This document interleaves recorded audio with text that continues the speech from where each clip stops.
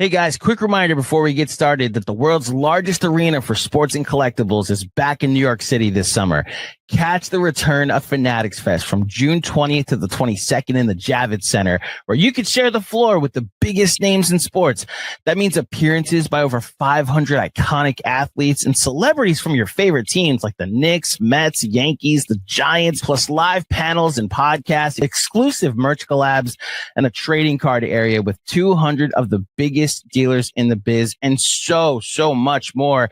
Get your tickets today. Use the link in the description. It's from your friends here at Knicks Film School, from our friends over at Fanatics. It's 20% off. Use promo code Knicks Film School 20, and that offer is good. It's been extended just for you. It's good until June 4th. Again, that's Knicks Film School 20 for 20% off. You can get a 3-day pass over the weekend or a single-day admission on Friday, Saturday, or Sunday. When the world's greatest athletes are in New York City, don't miss it.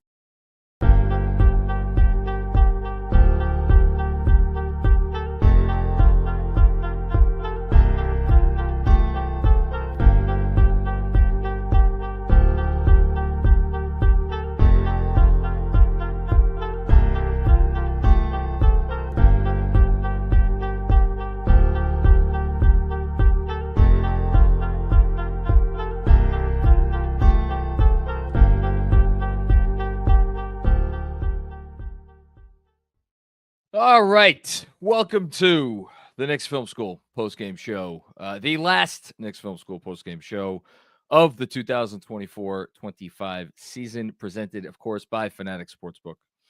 I want to start off before we get to Jeff Jay's coming on. Andrew Claudio is here. We're going to get to them in a bit.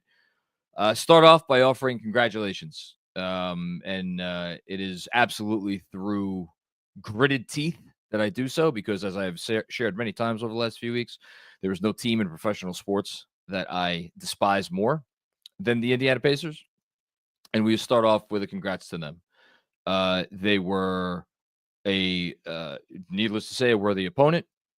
And I don't think that there is any question that they were the better team in the series.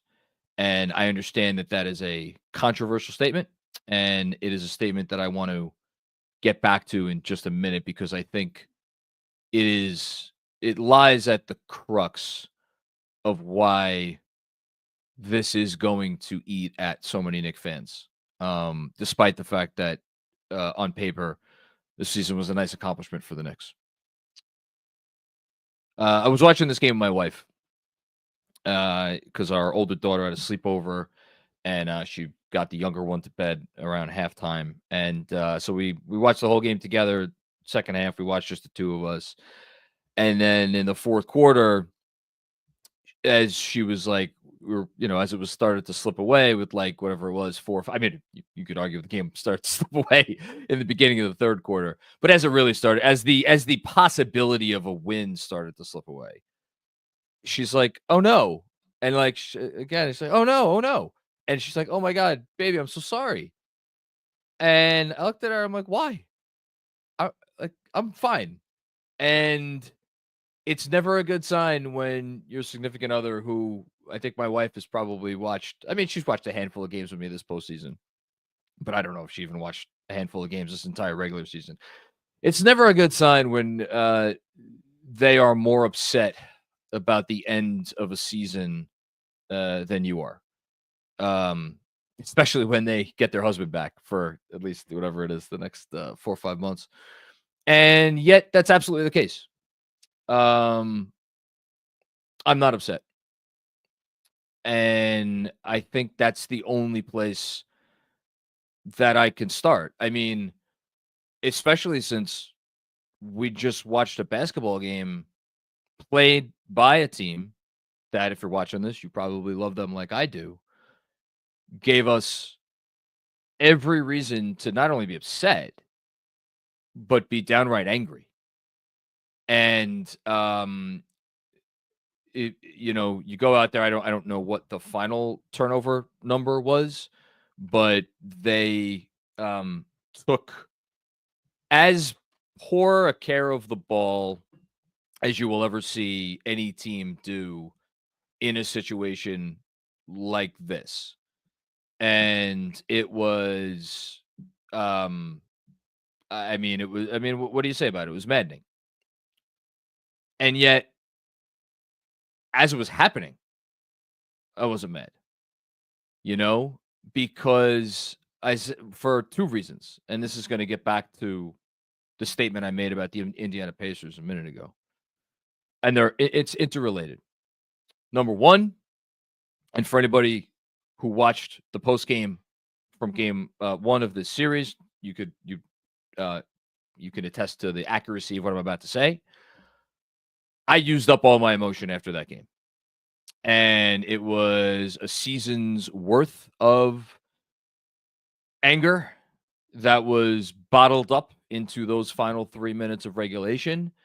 I don't know that I have ever been as angry after a basketball game as I was after game one. And I find it very fitting that I have not been fully emotionally invested in this series at any point in time since the end of game one, because, look, game one will be, at this rate, we'll probably be talking about it for as long as we've been talking about, 8 points in 8.9 seconds, or, the Charles Smith blocks, or, a couple other plays from the 90s. That end of game one, you just, as I said that night, you can't give that game away. Not in a series this close. You just can't do it. And they gave it away. And because they gave it away, instead of a night like tonight, where the team kicks the ball all over the Indiana Pacers home court, being, it's 3-3, we got to go back and we got to win it in game 7 in our own building and have a great chance to do so. No, now we're going home for summer vacation. So that's half of why I'm not upset. And the other half of why I'm not upset is because I find it frankly fitting that a team that we have said all season long, look, they have the talent to beat pretty much anyone. The pretty much anyone was reserved for Boston, and they beat Boston, which is, again, it's like you can't write this stuff. They had the talent to beat pretty much anyone. And all season long, despite having the talent to beat pretty much anyone, and more than the talent, having a genuine level of it's the words we've been saying the whole postseason, of grit and toughness and perseverance. And we saw little snippets of that in this game here and there. It obviously ultimately was not really enough. So despite the talent and despite really having that level of perseverance, the other side of the coin for this team, from opening night all the way through the regular season, through the Detroit series, through the Celtics series, and without question, in this Pacers series, the other side of this coin is that this team was incapable of not beating themselves. And I thought, from that perspective, to go out there and end your season, or have your season ended in the way that it did tonight, in which the Pacers played a wonderful game. Take nothing away from them. And they played a wonderful series. Take nothing away from them. But to hand an NBA Finals appearance to your opponent in that fashion, how can I be mad at the universe doing something that is so eminently appropriate? And more than that, if we have gotten to this point, and yes, game one is the most standout part of what I'm about to describe, which is why, for me, all of this ties together. I developed over the course of this season, as I think a lot of Knicks fans may have, a certain defense mechanism. and I've referenced it several times throughout this postseason and certainly several times throughout this series. Why I love this team. I admire this team. I respect this team. I respect the individual players on this team. There's going to be lots of conversations about what they do this summer and who they bring back and who they don't bring back. If they brought back everyone and just tried to add to it, you know what? I'd be fine with it. I'd be fine with it. So what I'm going to say here is not a disparagement on the 24-25 New York Knicks. It is merely an acknowledgement of the truth, which is that this is what this team's DNA is. It is what their DNA has been for this entire season. A level of maddening inconsistency and inability to take advantage of prosperity. It is as baked into their DNA as the perseverance and mental fortitude that it took to come back from down 23 times in the same postseason. It is all in there. And I know that there's going to be a lot of fans who are A, very mad, and B, extraordinarily disappointed in how the season ended. I personally, after having lived with this team for the last 7 months and having accepted gradually over that time that, oh, this is just who they are, I just don't have it in me. And which is why I was able to sit there next to my wife and say, you know what? I'm fine. And which is why I wasn't surprised by how tonight turned out. And which is why, to bring this all together, I could sit here at the beginning of this postgame show and say the Indiana Pacers were the better team. Because being the better team does not mean having the most talent. Did the Indiana Pacers have the most talent in the series? No, I frankly don't think that they did. And if the Knicks had played up to their capabilities, and if the Knicks did not have the brain farts that they had, and if the Knicks were not their own worst enemy on far too many occasions, they would have won. And if my mother had wheels, she'd be a wagon. So I sit here in not even begrudging acknowledgement of one of the most maddening teams that we have ever watched. And look, I don't know what tonight's going to be. I have a feeling I know what the tenor of tonight is going to be. The last two elimination nights have been really more celebrations of the accomplishments of those particular teams. One, because they went out fighting, and Brunson had the game that he had against the Miami Heat. Even if people thought they maybe should have won that series, that team was just ahead of schedule. And again, Brunson played a great game, and there wasn't too much to get too upset about in that game because they left it all out there on the court. And then last season, they were just a walking wounded. This season is not that. This going out like this against this team is going to leave a lot of room for a lot of anger. And we will honor that tonight. I don't know how much sentiment tonight is going to be appreciation for this franchise or this team making it further than they have in the last 25 years and for giving us so many great memories along the way, even if those great memories were almost a byproduct of the frustration that I'm sitting here and talking about. I don't know. And whatever it is, it is. And whatever it is, it is. But last thing I'll say before I bring on Jeff and Andrew,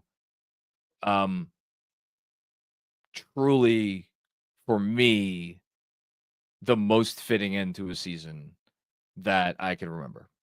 And I look forward to talking more specifically about some of the individual players and their performances tonight, because there's a lot to talk about there. But before we do that, we bring Jeff and GMAC up here, or just Jeff for now. No, just Jeff. Just Jeff. GMAC is going to join us in a bit. Jeff, hello, sir. How are you? Oh, I can't hear you, and that's probably because I did something wrong, unless you're muted. Hold on. The host has unmuted my mic. There you go. Let me just say hi. How are you? I'm chilling, man. Chelsea Football Club will be in the Champions League next year, so they will be playing for European football competition, and they had an awesome season. Kind of similar to the Knicks, a lot of underachieving, but unlike the Knicks, they were able to get it together at the very end in order to secure their claim. So, but yeah, man, I listened to your monologue, and I if I could retweet it, I would. I don't know how you do that on YouTube, but if I could, I would. Kind. Game 1 is going to haunt this 24-25 team and this franchise and the fan base, unfortunately, forever. Because in a series that was pretty much a pick 'em, you cannot give away games. And I even said, hey, I think each team is going to give one game away. Knicks gave away game 1. Pacers gave away game 3. The way in which they gave up game 1, which was pretty much as guaranteed of a victory as you can get, is what's going to haunt them. Because while the Pacers could say, yo, we were up 3, we were up 2-0 in the series, we let go of the rope, blah, blah, blah, blah. Game 1 set the tone for the whole rest of the 5 games that followed. Jeff, so could you argue that even though it didn't feel like it in the moment, game 2 was the quote unquote normal giveaway game, and then game 3 was the giveaway game for the Indiana Pacers? I know they didn't lead. I get what you're saying, but if they would have won game 1, we probably are talking about 2 and maybe even 4. They stretched out a little bit at the end. Yeah. 2, I get it. They still had a chance, and there was enough fight in game 2 where I can't say they gave it away, but it was similar to game 2 against the Pistons. However you felt about game 2 against the Pistons, copy and paste it to game 2 against the Pacers. Yeah, I guess what I mean more, maybe giving it away is the wrong way, but if they won game 1 and then they lost game 2 in the exact fashion that they lost game 2, I think people would have been angry, because I think that the sentiment would have been, we had a golden opportunity to go up 2-0 and you kind of blew it. Again, that's maybe a little bit different than giving it away, but you get what I'm getting at here. Right? I definitely understand that 1,000%. The difference is we saw them do it in round 1. They actually did better in round 2 by winning the first 2 games on the road. So to me, that would have been par for the course, because once again, this was a pick 'em battle. So I would have both teams were phenomenal on the road. Yeah. So I expected the Pacers to win at least 1. So we could have argued about that and debated, we probably would have been saying those same things. It's just, I hate when players pick the worst possible time of the year to have their worst games of the season. We're here already. Let's talk about it. Yeah, I just hate that. You pick the worst possible time. And what makes game 1 so damaging was that this would have been a scheduled game 6, Pacers defend their home court, force a game 7 in Madison Square Garden. This was textbook. So if you could have washed this away like you washed away game 5 and defended home court with a chance to go to the finals in game 7. Now we're once again harping back to that game 1, because the Pacers came out focused, serious, and defended their court. They were hawks on defense. They looked more organized on offense. It was I don't know what was a foul. I don't know what wasn't a foul. I don't know what it was vacillating between the type of contact that they were letting go, but it was clear the refs were doing everything in their power at one point to let the players win the game. Yeah. Whether it was to the detriment of one side over the other, whatever. But John, we've been talking about these damn turnovers. I don't think I've cursed at my TV more than I did in this game, because 34 points off 17 turnovers. And some of these turnovers it wasn't even, if it was like they were getting ball pressure, turned over, blah, blah, blah, blah, I'd say, okay, they're just meeting a force and they don't know how to counteract it. It was the most lowbrow, low IQ, nervous looking turnovers that I have seen from professional basketball players who individually shouldn't be doing all of that. And it was just, you know what's my main idea for this? The team as a collective, from coaching staff to players, all picked, with the exception of OG Anunoby. Shout out to him. I don't want to hear shit about his contract anymore. No, not a thing. He came up. Not a thing. Healthiest year. Showed up. One of the main guys who showed up tonight. I don't hear nothing about him no more. Coaching staff to players picked the worst possible time to let your worst proclivity show up in a game. And with all of that, you still had a chance. Yep. And nothing. So, yeah, I mean, let's get into it because we could go in a few different directions to start. It's either Towns or Brunson. We could go in one of two directions to start. And so the defining stretch of the game in the third quarter, I thought we saw Towns' inconsistency, Towns' defense, Towns' general Townsiness was the biggest individual culprit during that stretch. And then as the game ultimately was lost for good in the fourth quarter, once again, it was Karl-Anthony Towns' defense that took center stage. So Karl-Anthony Towns defensively in this game, after what was a pretty good Game 5 performance from him, turned back into a pumpkin. And Karl-Anthony Towns, for a decade in the NBA, has alternated between pumpkin games and non-pumpkin games.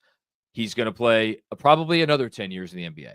My anticipation would be for that the entirety of those 10 years, it will be the same alternating back and forth.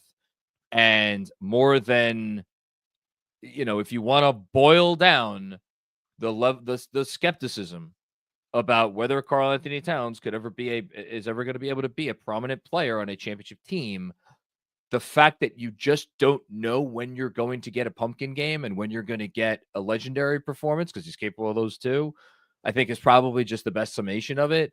So and yet the reason I'm not sure if we have to start with Towns is because, again, anyone who's been watching Karl-Anthony Towns for his career knows that, like, a game like we saw tonight, which, by the way, ended up as a fairly efficient performance. He scored 24 or 22 points on 19 shots. Actually, that's not efficient, but, like, you get it. I mean, 4 missed free throws, 2 turnovers, 8 of 19 from the field. But, like, he got some buckets there, and, like, he gives you stuff like, well, he's doing this, he's doing that. No. He picked the worst possible time to have one of his worst games of the playoffs.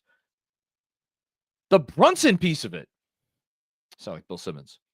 The Brunson part. Did you expect this tonight from Jalen? Because I would have bet anything that he wasn't going down like this. And I don't even know how to describe this. But it wasn't anything like I anticipated. And, like, we're not gonna sit here and, like, kill Jalen Brunson. It was just, again, because game 1 went like game 1 did. This isn't all right. Brunson had a bad game 6. We know he's going to be there for game 7. No, this is the way that Jalen Brunson now goes out, which is unfortunate for him, and I feel bad, but it is what it is. 5 turnovers. I didn't expect that. If I would have bet my life that he would have a game like this, you would have been hosting this show with a ghost. I don't mean to laugh, but that's actually no. I mean, this is that's why I don't bet my life on games. It's a great line. Yeah, he's been so phenomenal that just regular good or even average seems so horrible. Yeah, when he puts that up. Yeah, like the fact that he was getting vilified for a game 4 that I didn't even think was, like, in retrospect, it was, put it to you like this. He doesn't put up Hallie's triple single stats ever in the playoffs. No. Ever. And they were talking about him as if he was the sole culprit for why the Knicks were in the 3-1 hole. And what does he do? He has another performance, 32-5. For the ages. Where the only people he's been compared to in this playoff run for the Knicks have been top 75 players, top 2, top 3 players. Yeah. They just dropped the graphic. The NBA just dropped the stat that it's him, SGA, LeBron, and Jordan. Well, unfortunately, I don't know that stat. Oh, wait, no, that stat holds up. Yeah, the 30 points in 5 assists. Yeah, the stat that GMAC put up after Game 5, which is the averaging 30 points in at least, I forget what it was. I think 14. Oh, this might have took him down. That took him down. So unfortunately, he's not going to be on that list anymore. But you know what? But he was. But he was like he's just been in rarefied air in this whole playoff run, and it's the theme that you had, John, about disappointment. It's just disappointing. I think a lot of folks on this team reverted back to their bad habits, and I think with Brunson, I think he got frustrated by the fact that they were letting everything go. And you know what? No. I get it. But at this point, we're at Game 6. You were going into their house. You had people on their platforms floating conspiracy theories about the NBA potentially giving the Knicks this game. So you don't think that Tony Brothers and them had it in their mind, not on our watch? Y'all not going to say that we're point shaving or we're tilting the scale to the Knicks? It's diabolical. But at the same time, they let that contact happen. You got to be better. This is where your greatness has to be transcended. Yeah. And in this game, in Game 6, doesn't mean that he had a horrible game. Doesn't mean that he was, I'm not shitting on him in any way. Yeah. But in this game, you did need him to be type transcendent in order to win, and it didn't happen. Yeah. And look, he's the point guard of the team, and they lost tonight because of turnovers. They lost Game 4 because of turnovers. And I feel badly saying this, but look, I know a lot of shit happened in Game 1. I said it that night. The biggest of all of the things that went wrong, and I still don't understand why he did it, was Brunson passing that ball to OG Anunoby. And look, here's the good news. No, this will not eat at anybody more than it will eat at Jalen Brunson. And we've said it every offseason, and I'll say it again now. Or at the end of every previous season he's been with the team, and I'll say it again now. He will come back and he will be better. And he will use this as fuel, to continue to make him the best player that he could be. I have zero doubt in my mind about that. And we ride or die with Brunson all the way. You mentioned a couple quick things because I got to get out of here for a bit to go on SNY. But you mentioned OG Anunoby. You praised him. I'm happy you did. Mitchell Robinson, best player in the first half. Other than OG Anunoby, probably the best player in this game. They're not close in this game in the first half without Mitchell Robinson's efforts. Dominant. Force of nature. They couldn't do anything with him. It was to the point where it was all hands on deck on the offensive glass for the Pacers. What part of the reason why they were running, they were getting in transition, they were running after misses, but with Mitch on the court, they couldn't do it as much because he was gobbling up everything. And for that first quarter, for everything that happened in that first quarter with the turnovers, the bonehead plays, leaving people wide open for 3, all the things that plagued them in Game 4 and in Game 3 to an extent when they went out to that 20-point lead. Yeah, absolutely, yeah. If Mitchell Robinson by himself kept it close enough so that they would the difference would be 1 after the first quarter. I am so happy for Mitchell Robinson. I'm so happy for Mitch, and the fact that you had folks trading him for Valanciunas at the deadline. People were scared about his injury history. Think about this, John.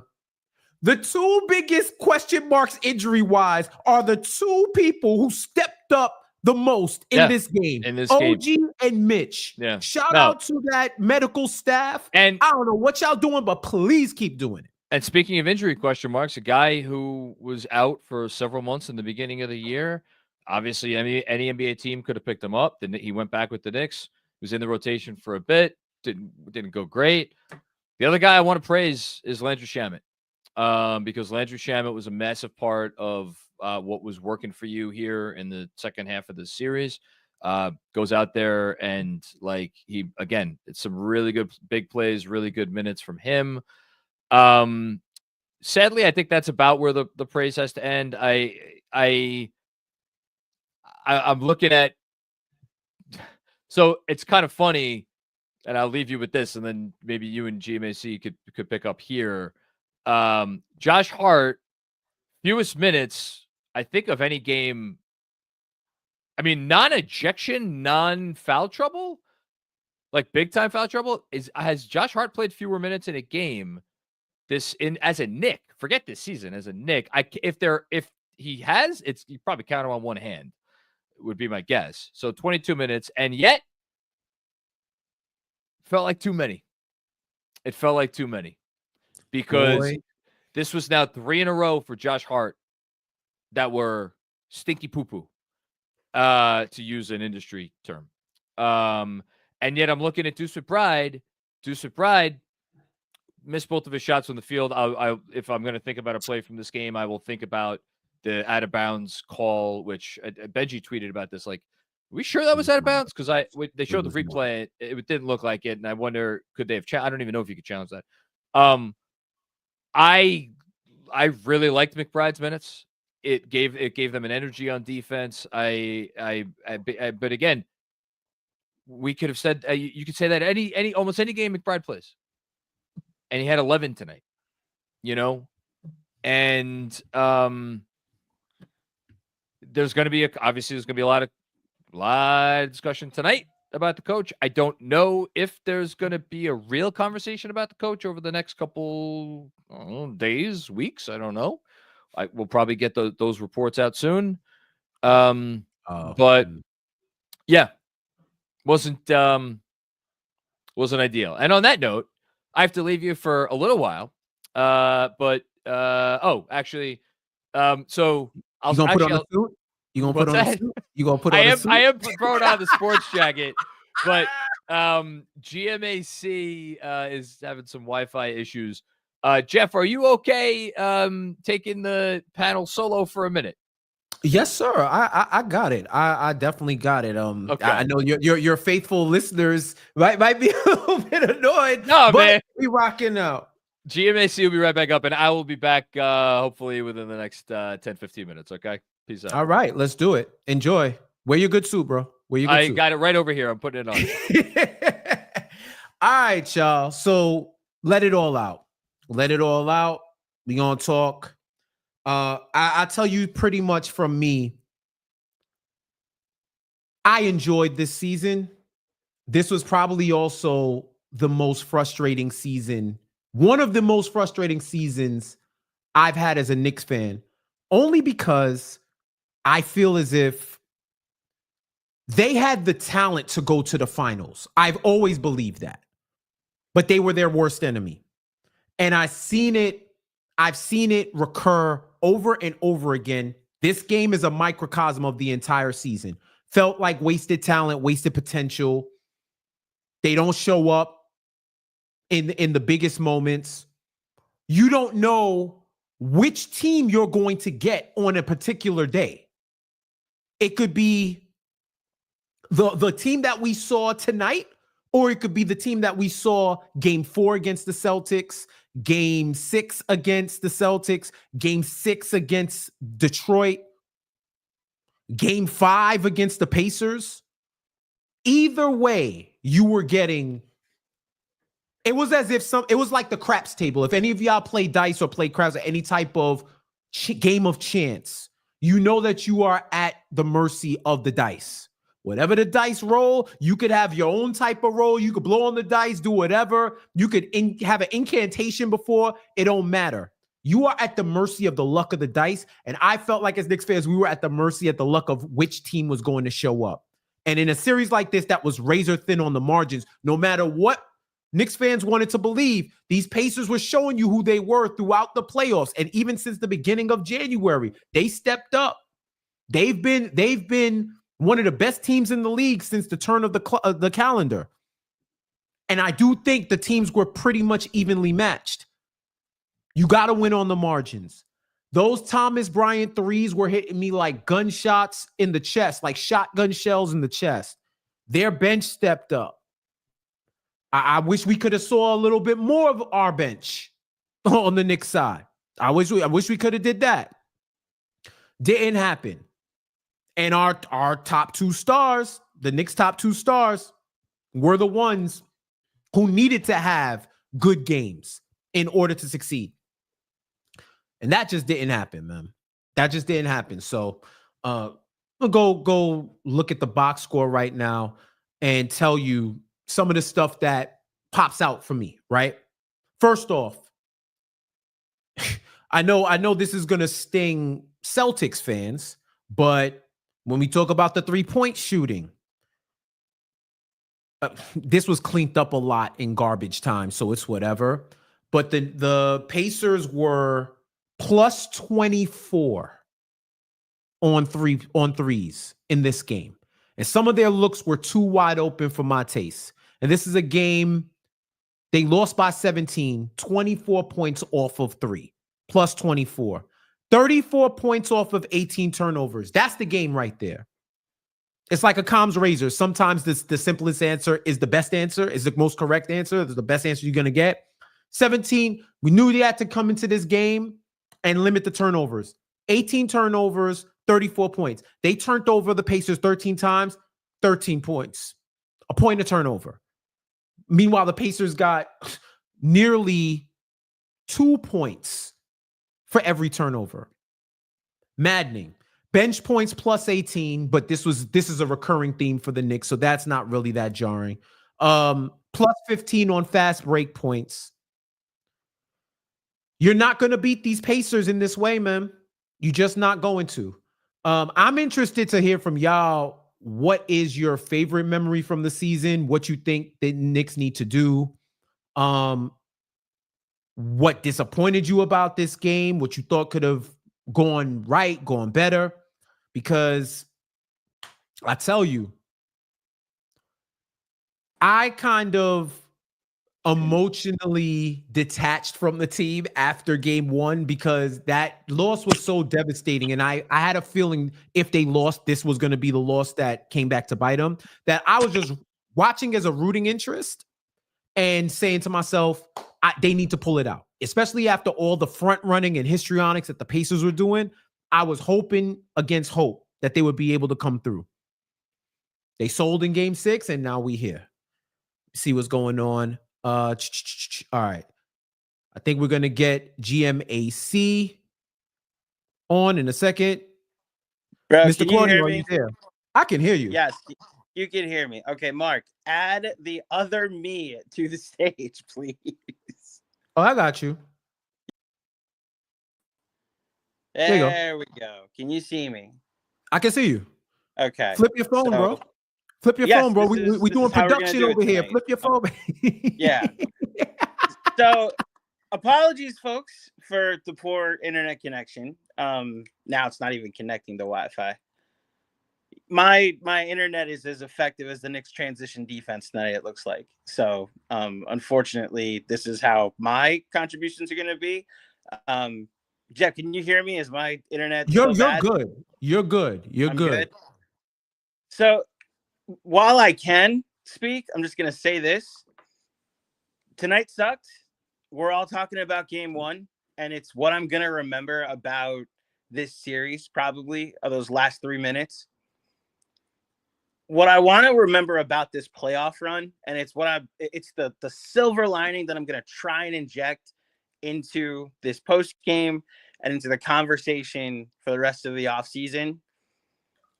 Please let's not forget that Friday against Boston.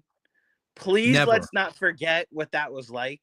that moment, that party we had on the post game, that party we had all weekend. I was high-fiving Yankee fans the next day because I was wearing a Knicks hat.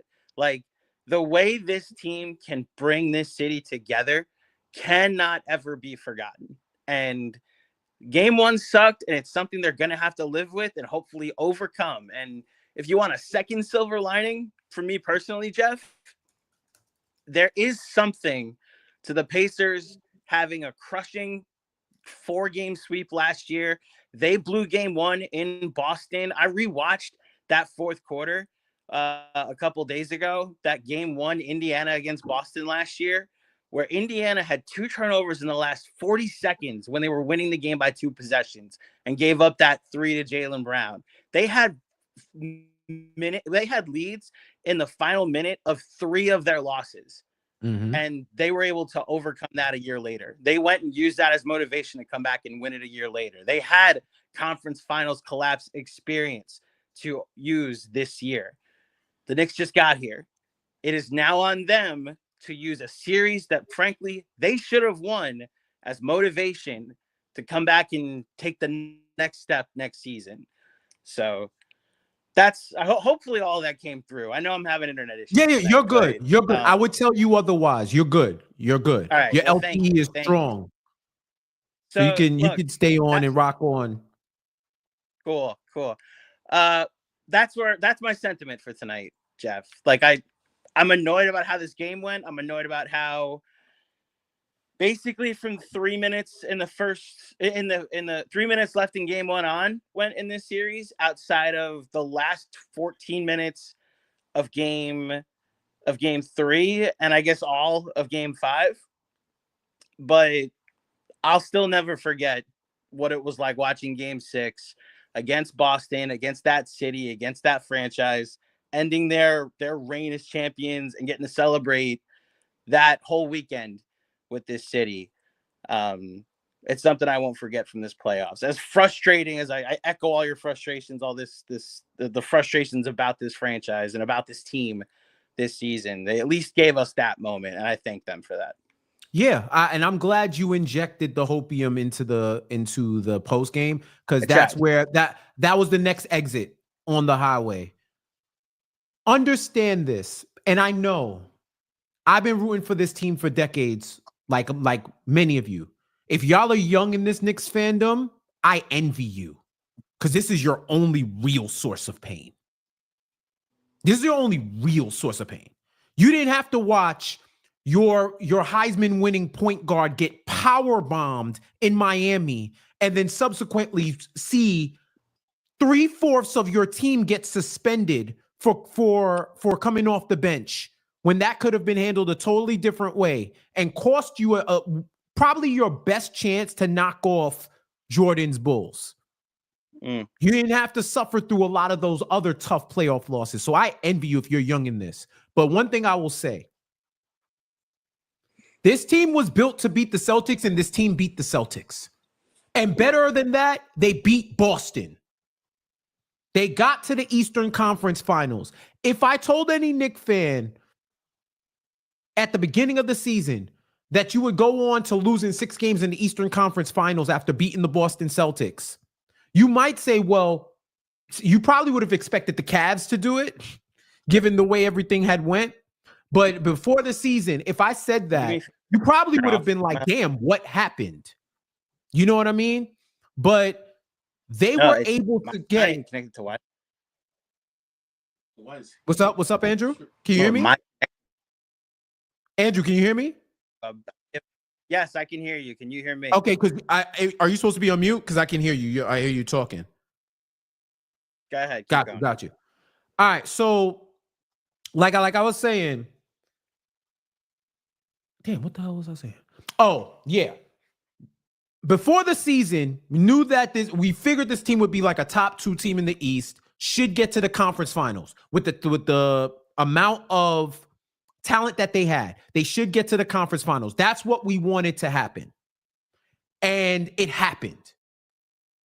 You ran into a good team, and 2, the year oneness of this team could not be overcome. And that's what's disappointing, because I'm going to keep it real, Andrew. The expectations did change. Given the situation, the expectations did change. They beat the Celtics. There was no Cavs there. It was Indiana. It was a team that a bunch of us have been harping on for the last year, that they beat a wounded team. And if they saw the Knicks and they saw the Knicks healthy, the result would be different. And the result wasn't different. And they have no one to blame but themselves. They gave that game away. They absolutely gave that game away. They gave the series away. But when you look at the history of the NBA, I'm old enough to remember when folks was talking about potentially breaking up the Heatles after they sold in the NBA Finals their first year and were Ray Allen 3 away from selling in year 2. There was talks about breaking them up until they got together. There's tons of other examples of teams. You can look at the Pacers, like GMAC told you. You can look at the Celtics and how they pretty much have been in this position. They were in this position for like 5 or 6 or 7 years. They lost a series to Golden State in the NBA Finals. They should have won. You feel bad that the Knicks should have got to the finals? Imagine the Celtics in 22. They should have beat that Warriors team. So there's been tons of examples of teams in year one or in their progress that have smoked away opportunities, who have come back stronger and been able to win. I like this core. I like this group. I still think there is a lot of work to be done. There's a lot of tweaks that need to be done. And what a lot of those teams have in common, even the Heat for that in a smaller sense, they made the necessary adjustments in order to reach the next level. And this is what's going to be probably the most annoying offseason in this current iteration of the Knicks, because there have been debates raging about what they need to do with this team. And if there was ever a time where Leon Rose is going to have to earn his paycheck once again, it's figuring out what went wrong, what needs to be tweaked, what should get better, and make it happen. I hear an echo, by the way. Are you switching over to the other? Uh-oh. Oh, wait, I'm here now. No more echo. There he is. So, Jeff, I thank you for holding the fort down. Of course. I heard the last part of that, and I think that's a perfect transition. Hey, we got DJ here.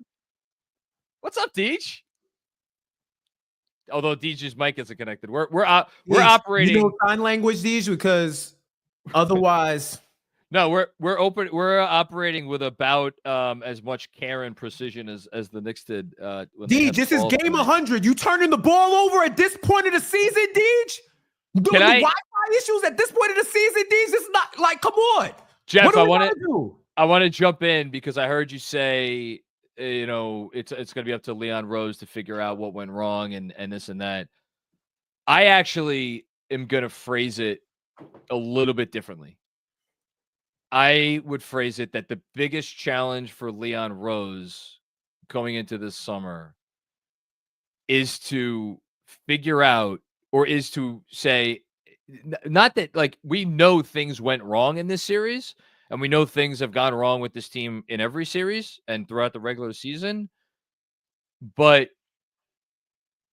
like, is it, like, what are the level of changes that need to be made? And to that extent, like, do you look at this series, if you're Leon Rose, and you say, you know what, with everything that we screwed up, or they screwed up, or that did not go our way, we are a once in a blue moon occurrence at the end of game 1 away from at least having a great chance to win game 7 at home in Madison Square Garden and go to the first finals that the franchise has been to since 1999. Mm-hmm. Do you take that attitude? And do you take that attitude and look at it and say, another year together, we bolster the bench? I mean, that's really all they could, again, essentially run it back. Or do you look at it a different way and you say, there is something about the mix here. There is something about the brew that is off. And I do not envy Leon Rose ahead of this summer because, again, first conference finals in 25 years.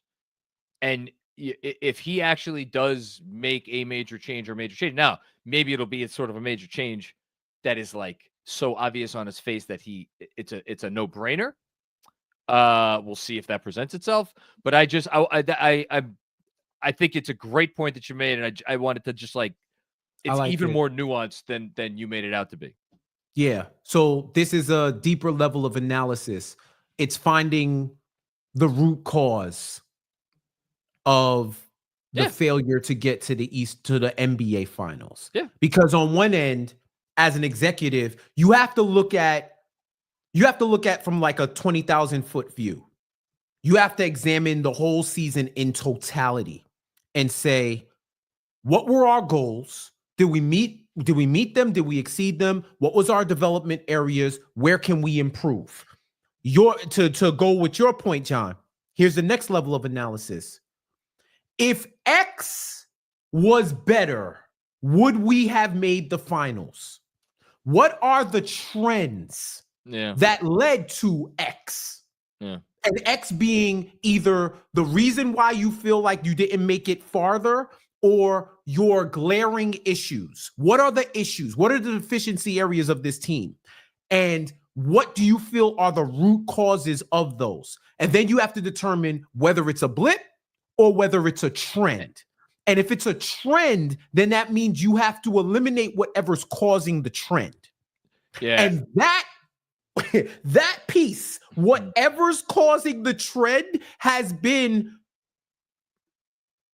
fueling civil wars within this fan base, amongst the analysts, amongst the fans, amongst players, amongst everybody. Where once again, I think we were having this conversation. We might have been I talked to too many of y'all, so I forget it. At this point, I'm talking to all of y'all at the same. I'm like Dr. Manhattan. I'm talking to all of y'all at the same time. And at different points in time at the same time. It's January 1st, 2025. I'm talking with Jonathan Macri. It's May 31st. I'm talking to Jonathan Macri. You have to really think about this and say to yourself, where can we improve? Where can we improve? And what is it? Because I think to me, you're going to have to improve the bench. We know that. But you have some glaring questions. One, who's going to be the fifth starter? Is this a person that's already on the team, or do you got to go get that? Who's going? What are the upgrades that you need on the bench? And then the $1 million question: is this coaching staff the staff that you want to keep? Because I think we were talking about it, and somebody had made a comment saying that Leon Rose has to choose between Cat and Tibbs.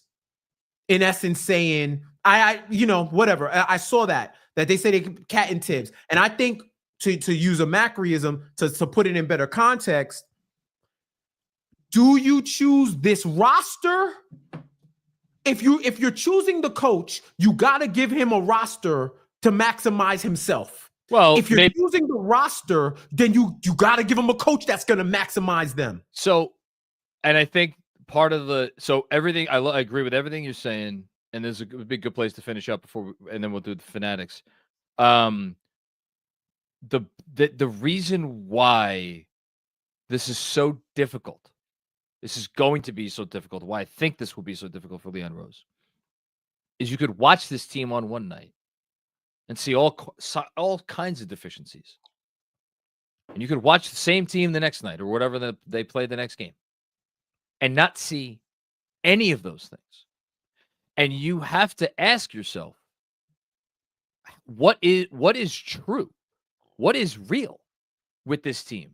And is the inconsistency the thing that I started the show with, talking about why I'm not terribly upset sitting here, because I've long ago accepted that this is just who this team is, and I'm not going to get emotionally devastated by them just deciding to show up one night and taking a big wet dump on the court like they did tonight, in the sense that they turned the ball over 18 times and gave up 34 points on those turnovers, I'm not going to allow that to hurt me. Is that part of their DNA? Is that quality of them where they'll, on a random whatever night, they're going to go out there and they're just going to look like, hey, this isn't our night. I don't know the answer to that question. I really don't know the answer to that question. And I don't know, is it more time together that's the answer? Is it just a slight change? Is it a change to the coach? Is it a more fundamental change? I don't know the answer to the question. What I know for a fact is that there is no way, and this is the other reason why I should have said this at the top, why I'm not, terribly upset tonight. There is no way that a team that just went out and played the games that they played over the course of the last 2 months or month and a half, whatever it's been in the playoffs, that is not a championship team. You cannot win a championship with the level of inconsistency that these Knicks have shown. So that's why I'm like, am I bummed we're not getting to a Game 7? Of course I'm bummed we're not. I would have loved to see a Game 7. I would love to go back to the finals. It's been great to see it. It's been great for KFS. It'd be awesome. Was this team beating that Oklahoma City team? It would have been an absolute honor to get clapped by the Oklahoma City. Yeah, but that's what I mean. Look, it would have been an absolute honor because I have no smoke with that fan base. But I'm gonna mess your head up a little bit, John. No, the inconsistency is the deficiency. Yeah, exactly. No, that 100%. That's the deficiency. We are in agreement. That's easy to identify. How do you solve it? That's the $1 million question, because you have to decide: is it the coach? Is it the players? Or is the answer yes? Or is it and if mix? the answer is yes, I don't know what, because here's the thing. I still believe this was game 100, right? Yeah. I still believe after 100 games, everything that we saw, a lot of those wins were in spite of themselves. Yeah. A lot of those wins were in spite of themselves. I don't think they were maximized to the most of their ability. I don't think a lot of the players showed up consistently. I think there's there's enough blame pie to go around. But the question once again remains, do you think this is a personnel issue or a scheme issue? Or even the greater thing is, what can overcome the other? Which one can overcome the other more to be the most successful? Because I'm sure, if Tony Bradley was able to play, function well, I'm sure he would have been in there ahead of Thomas Bryant. But then Thomas Bryant comes out here, and now he's Jokic from 3-point range, right? Like, this is the thing. It's a hard conversation to have, especially it's like one of those logic games where I bought one for my daughter a few months ago, where you have to try to get a little red car out of the maze, and you have to move all the other cars to be able to get the red car out. Every time you'll move one car and you'll solve one problem, but you'll create another one. Mm-hmm. And looking at this roster, and frankly, maybe looking at this coach, even you can pinpoint issues even within the larger dynamic of the conversation we're having right now about the inconsistency is the deficiency. Okay, where's these inconsistency come from? Well, you can point to this thing. And you say, all right, well, let's remove that.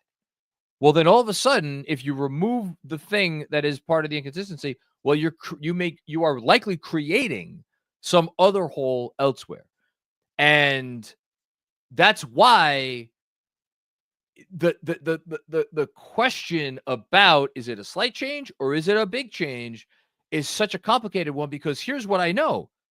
A slight change to the roster, adding a mid-level exception person to the bench or whatever, Tyler Kolek coming around and maybe being ready to contribute a second year, whatever you want to say, whatever the little thing is, it's not going to change the bigger part of this conversation that we're having, because those fundamental building blocks that lead to this team being who they are still going to be there. Now, there are a lot of people who say, well, change out the coach. That's going to be the thing that makes it all work. And to that, I say, maybe. I don't know. I think there's probably more to it than that. And we could just leave it at that for now, because I'm sure I'm going to be talking about it a lot more. I don't have anything else. Anything else from you, Jeff, before we get to the next part of the show? Well, let me just say it's been honor and a pleasure to rock with KFS for this whole year. It's like my first year full time KFS, doing this amongst other things. But shout out to this community. This community is awesome. You continue to show up and show out, game in, game out, sending your super chats, connecting with folks, connecting on multiple platforms. This is the greatest fan base in sports. I don't care what anybody says. We're the greatest fan base representing one of the most hated cities on the planet just for being us. Just for being us. A city where they call walking outside of a building to cheer a parade because their cities can't do that. They have to tend to the cows, and Ma and Pa tell them that they're going to have to rustle the cattle. Oh, boy. before they get in. Their cities close at 1 a.m. when that's just when the night's getting started. You know, that is y'all have endured the wrath of national media and folks trying to get off their 5-minute comedy routines for better looks, Knicks for clicks, all of that. And you keep coming back every year. You keep representing. I walk around the city and I see, this is not anecdotal, this is fact. I walk around this city and I see nothing but Knicks gear, because when the Knicks are up, no other fan base represents worldwide, citywide, especially in this seat. The Knicks are the heartbeat of New York City, just like the fans are the heartbeat of KFS. So I admire y'all. I am a supporter with y'all, and I'm a supporter of y'all. We will have our day. That's what's the beauty of being a Knicks fan, because we will have our day. And the day we have our day is going to be the worst day for everybody else. Yeah. Because that last sliver of slander that they had against this franchise, against this team, against its history, because all of a sudden it's bad to honor, it's beneath people to honor legends of your team. But watch when other teams start biting off of it the next season. This is the last sliver that they have. Oh, the Knicks haven't won a championship. When they do, when we're able to celebrate, it will be one of the singular best experiences of your life. And I want to be here. I want my heart beating. I want to be alive, my feet on the ground to support with you, because that will be the series finale of the NBA, the series finale possibly of New York City, because we are going to celebrate like they celebrate in Europe, like they celebrate in other parts of the world, like soccer fans celebrate. That's what the Knicks fan base is. We are the soccer fans of the NBA. We travel like it, we represent it like it, and people are jealous because they cannot be us. So don't waver. Don't waver. Use this playoff pain as a callus to make you stronger. We are like a basketball. We hit the ground, we bounce back up, and we're ready for action. Kinetic energy, not potential. It's going to be beautiful. And this fan base, KFS, is a beautiful part of my life, of all of our lives, and a part of this Knicks community. So I appreciate y'all. I appreciate you, John. I know DJ is going to come in and he's going to have the whiteboard on, and it's going to be like Gruden and Macri. They're going to break it down, everything and what's going on. But for now, don't lose sight on the fact that this was a successful season, even if it had a disappointing end. Just don't lose that. Maybe you'll think about it tomorrow. It's hard to think about it tonight, but for the next day, when the sun rises and you know you've seen the next day, understand that you can reflect and feel good about where the Knicks went. Beautifully said, Jeff. Got nothing to add. I just appreciate you and thank you. Yes, sir. Thank you for holding it down when I had to pop out amidst some chaos, brother. If I was thinking, I would have came back for you in a suit. I would have came back in a suit for you, but my brain ain't working that quickly. So, but thank you. I appreciate y'all. I think we're gonna have a DJ is gonna tag in for you. Okay. DJ Zullo coming into the game, replacing Jeff Johnson. Jeff, you're my man. My man. It's always a pleasure, man. We'll keep talking. I'll hang up and listen. Be good, Thank brother. You, man. What's up, How my you doing, friend? bud?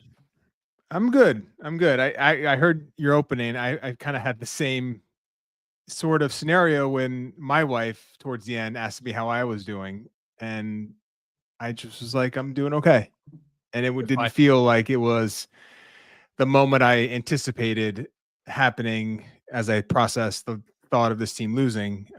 It's so fucked up. I feel so. It's weird. I feel bad. I feel wrong. I feel inauthentic. Well, it's you. You are authentic, and it's the hangover of what game one was. Yeah. It just a weird game. You know, I didn't expect, obviously, the turnovers and the fact that they were so bad in transition, but to me, and I know the Knicks will get criticized for how they turned it over. It did feel like the Pacers played at a level of aggression that the Knicks at this stage in the series, and maybe at this stage in their team building, just weren't equipped to handle at all. And then it's like the combination ball pressure plus the fact that even on makes, they're running out, and obviously on misses and turnovers, they're running. And it is so much mentally to have to do this game after game after game. I spoke before the season series started about how this is the most mentally stressing team the Knicks are going to face all season, potentially, and all playoffs. And it turned out that way. This is a brutal team to play against, and you can have games where maybe the Pacers don't play up to their standard in terms of like how fast and how quick they want to play, but when they put the pedal to the metal and they lock in, it's a really tough team to contain, and that was front and center in this one. Obviously disappointed in so many of the things. I mean, the Towns defense should be the big red flag of the night, and you know, we saw moments. We saw game one against Detroit. We saw some nice moments against the Celtics. Some nice moments in this series. Yeah, remember right. Fourth quarter. Remember Towns' fourth quarter game one against Detroit? We were like, "Holy shit!" He turned the corner. That's it. He's figured it out after almost 10 seasons. Figured it out. I mean, it was a while to watch, and it just slowly deteriorated and never really reached a level of competence. And the Mitchell Robinson piece of it sort of masked a lot of those issues. Yeah. But you can't rely on those two to play together for long enough stretches to where you are not going to be exposed with Towns on the back end. And I'm sure you're going to hear a lot about stuff, and it's already starting to come out about defensive schemes and defensive execution and lack thereof from your center. And those things are real and will have to be wrestled with when you are considering how to build out this team going forward. I think Towns as a defensive piece and how to manage that in terms of the players is the biggest question going into the offseason. 3 things. Number 1, kudos to you. You had the balls to pick Pacers in 6. What didn't make you very popular? I know there's no one on the planet who wishes you were wrong more than you. You Correct. picked it. You can take a bow for that. That's number 1. Number 2, also kudos to you, because you have been saying since opening night, for as brilliantly talented as this team was and all of the different individual abilities of the players on their roster, the one collective skill that they lacked collectively, ball movement, passing, dribbling, quick thinking, all like to be connected on a string on offense without a moment's hesitation.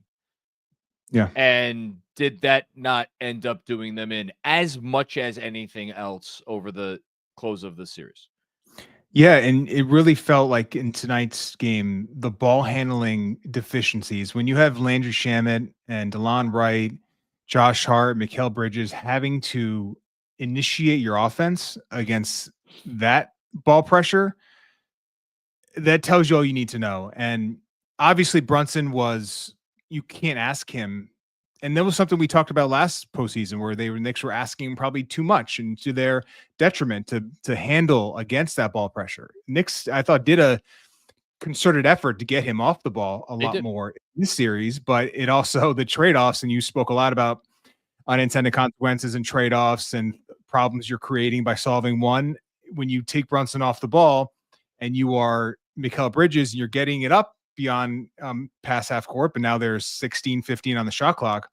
You have time for one action.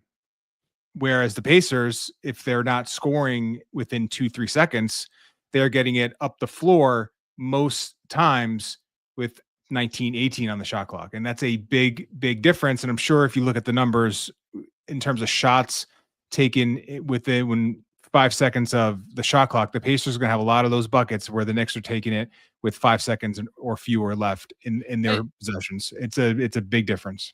And look, in regards to it's funny, in regards to the transition defense and in regards to the Knicks' difficulties just getting the freaking ball off the court, I think they both fall into the same bucket because Andrew Nembhard, Aaron Nesmith, Ben Shepherd, whatever. Tyrese Halliburton, TJ McConnell, Obi Toppin, literally go through every player on the roster. None of those guys are too proud to pick up 94 feet. Now, is it all about pride? No, it's also about energy. And they know that they're only going to have to play whatever it is. Right. 28, Bingo. 29, 30, 31 minutes. Mm-hmm. That's not the situation for the Knicks. They are not that deep a team. Or at least they did not. That depth was not utilized, or it was not accessed, or, in the way that the Pacers' depth was. But there's also another part of this where it's like, are we sure OG Anunoby and Mikal Bridges at this point in their careers, are we sure they want to be picking up 94 feet, or Jalen Brunson for that matter? I don't think so, because they started in game 5 of the series. So I think if it was something that was in their DNA, it would have been a priority to start the series, or you would have seen it before game 5 in a playoff series. To your point. And then the transition defense part of it, I mean, again, that is a collective commitment by all 5 guys. Yeah, and it's also just extremely hard to do. And I know Stan Van Gundy just was like relentlessly just disparaging the Knicks' effort in that area. And I know it's part effort, but I also think you have to also contextualize the fact that it is, and I don't think he did a good enough job talking about this. It is a mental strain to have to get back in that way on every single possession. It's strenuous, it's hard, and that's why the Pacers are who they are. And it's their superpower. That's their superpower. Thing. Yeah. That's why they're going to the finals. Yeah. And last thing before we get into I know we have some segments we have to get to, in terms of what to look for going forward, I thought you hit the nail on the head about trying to figure out solutions without opening up Pandora's box in other areas. But can I stop you for a sec? Sure. Because the last thing I want to say before on your point, the Towns defense point. Yeah. That's the summer. Summer. It's the summer. Last summer was the summer Cat came in. This is going to be the summer. Does Cat go out? I don't think for a second that the conversation is going to be about any other player on the roster. Right. It's funny. It's like they had a previous relationship. I think it's going to be 2 parts. It's the coach and then Towns as the player. I think those are the 2 aspects to this team, this front office. They have to decide if the coach is the right person to lead this group, and is Towns. And I'm sure if Tom is back, maybe that changes what they think about Towns and vice versa. I think they're really intertwined, but I think those 2 figures this offseason are going to be the 2 most critical pieces of where this front office has to look, judge, and figure out if they are, as a tandem or one, and not the other, are what you need to build going forward to make this team a legitimate championship caliber team. And that's going to be the big question. And I think the base of this franchise is really good. It's really healthy. They're in a really good spot. I don't think that can't be overlooked right now. Obviously a lot of despair and frustration, but they are in a really good spot as an organization right now. They have to just get to the next step, which of course is the biggest and hardest step, but they can do it but it's going to require some real hard look at what the coach is bringing and what their center / power forward is bringing to the table, and if that's good enough. I'm happy you put it that way, Deej, because it has to be about what the coach is bringing. We could sit here and we could debate back and forth about was tonight's loss on Tom Thibodeau? I don't know if it was on Tom any more than it was, any other loss was on him. But is he bringing enough to make you say, yeah, he's our guy because of what he is bringing, because of the value add? Or might there be someone else out there who will add more value in? Look, is there any coach out there who's going to teach Karl-Anthony Towns how to defend with consistency? No. But there are other areas of this team that if you just look at how they operate, you say that could probably be a little bit better on the whole. And Yeah. is there a person out there who you feel like can lift you in those areas and not there's no possibility that the bottom is going to drop out, Well, which I don't think that is a possibility. I don't think that way. Yeah, but there could be a scenario where you do, and this is the danger of moving on from a extremely, maybe the most stable coach in the NBA, is that you make a bad choice and you bring in the wrong guy, and now you take a step back, and that creates its own set of problems. So I think there's a lot of the narrative out there is you change the coach, you fix all the problems, or you fix the big problems. That very well could be the case, but you can also open up bigger ones and then not solve the ones that you intended to solve. And I think that is where it's when you actually have to make the decision, it's much tougher than just say, fire the coach, replace the coach. This is a huge, huge decision to either stay with the pathway of the head coach or move on. Because if you make the wrong decision, then you're setting the franchise back. Yep. I don't know that I have an opinion right now about what they will do. I can just sit here and I could tell you personally, pretty indifferent. I don't know that I don't know what I think they will do. I think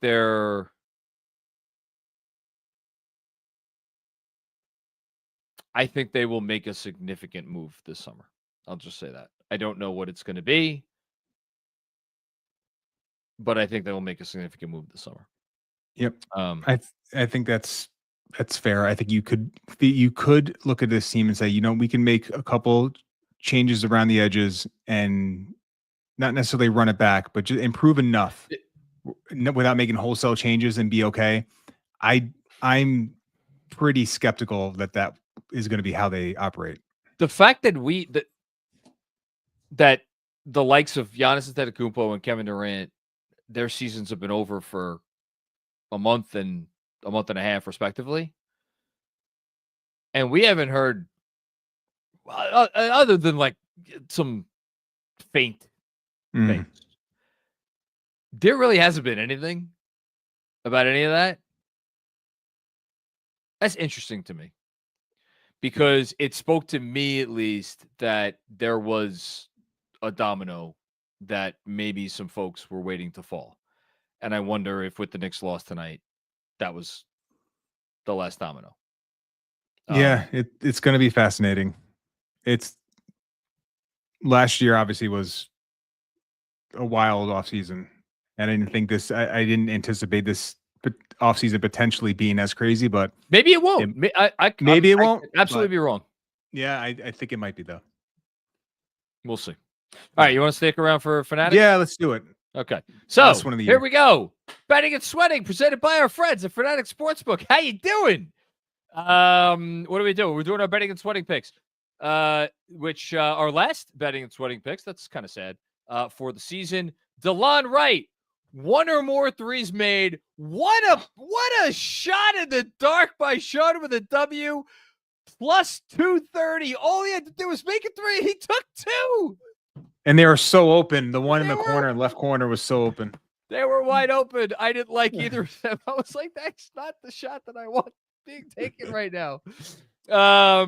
Alas, that did not hit. Sorry, Sean. All you got to do is get one pick was Jalen Brunson. All you got to do is get one steal. DJ, there were 6 Knicks that had a steal at some point in tonight's game. Every Knick that played. Actually, no, that's not true. I was going to say every Knick that played double-digit minutes, but 6 different Knicks had a steal tonight. You know who was not among them? Yeah, JB. Couldn't bring it home for you. Couldn't bring it home. And then last but not least, Knicks, the absolute saddest betting and sweating pick of all time. Andrew Claudio, Knicks money line, plus 145. Didn't get there. I do want to give myself a small pat on the back. I love giving myself pats on the back. Who am I kidding? I made one bet for tonight in actual Fanatics or my app right here. I bet the over and I got it. So good for you. Very happy. Good for you. A small victory. I said 20.5. I mean, come on. Yeah. Okay. Listen, you can earn 10% back on your bets, win or lose. Use fan cash on team gear on fanatics.com or bonus bets and profit boosts in the Fanatics Sportsbook app. Stay tuned for exclusive offers all playoffs long, which is to say, stay tuned for exclusive offers until right now. That's it. All right. Do we have a promo? Yes, here we go. Get that banner off the screen so I could read the thing that's underneath it. Okay. $100 in fan cash. Thank you, Knicks fans. Some dizzying highs, some maddening lows, but the best Knicks season in decades. We hope to see you at Fanatics Fest to celebrate sports in the best sports town in the world. I'm so excited. Fanatics Fest is now under 3 weeks away. It is the Friday, Saturday, and Sunday 3 weeks from now, June 20th to the 22nd at the Jacob Javits Center. There's a special link that you could click in the description to this episode to get your tickets. Knicks Film School is going to be there. We're very excited to be there. I'm excited to be there. I'm planning on spending essentially my whole Saturday and Sunday at Fanatics Fest. Also, I'll be there during the day on Friday if there is stuff. I'm pretty sure there's stuff during the day. I actually don't have a schedule yet, but I'm going to be there as much as I can humanly possibly be there. And it's going to be a very cool, great, fun thing. So there we go. And I think on that note, ready to move on. Deej, anything from you before we get to the Super Chats? And I'll let you go. Listen, it was I said it was the weirdest good team in January that I'd ever seen, and I feel like they carried that over right throughout the playoffs up to the very end. But a lot of the highs were pretty awesome. I know Andrew came on here and talked about some of those, that Piston game 3, even the game 1, Boston game 4, obviously Boston game 6. So there's some magical moments that I will eventually be able to hold in high regard once the rawness of the loss kind of wears off and dissipates a little bit. But there's as I said earlier, a lot to build on. It's just a lot of pressure now. Probably the most pressure Leon Rose has had to make the right decisions here because the team is close. They have to get over the hump, and there's going to be some pathways there. I think multiple, and you have to pick the right one because you have some guys there that are 27, 28, 29 years old now, some pushing 30. This is the window. The window's now, and you have to make the right decision here. So Leon Rose, I'm sure he's going to get to work tomorrow on figuring that out. But there's a whole lot of pressure on him to make it, and not a lot to work with in terms of assets. Well, but there's enough to maybe, if you use a couple big ones, to make a significant move if that's the way you want to go. Take the maybe out of it, DJ. It's the most pressure he's ever been under, and it's not close. Yeah. And it is, as you said, precisely because of what he did last summer. And never forget it.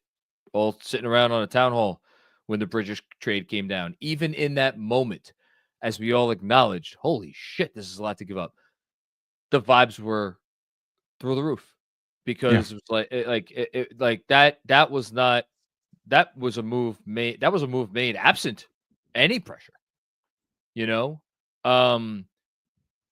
Unless you want to talk about the 2021-22 season, there was never any real decision that needed to be made about this head coach. Well, would you say the most pressure he had was the Towns trade because he didn't have a center on the roster? Hartenstein left. Maybe they didn't anticipate that. They had to make a move. They went big, and even that was not a trade made under pressure because there were lesser moves. There were stopgap moves he could have made for a center. Yeah, he could have done that without thinking twice and without disrupting his roster. Now, all of those, now that we've seen what all of that has yielded, and I think the collective opinion is it's good. It's very good. At times, it's great. This is not a championship team as of right now. And if that's the goal, then what are you going to do? Yeah. So pressure's on. Yep. And thank you. Thank you, everyone. KFS, the community, the faculty, just doing these has been one of the true blessings. And we will obviously not be going anywhere. There's a lot of off season to produce and to cover, and we'll be there as we always are. And thank you for allowing me to join the ride. It's been a lot of fun. DJ, as we continue, it's not stopping, of course. I quite literally do not know what I would do without your expertise and your support, and just like you, I don't know. I don't say it. No, you say it plenty, and I appreciate it. I do. Well, one thing I do want to say is, you have made me such a smarter observer and understander of this sport, and it makes my life easier. It makes what I do, feasible. So thank you for that, and thank you for coming on tonight. Appreciate it, man. Of course, man. We love the game. It's a beautiful sport, and that's why we do it, and we'll keep doing it. And so it's a lot of fun, even when it sucks. But thank you all, and get your feelings out tonight, and we'll start fresh tomorrow. Sounds good. Take care. Thanks, Tej. Okay.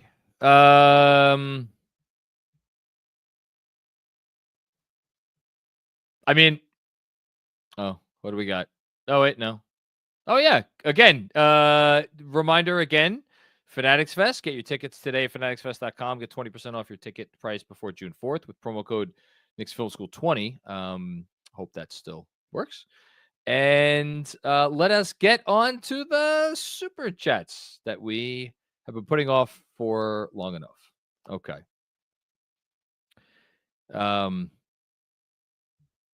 Thanks, everybody, for watching. I just want to say that. Okay, Nick Kent, let's go Knicks. Last time, we're going to get that this offseason or this season, so that's a little sad.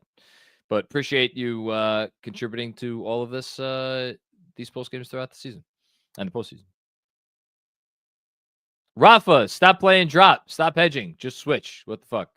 Yeah, defense not good enough in this game.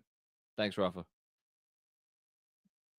Deadwood 604. Townsend drop coverage is going to be the death of us.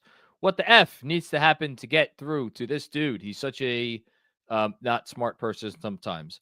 Yep. I mean, DJ nailed it. It is the question of the offseason. How do you handle having a player like this on your roster, or do you not handle it anymore and pass it off to somebody else? Thanks, Edwards.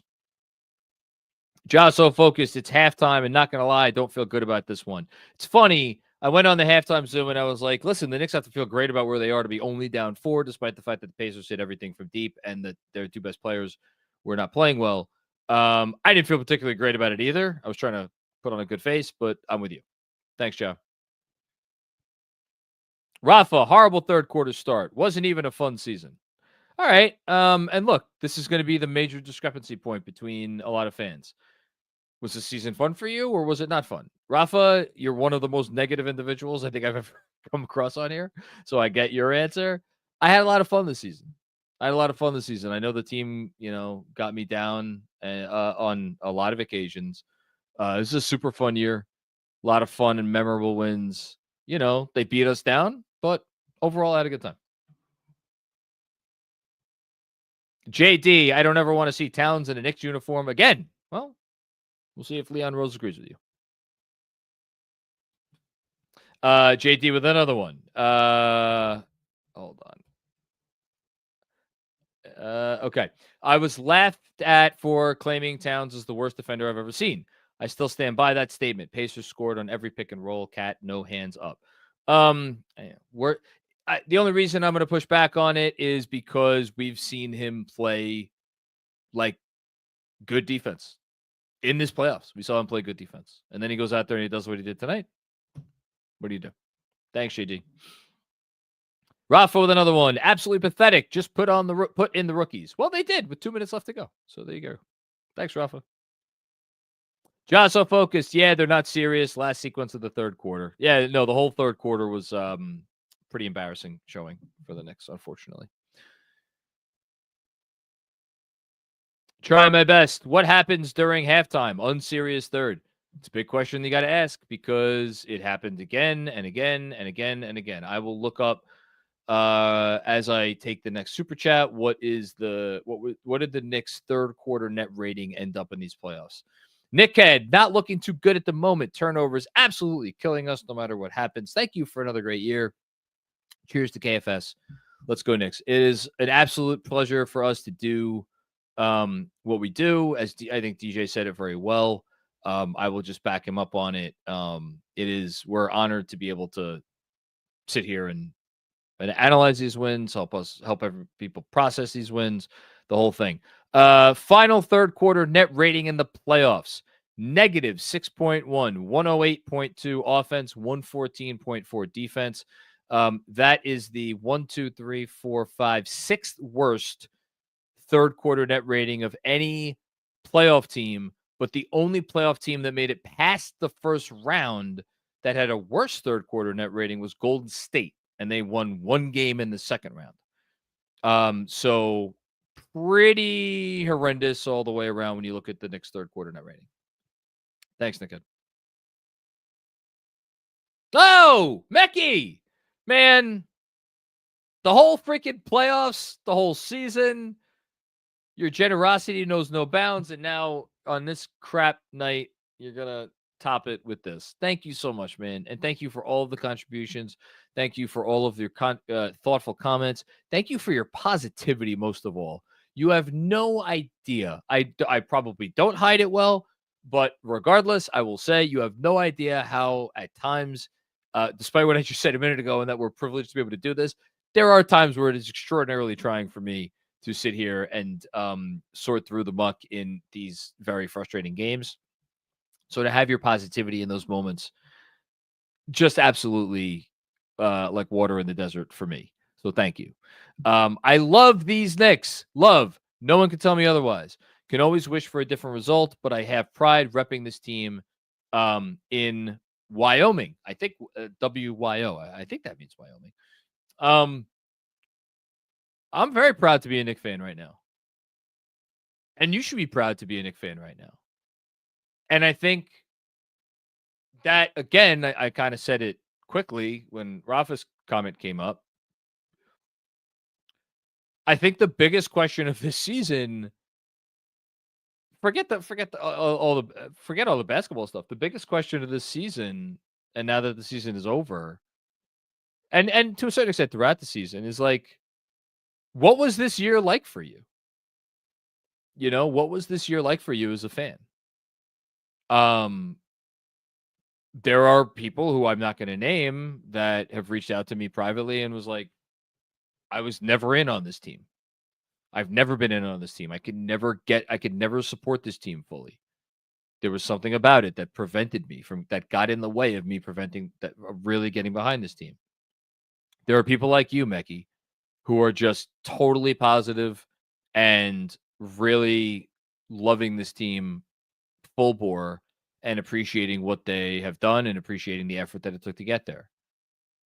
I'm in the middle, closer to you in that this team's the things that were not good about this team, the things that were frustrating about the team, they got to me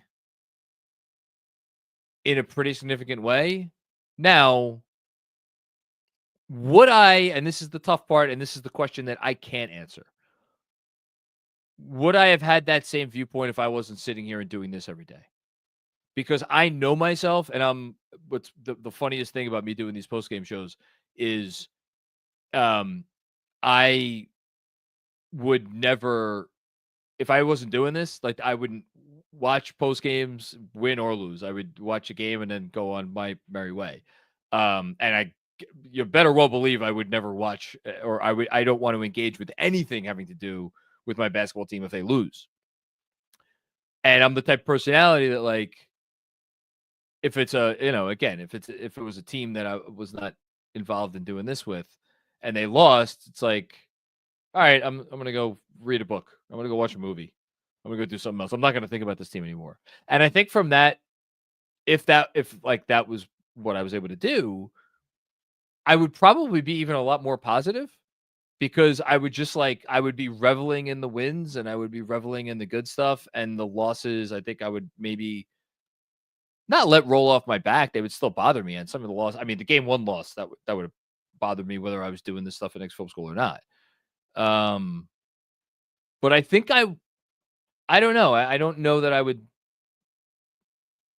have had the same reaction through the season, to the point where I got to this stage in the playoffs where I kind of had this wall built up where I'm like, all right, I just can't get as emotionally invested with this team because of who they were and what they had done and who I did, just the inconsistency. And then they made it to the conference finals, and I was as all in as I was at any point this year. And then they crushed my soul. And I think that's why I admire this comment from you so much, because that one game for me, it's impossible for me not to let that overshadow so much about this team. And I would give anything not to feel that way. I would give anything not to feel that way. Because it was a 3-minute stretch that, like, every one of those players would do anything to have back, But I don't know, man. Sports are a funny thing. That's all I got to say. Sports are a funny thing. Thank you, Mickey. I really appreciate that. AV the Don. What's going on, AV the Don?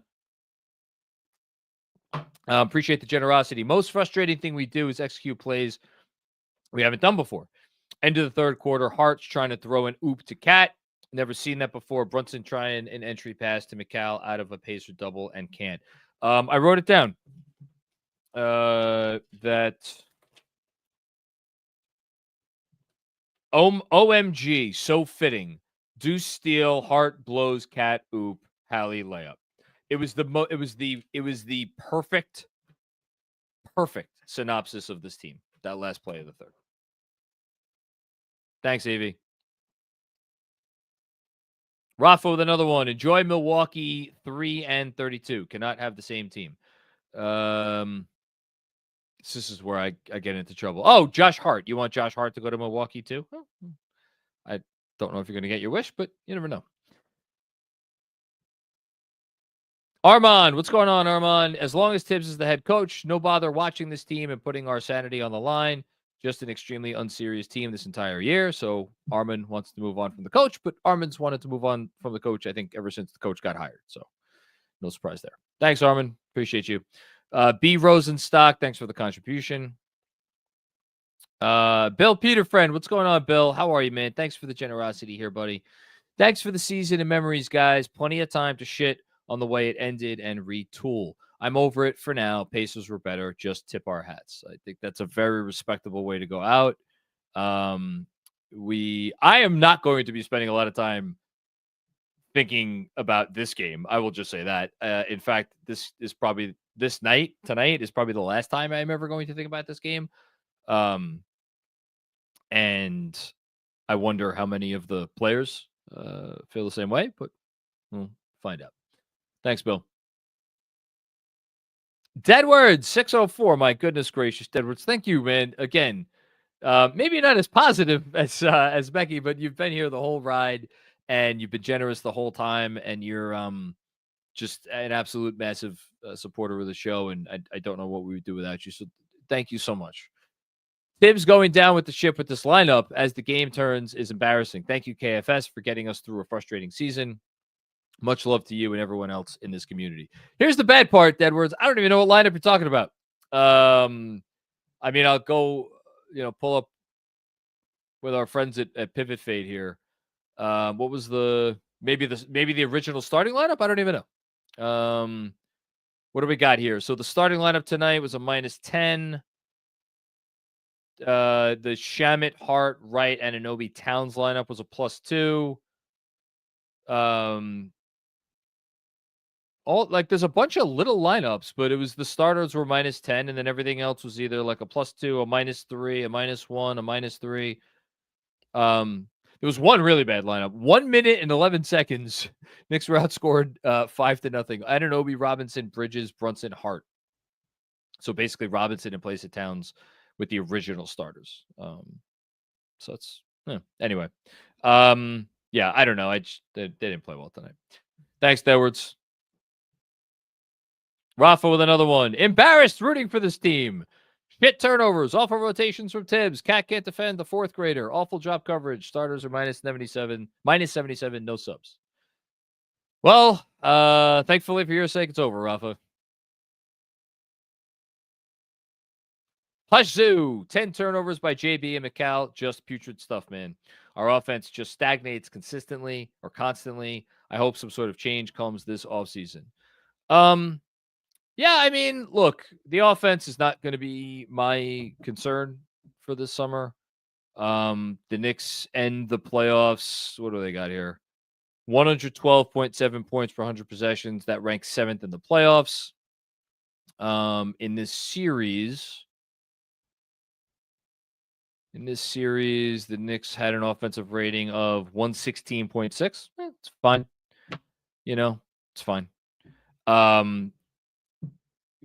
Does it stagnate at times? Yes. Do they need a little bit of juice somewhere, somehow, in some way? Yes.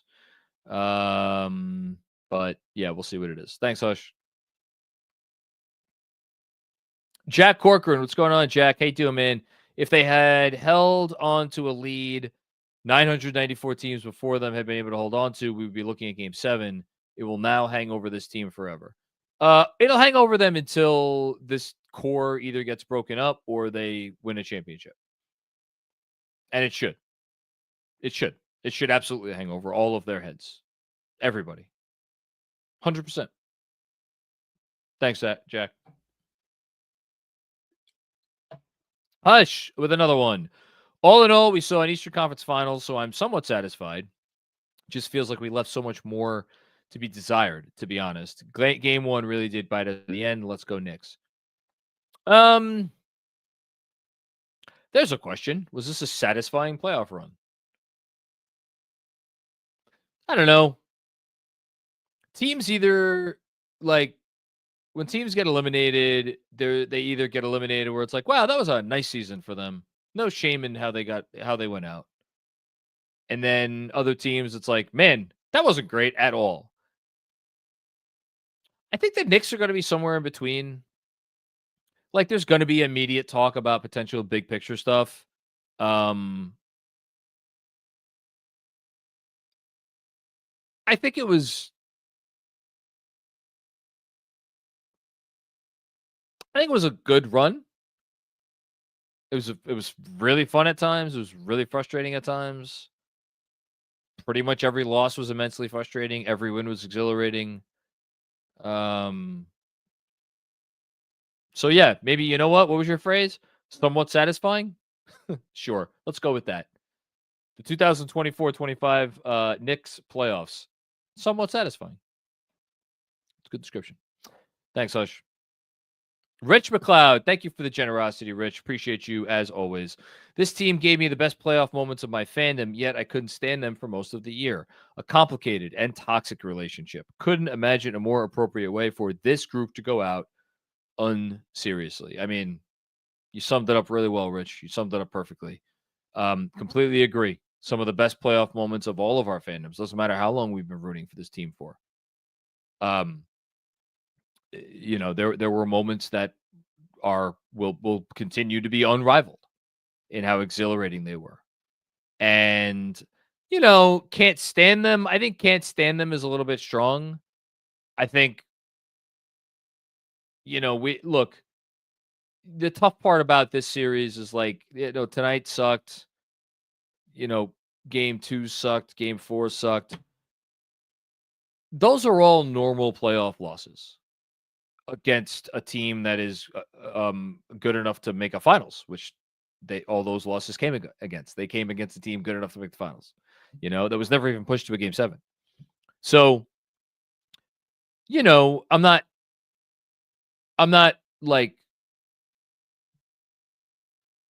saying that they were not frustrating. They were immensely frustrating, but they, again, there's going to be moments in the playoffs, no matter how good you are, where you are made to look like a bad team. So that's, I don't know that after game 1, there was no moment in the game 2, game 4, game 6 tonight, where I was like, oh man, I can't stand this team. The game 1 that was it for me. That was it. Thanks, Rich. Jason M. Disappointed in Brunson, but he will be back better. Yes, completely agree. Thanks, Jason. I'll see you next year at halftime. I am AK Legend. All things considered, I just want to say thank you, KFS. Made the season fun. Also, God, I hate you, the Pacers. Yeah, no, we all hate the Pacers. The Pacers suck, except they don't suck because they're really good, which is unfortunate. You're very welcome. I am AK Legend. Appreciate you, man. Thank you. Mr. Fabro, my goodness gracious, another one of these. I thank you very much. From the bottom of my heart and from the bottom of I will speak on behalf of everybody else. I'll say from the bottom of all of our hearts. Thank you for this. It's incredibly generous. Every bone in my body wants to say something negative right now. And there really isn't much good to say about this game or even this series. So I'll just say thank you, KFS, for the great coverage of this wild season. I will agree with you on that part. Our coverage has been great. That just DJ, Benji, Jeremy, and obviously Andrew with the pre-games. Jeff, Mensa, Sean, up and down the line. Everybody, our back end, our we got Mark producing tonight, Kev producing as well.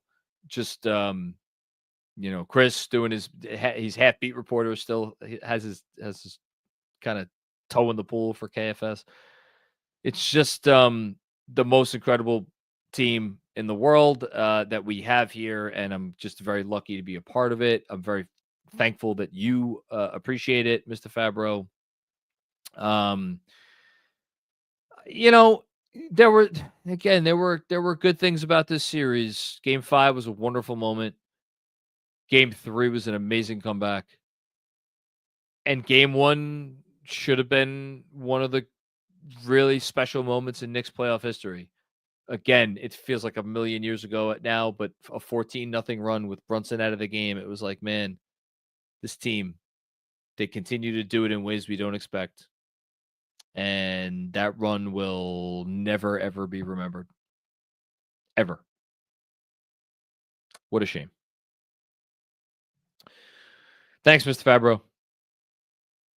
Dom Cappuccini. I know there's no one more disappointed than Dom right now. Thank you, man. A nice playoff run that ends in notoriety. See game 1. I'm glad we got to the Eastern Conference Finals. I'll be honest that after this series, I can't help but wonder if our future ceiling is second round with the Boston win a fluke. Boston win wasn't a fluke, Dom. The Boston win was not a fluke. You went out and you beat the defending champions. You went out and you won that series. You put the screws to Boston. You you used their weak. You exploited their weaknesses. Was it easy? No. For as glaring as their weaknesses seemed at times in some of those losses, that was not easy. This team deserves an immense amount of respect for that Boston series. And it's such a shame that I think a lot of people, myself included, maybe, are going to like not appreciate it as much as it deserves to be appreciated, because what a special 6 games those were, with the exception of the 2 times they got their ass kicked. It was not a fluke. The fluke, to me, the fluke was the end of game 1. The end of game 1 of this series, that's the fluke. You know? That's why we're not sitting here talking about, let's look forward to a game 7. That's the fluke. But it is what it is. Uptown Hoodie, thank you for the generosity, man. Leon really struck out with our depth. Payne unplayable, all through rookies unplayable. Why draft Adier when Terrence Shannon Jr. and Filipkowski are available? Yabusele was cheap, but no offer. Flip Sims, but only gain right. Uptown Hoodie, I appreciate and respect the frustration right now. They were always operating from behind the 8 ball with the moves they made. Jeremy and I have talked about this quite literally since September. There was just no real feasible way for them to add like real depth. And here's the other part of it. Like, and the rookie part of it, like you can't ever count on a rookie to produce, in year 1. Like, that's just not smart. If you're counting on if you're trying to win something real and you're counting on a rookie to produce in year 1, then you've erred somewhere. The depth, like, they got contributions from the bench in this series. Like, they got real contributions. Like, one of your bench pieces was so good, you moved him into the freaking starting lineup. Deuce was really good throughout the series. Landry Shamet gave you everything and then some. DeLon Wright, didn't hit shots the last couple games, but DeLon Wright, his minutes were okay. Hell, you got even a Precious sighting. Like, you lost this series because the depth was it an issue? Yeah, like I said before, you're not pressing 94 feet because you don't go 10 deep. But that's not why they lost this series. That's not why they lost this series. Thanks, Uptown Hoodie. RJ's, what's going on, man? Again, for Pat Macri, we're no fair weather family. Thank you, man. I'm glad he gets one more shout out. Would have been cool if they got to the finals, but what can you do? And I agree with you. We are not fair weather here. Kabian Andor. What's going on, Kabian? Thank you guys for your coverage all year. Best in the business. I was abroad for round 1 and relied on the watch-alongs. Hoosiers suck. All the love from Alaska. Thanks, Kavian. I feel bad. I wasn't able to do a bunch of watch-alongs in this series. Just life circumstances. But glad you enjoyed them in round 1. And shout out to Alaska. And thank you for the immensely kind words. We do strive to be the best. Thank you. John Leary, what's going on, John? Thanks for another year of coverage. Big missed opportunity, in my opinion, losing in 6 when you're favored. Ironically, 3 years straight losing a series well favored. Oh, well, maybe next year. Let's go Knicks. Thanks again. That has to be part of the coach conversation. You were favored 3 straight years. You lost all 3. And like last year, yeah, there were injuries, but how much or how little responsibility did the coach have for the injuries?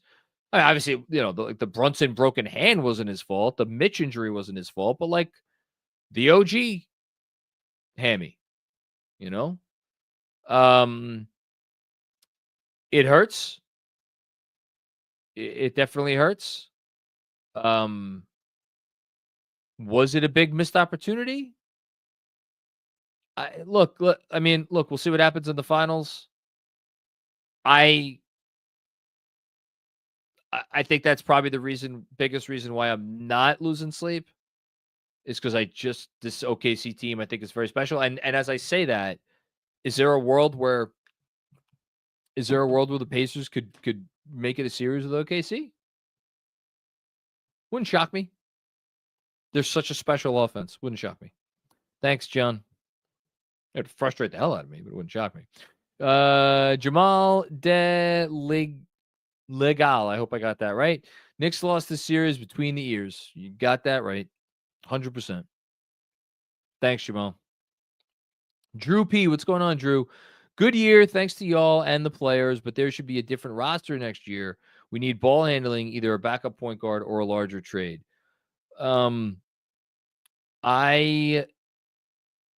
I think they're going to make a change. Again, I'm not going to keep beating a dead horse. I think there's going to be a significant change this summer. I'll just say that. Thanks, Drew, and appreciate the kind words. Thank you. Vince N. Thank you very much, Vince, for the incredibly generous contribution here. Truly, thank you. Thank you, John, and the KFS team for everything this year. I won't have good feelings about this season as the goalposts moved after the Boston series. Which of the starting five is not back next year? I think Towns is gone. Let me address each of those. Will we have good feelings about this year?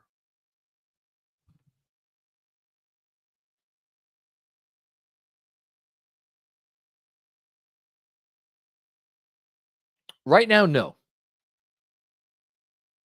Right now, no, and I don't even think I need to couch that with right now.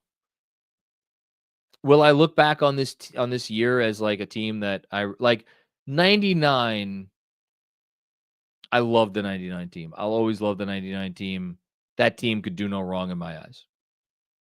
Last year's team, the 23-24 team, Hardenstein, DiVincenzo, Hart, Brunson, those guys, those four guys, really, more than anybody. Always going to love them. Always going to love them. The We Here team, for as bad as that year ended, I have like good feelings in my heart about that team. They were a one-off. They were unique.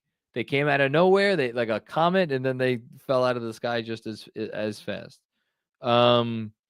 Even Brunson's first year, I think there was a positive feeling about that team. 2012-13 for a lot of people, they really like that team. They have good memories of that team. I was never really in that camp. Not to the extent certainly that other people were.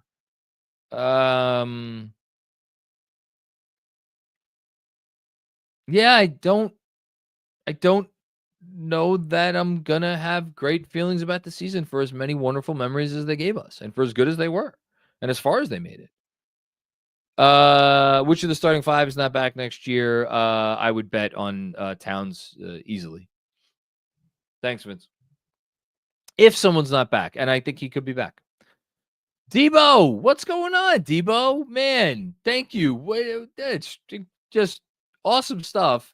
And I think I have to say here, there's a $61 super chat, and that is, I believe, $1 for every win this team got. Just again, and perfect timing coming off that last comment, which again, I'm right there with that sentiment, which is like, am I going to feel good about this team? This team gave us 61 wins this year. 61 wins. And yet, I'm like, is there a love? Am I going to love this team when I think about it 5-10 years from now? When I think about it tomorrow? Am I going to love this team? I don't know. I hope something changes, and I do, but I don't know. Anyway, congrats to KFS on 30,000 subs. Thank you, and shout out to everybody who subscribed to the YouTube channel. If you're not subscribed to the YouTube channel, subscribe to the YouTube channel so we can get to 40,000 and 50,000 and the whole thing. You guys are the best in class and have built the best community for this wild, fun, frustrating, painful, exciting Knicks fan experience. On to what could be an interesting offseason. Upset, but still Knicks for life. Yeah. Debo, I'm upset too. Or I'm like bummed. I'm not upset. I'm bummed. It is going to be an interesting offseason. Or at least I would bet on it. Thanks, Debo. Jason M with another one. Congrats, KFS, for 30,000. Thanks for getting me through this extremely frustrating season. They never played to their potential, and changes need to be made. Yes. Appreciate the kind words. Appreciate you always being an instrumental part of the halftime Zoom, as frustrated as I get sometimes. Was an extremely frustrating season, and I don't think they ever fully played. Other than a couple of games here and there, I don't think they ever played to their full potential. Thanks, Jason. Robert Cross. I'm sorry, man. Yeah, I know you're bummed. First time, long time, it's your boy John. Tonight's loss was emblematic of the season. The level of execution once more was not there. Yeah. No disagreement, Robert. No disagreement. Mike Lasowski. What's going on, Mike? Thank you for the generosity. Very disappointing ending. This team just isn't good enough with the current roster and with the coach. Significant changes are needed if we want to compete for a title and not settle in as a 50-win second-round conference finals team. Got another one here. Thank you again, Mike. Very, very much appreciated. Or maybe there isn't a part two, but I can start commenting on that. Here we go. I think I'm out on Cat. I don't think the Cat-Brunson combo works. It's just too weak defensively, and Cat is too mercurial of a player to rely on if you want to win a title. He just goes in and out of games too much. Man.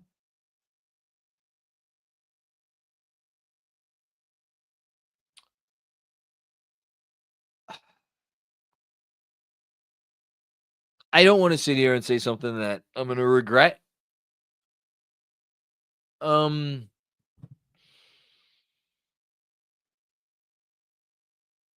I've enjoyed rooting for Karl Anthony Towns this year. I think he's a great guy, like an amazing A+ human being. He has shown us over the course of the playoffs that he is capable of coming up huge in big spots. And not just on offense either. On defense.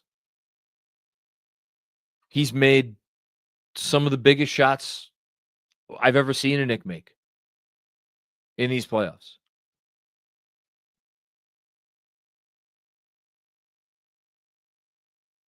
I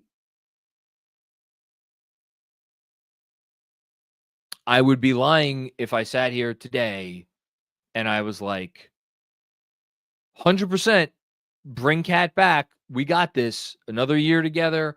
We'll figure out the stuff around the edges. Maybe hire a new coach. You'll figure something out. This and that. Yeah, let's do it. Catz and Nick for life. I'm all in. We're lucky to have. Like, I could say all kinds of bullshit and not believe it. I'm more looking at it as like, all right, if he's back, what's going to be different? How is it going to be different? How can we shore up the infrastructure to withstand the inevitable Katniss Everdeen, Katniss of Cat, and that's where I'm at.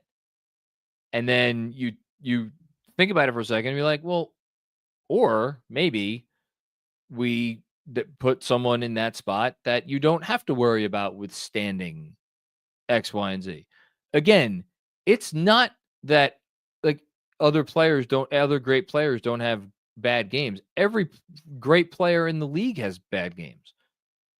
Doesn't matter who you are. The greatest players ever have had atrocious games in massive spots. But there is something about the level and the nature of the specific inconsistencies that this player brings. And I will go even further as to say, irrespective of the position that he is playing, meaning the 4 or the 5, that is, you just have a hard time seeing a team that has him as a major component, and he's obviously a major component on this team, second best player on the roster. You have a hard time seeing the world where he is the number 2 guy essentially on a title team. You know, it's not impossible. I don't think it's impossible, but that's where I'm at right now. Thanks, Mike. Robert Cross with another one. In my opinion, more questions than answers heading into the offseason. I don't believe the Cat and JB pairing is smart. I questioned it from the jump.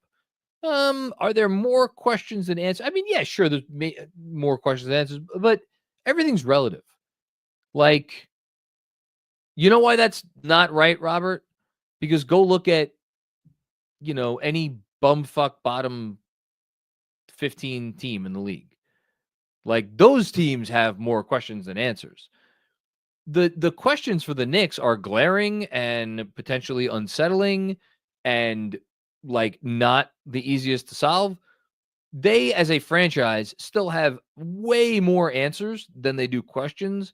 It's just that when you get to this level where you are not trying to make the playoffs or win 50 games or win a round or even win 2 rounds, the questions take on every question. It doesn't matter what question. Every question takes on a level of import that is really like it shakes the ground underneath your feet, which is a beautiful place to be in as a franchise. It is also nerve-wracking. So, and that's where we're at. And that's where the Knicks are at.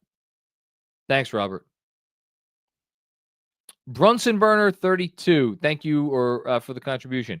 Thank you for all the great content and memories shared at the watch parties. This was a great season, and I'm truly proud of this team. I'm happy you feel that way, Brunson Burner. Again, I would give anything to be able to wholeheartedly say that. I'm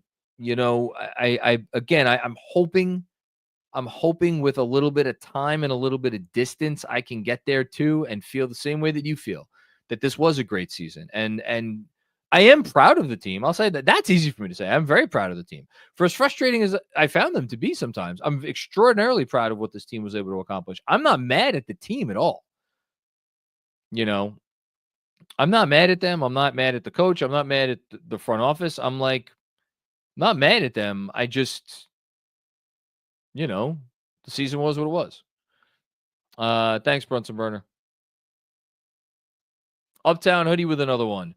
I appreciate that the team continued to fight through a clearly frustrating season.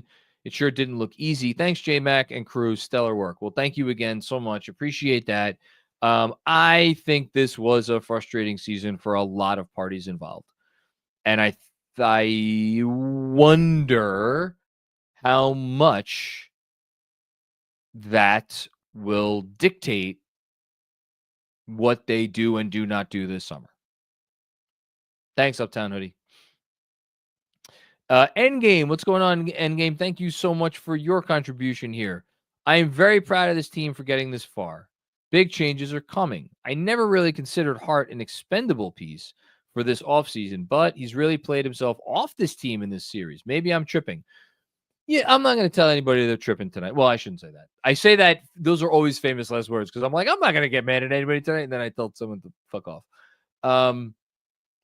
Hart did not have a good series.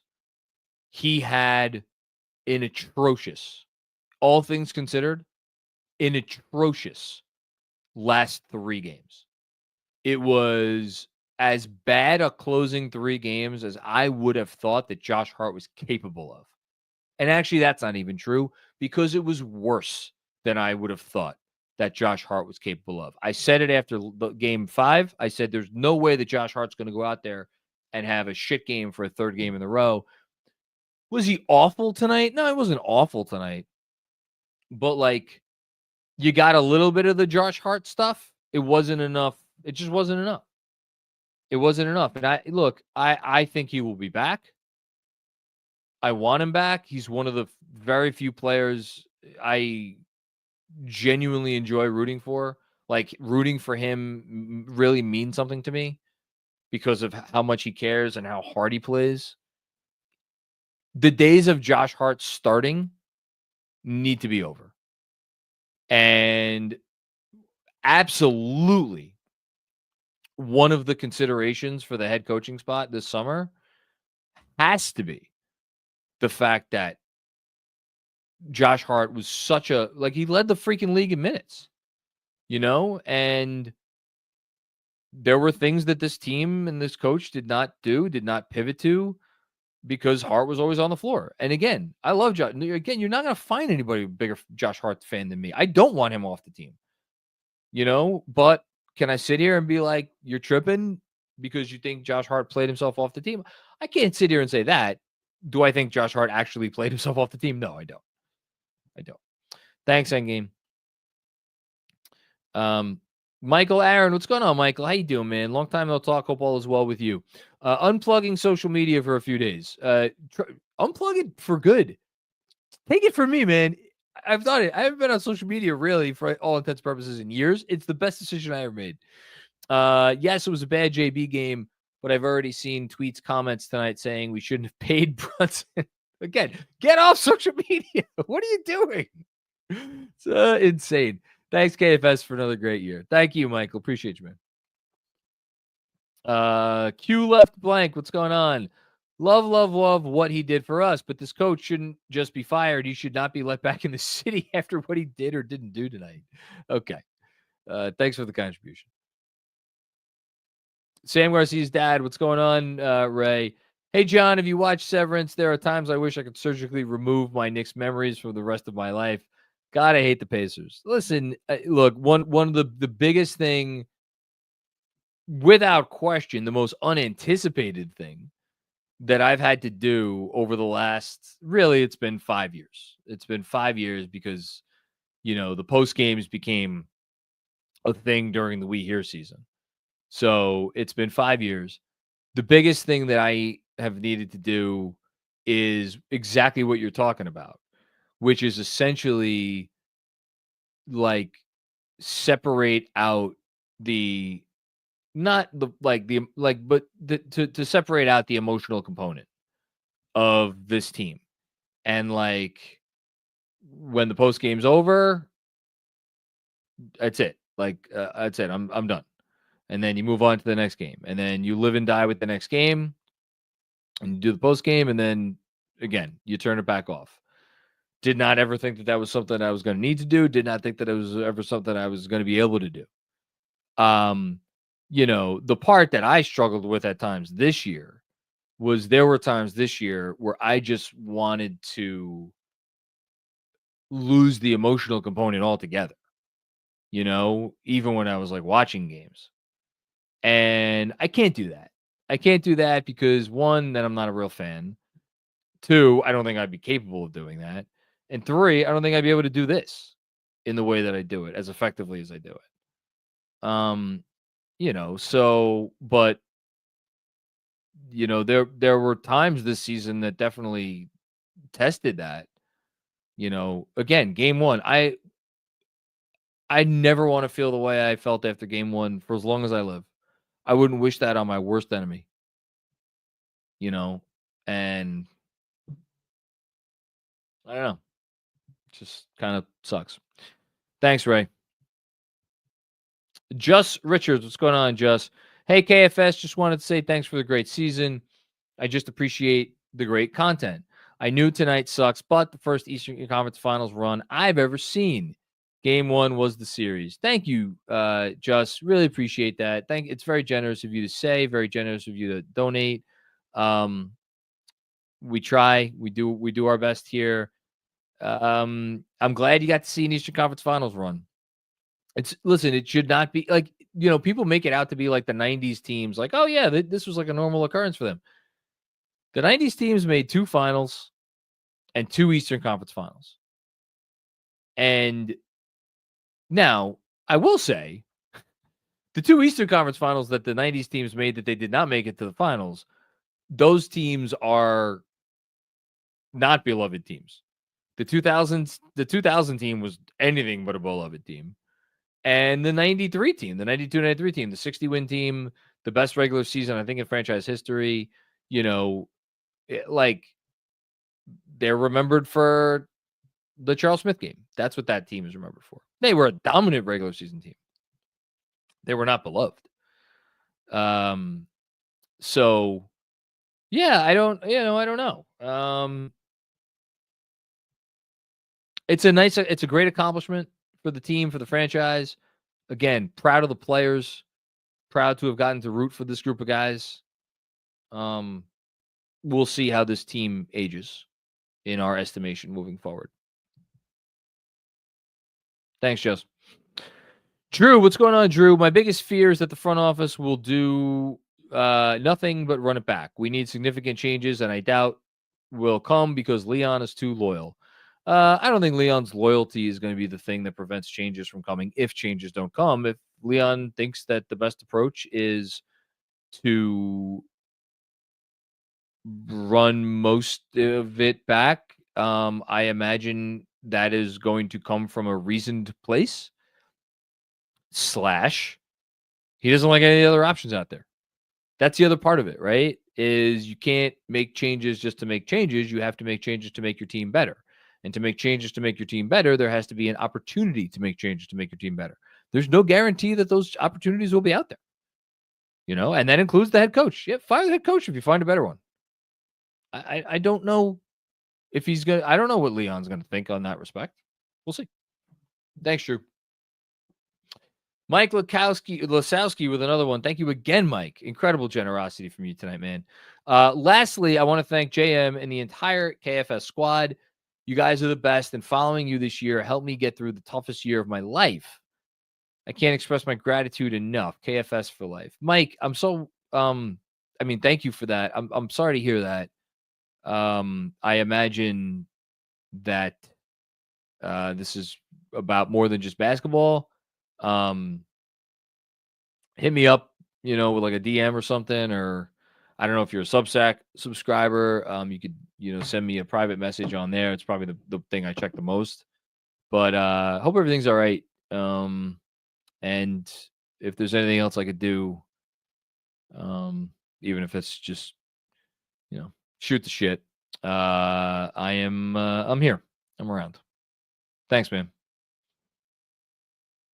Luyen, what's going on, Luyen? What a heartbreaking end to an emotional roller coaster of a season. Huge thanks to KFS for being there through it all. Lots to stew over in the offseason, but proud of this team. I'm with you.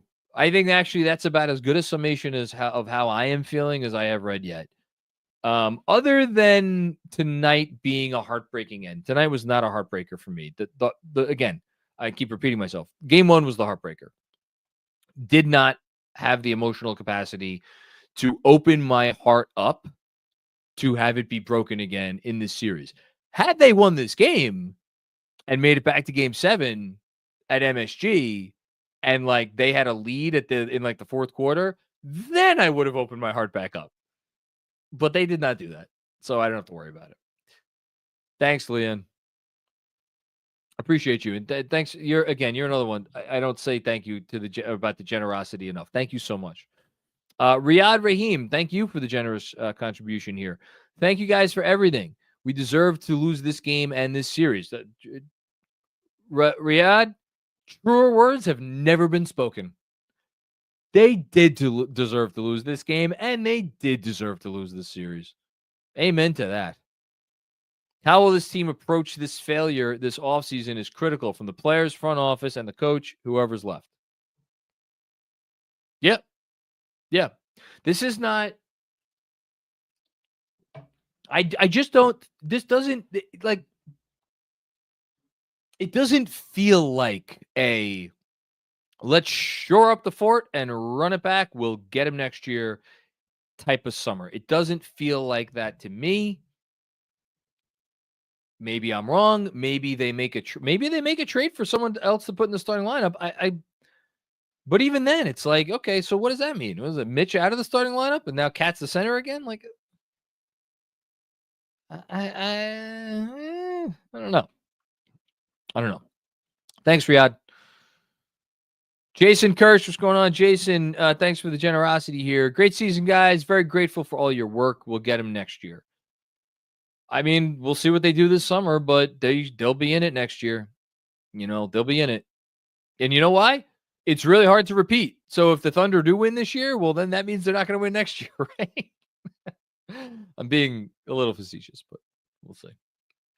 Thanks, Jason. Sam Garcia, what's going on, Sam? This team will never win a championship with Brunson and Cat playing big minutes together.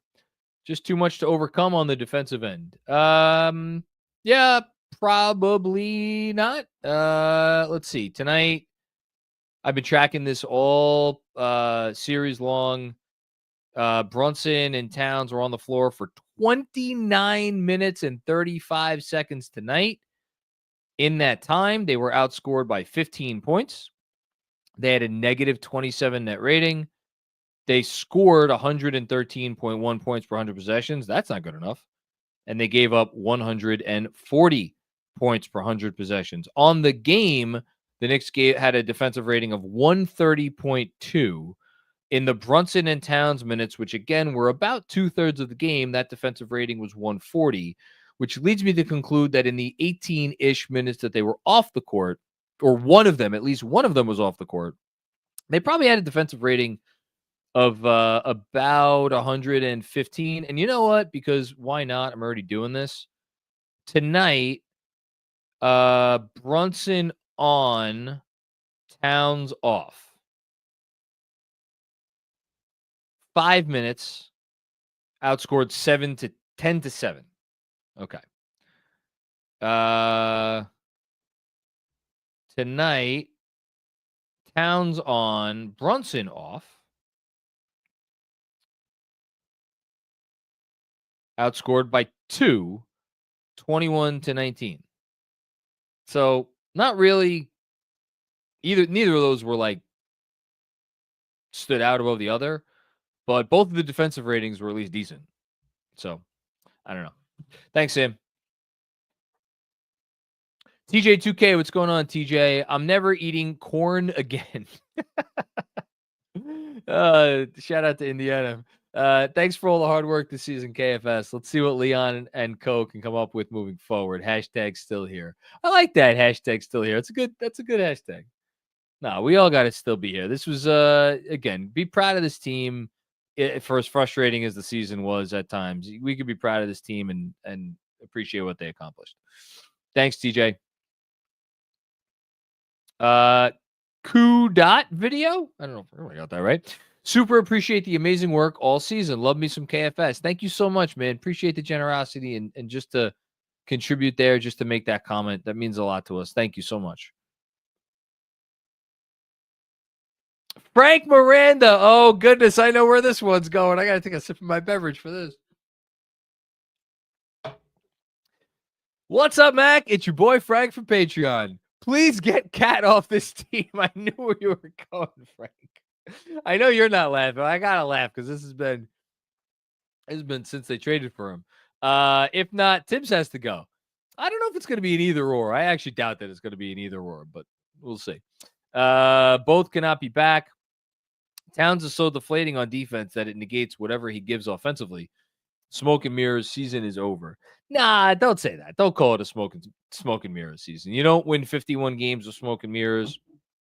You don't beat Boston with smoke and mirrors. Shit, you don't even beat that Detroit team with smoke and mirrors.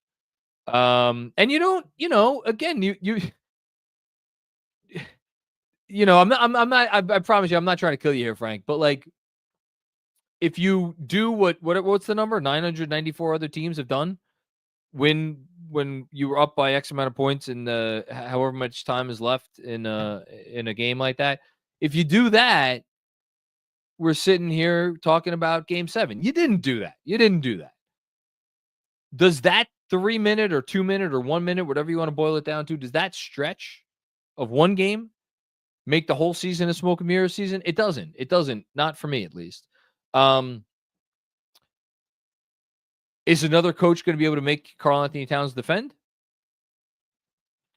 On a consistent basis? That's, it's one of the questions that Leon Rose has to ask. Thanks, Frank. Paul DeSantis, what's going on, Paul?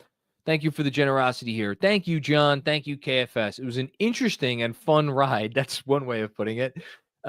This is just a stepping stone to the championship that awaits us. This series will be defined by 54 seconds up 9. You could go the 54 seconds up 9. I'm going to go the 40 or even like 35 seconds, 36 seconds up 8.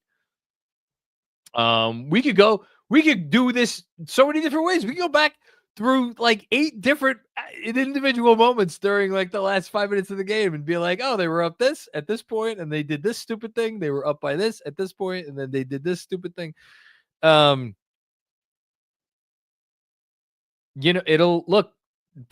stay with them until that championship happens. And that's sad. It's a sad reality, but it is reality. Thanks, Paul. Oscar Lung, what's going on, Oscar? How you doing? Shout out to the other side of the world. The offense is just ISO. Not a receipt to win a chip, and I don't think I've ever seen JB so frustrated with an opponent's defense. I just want to say thanks to KFS. There's always I've struggled with this over the years. To me, there is always this balance that you need to find as an offense, because ultimately in the NBA, every good offense starts with the creation of an advantage. And it is about how do you create that advantage? And then once an advantage is created, what do you do with it? I thought over the course of the year, the Knicks did some really nice things to go away just from being an isolation basketball team. And I think a lot of numbers bear that out. There were even a lot of times in this series and in this playoffs where I did not feel like I was watching in just an ISO basketball team. Were there times where that is what it devolved into? Yes. Were those the times where more often than not, you're like, this doesn't feel like it. This does not feel like what I want. Yes. It's not on the top of my list of concerns, but then again, what me and DJ talked about at the top of the show about there has to be a way to improve the ball handling, improve the passing collectively. I think that plays into what you are talking about and is extraordinarily valid. Thanks, Oscar. My God, I have to pee so bad, and I keep drinking this delicious drink. Robert Cross with another one. Thank you, Robert. Appreciate you, man. First time, long time. It's your boy, John. Couldn't have been more proud of last year's Knicks team. This year, they got by on talent alone. No chemistry too often. Middling execution. Good riddance. Robert, that's I'm not going to be mean to Robert. Robert, you're a wonderful fan. You are entitled to your opinion. I hope that with the passage of time, you don't like good riddance to a team that fought like they fought and had the comebacks they had and won the games that they did and put it all on the line at times against some real adversity, even if it was self-inflicted adversity, like they did. I hope in due time you reconsider that stance, because I promise you, I'm frustrated too, man. I'm very I know I'm not showing it right now. It's been a frustrating year to the point where the frustrations got to the so severe that I had to like extricate myself emotionally from this team. I get it. They gave us a lot. And they deserve for us to be proud of what they gave us, for as much as we could also be frustrated with them for what they were never able to do. Because you know why, ultimately, Robert, why I feel that way? I don't think it was any one person's fault. And I don't think it was they like collectively decided like, oh, this is what all in is. Well, we're not willing to go to that level. You know, are there traces of, I don't know if you want to call it selfishness or whatever within the roster? Yeah, but that's true of any roster. Everybody's intentions, I genuinely believe this, that everyone's intentions were, for the most part, always in the right place. And these guys did go and laid it out there, for the entire year and definitely for the playoffs. And you got to respect that, or I do at least. I respect it. Anyway. Thanks, Robert.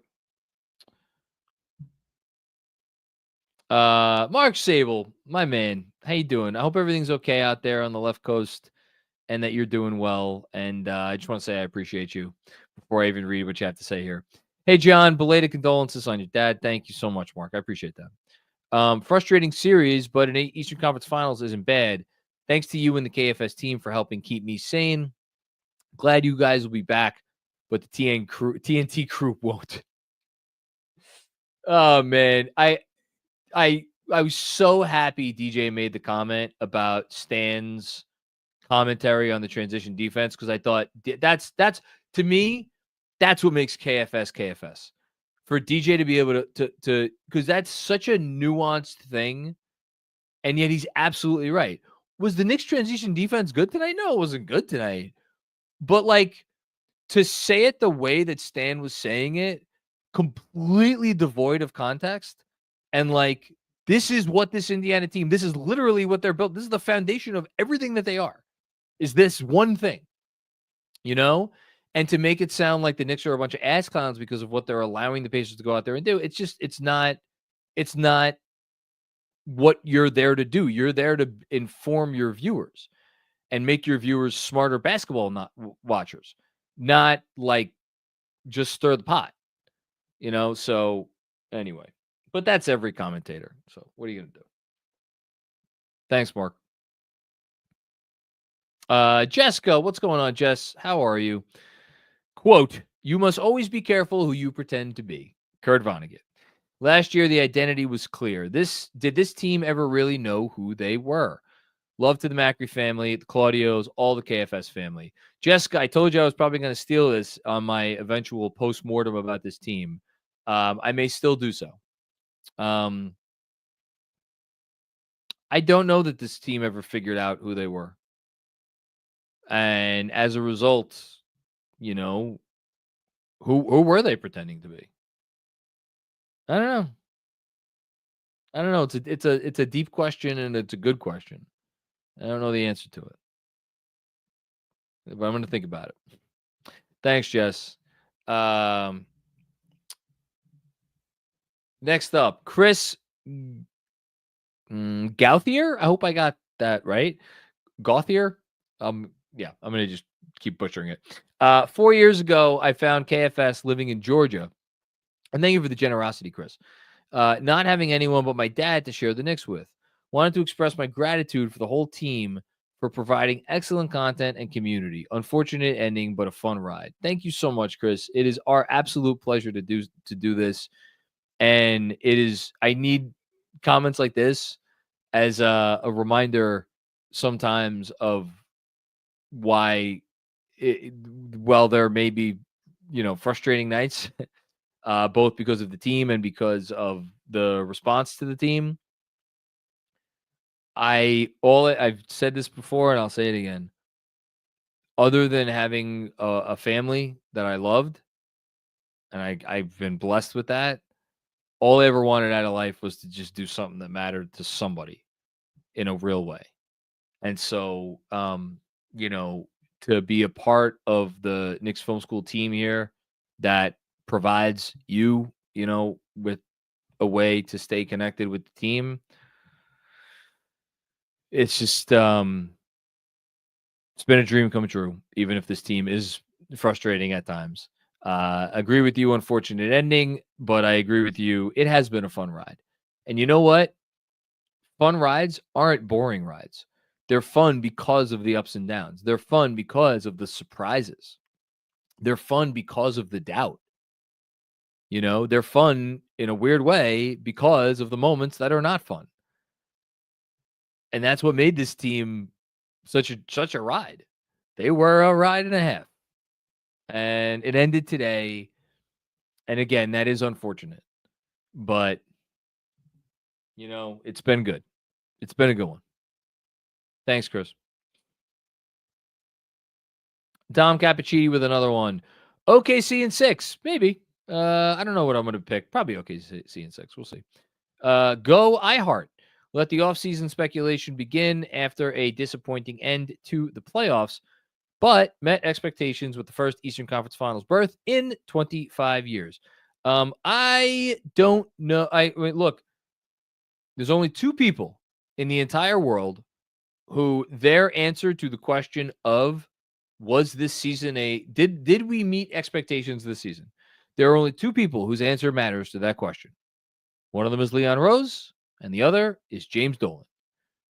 And if either of those people feels that the answer to that question is no, that the 2024-25 New York Knicks did not meet expectations,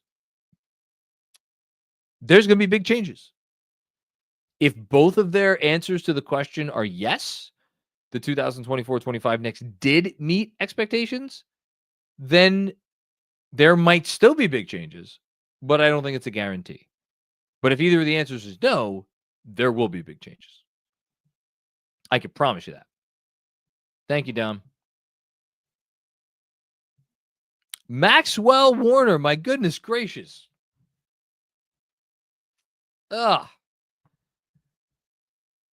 Thank you so much. And I'm reading your super chat now. Thank you for another amazing season of coverage. A lot to build on with all of our guys just entering their prime. Some changes are needed, but excited for what's ahead. Again, Maxwell, I just thank you so much for this, man. So much. I agree they have a lot to build on. I agree everybody on this team is entering their prime. Hey, here's a nice situation to be in, just to contrast with another team that is going to be a very much discussed team this offseason. Been a lot of talk about Boston in the immediate aftermath of their elimination and how, well, what does Boston do? Now, obviously, the Tatum injury complicates that, but in every one of those discussions, there was a sub conversation where it was like, oh, what is Kristaps Porzingis' contract really worth? Is it even a positive asset? Drew Holiday, great player, really great player. What is his contract really worth? Is that a positive asset? Jaylen Brown, again, like right, kind of, sort of right around the All-NBA level player, amazing player. What are you really getting if you are trying to trade that contract? Turn to the Knicks. Look, the Knicks gave up a lot of stuff to get some of the stuff that is on their roster. But, like, even Karl Anthony Towns, and I think that if Karl Anthony Towns is the closest thing the Knicks have to a negative trade asset, and I don't even think he's a negative trade asset. I think he's a positive trade asset. Now, it may be slightly positive, and I don't know what, at the end of the day, just because even if you are a slightly positive trade asset, does not necessarily help the Knicks, because where the Knicks are trying to go, they need very, very, very specific stuff to get there, especially if they are going to move a Karl Anthony Towns. And I'm not saying, well, I guess I kind of did say before that I kind of think they maybe should explore that. But like, they're in a good spot. They have a lot to build on, whether they make moves or whether they don't make moves, and they just add to this roster. Like, I'm not going to put it past them to make significant moves around the edges, maybe with the coach. I don't think that's going to happen, but maybe with the coach. And they're back next year, and they're in a better position to win it all. Like, there's good stuff here. There's good stuff here. There's a lot of good stuff here. They're in a good spot. Thanks, Maxwell. Robert Cross with another one. First time, long time. It's your boy John. This offseason is critical. Margin for error is slim at best. Yeah, I mean, the margin for error got slim once you made the Bridges trade. And to a lesser extent, the challenge trade, but mostly the Bridges trade.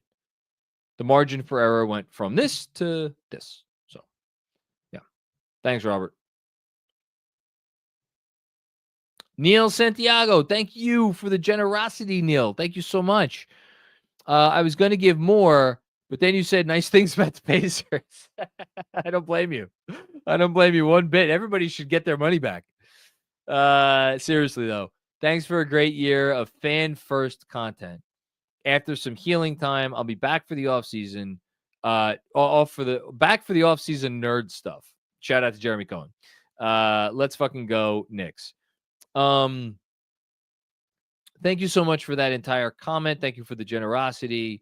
And really, thank you. I don't know that I've ever seen anybody or heard anybody refer to what we do in that, using those words. It has been implied, obviously, many times that we are a fan-first content creation arm.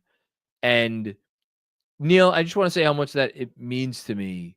Because to me, if you're in content creation, you're either fan first or you're I don't know how else to say this. Or you're eyeballs first. You know? And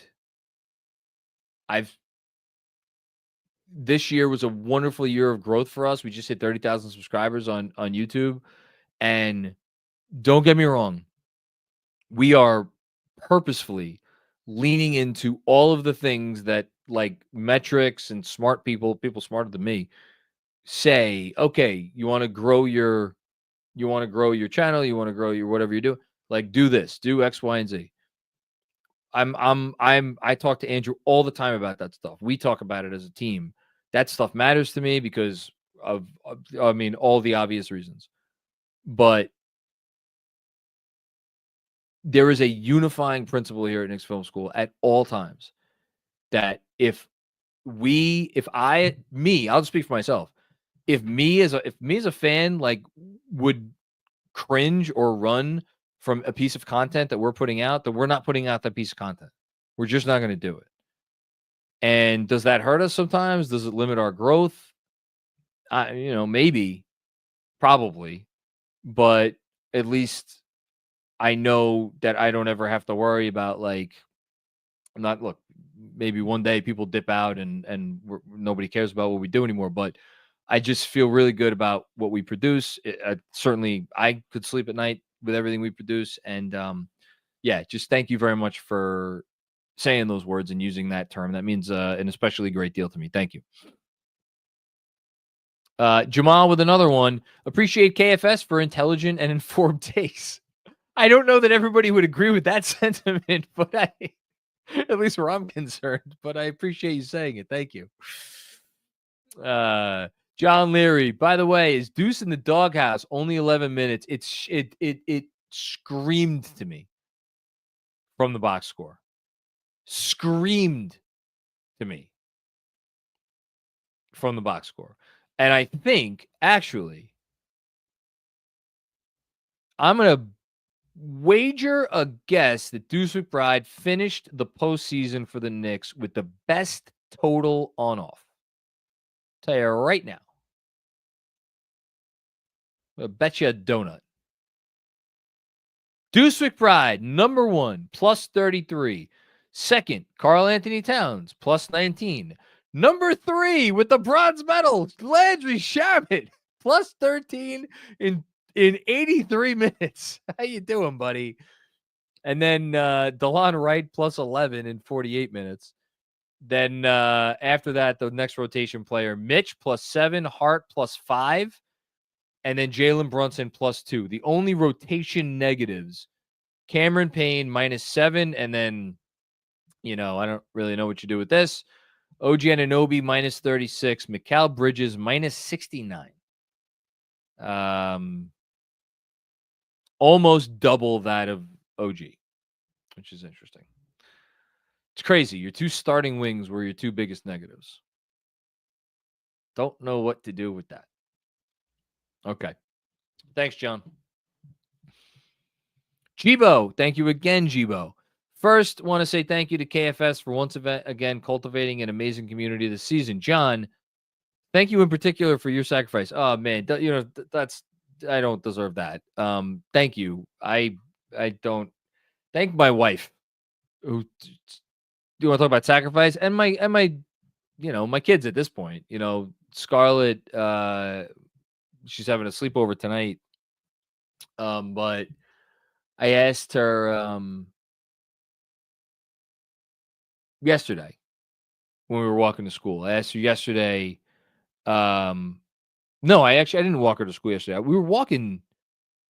Where were we walking? I think it all runs together. I was asking her recently. I'm like, if the Knicks lose, their season's over.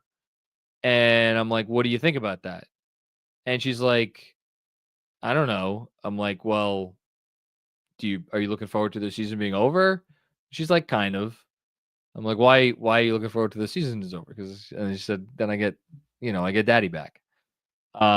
So that's the sacrifice. But anyway, thank you, Jibo. Rick F. What's going on, Rick? There's no world where a team with Towns taking up 1/3 of the cap wins a title. You can get things wrong, just not that wrong. Rick, that's a really harsh comment, and I can't say boo about it. I just can't. So unfortunately. Alfie Greco, what's going on, Alfie? That was not fun. Nothing else to add apart from a huge thank you to KFS for making the experience as a Knicks fan more enjoyable. Thank you so much for the generosity, Alfie. Thanks for the comments all along this playoff run. Appreciate it. Flatfish 1222. What's going on, Flatfish? Big thanks to you and the rest of KFS for everything y'all do, and mostly for making me feel sane with the amount of emotional investment I put in this team. Flatfish, I'm glad that we're able to do that. Again, I feel I'll say what I said to DJ again, because I feel there is a part of me that feels fraudulent. Again, with how I boxed it out after game 1.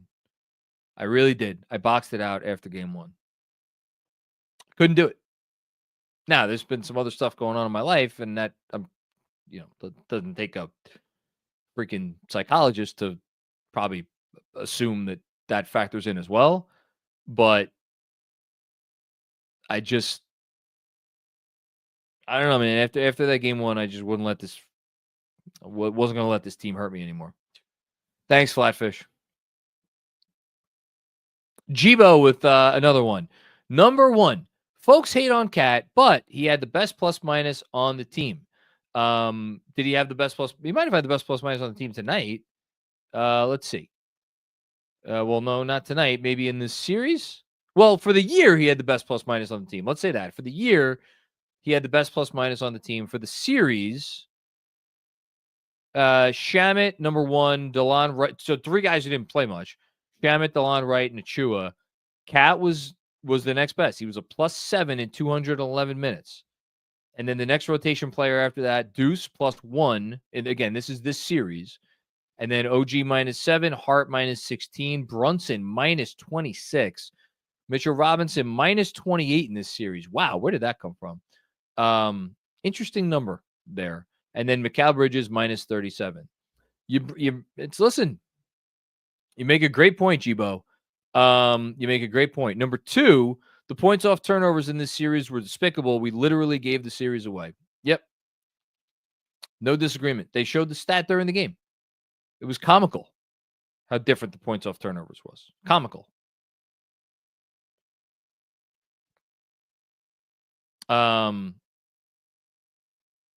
Whoa. Luchasaurus. What's going on, Luchasaurus?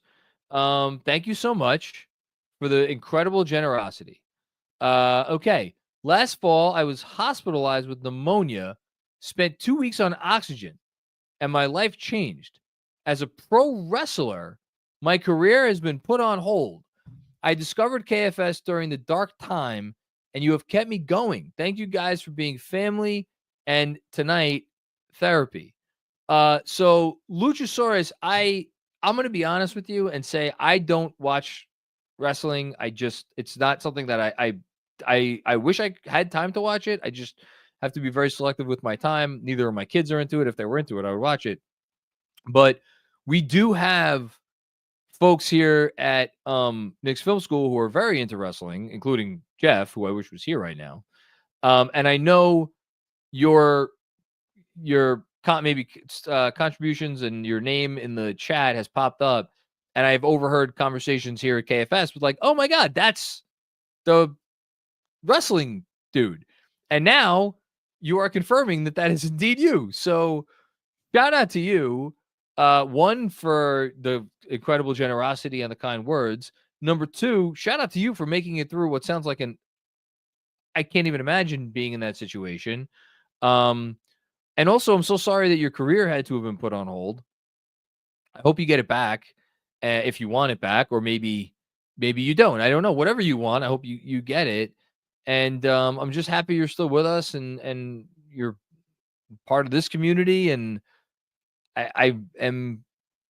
you're welcome, I guess, would be the only other thing to say. Thank you so much for this in so many ways. Jessica with another one.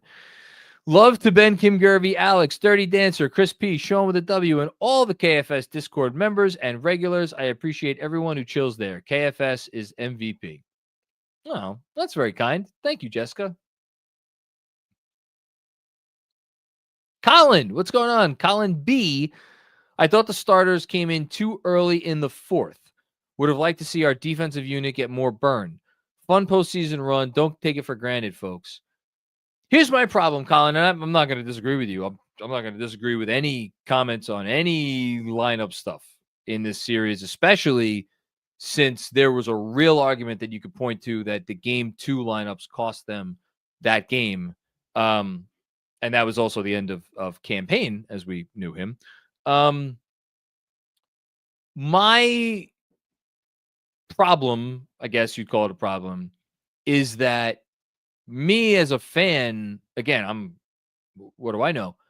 By the end of this series, I wasn't sure what lineups I wanted to see. There were moments tonight where I'm like, just get Karl-Anthony Towns off the floor. That was about the only strong feeling I had tonight. I was like, just get Karl-Anthony Towns off the floor. And that was really, there were other times in this series where I felt the same way. There were times where the Pacers were going on runs and a timeout wasn't called, and that was really frustrating. But I didn't know which way I wanted Tibbs to turn, because the numbers with Cat off the floor and with Brunson and Mitch in this series have not been good. So it's all right, well, you take Cat off the floor. What do you, I don't know. You might be right. Maybe he did bring him in too soon. I'm not sure. Thanks, Colin. Rob DeLuseman, what's going on, Rob? JM and our man Andrew, thanks for giving this Knicks fan a home for the 3rd straight season. I'm too disgusted for much else. Much love and respect to all the KFS folk. You're very welcome, Rob. Thank you for making Knicks Film School your home. We appreciate it. I appreciate it. We're not going anywhere. We are going to be back and better than ever. I promise you that. Thank you, Rob. 27. What's going on? Josh Hart is... What fruit is that?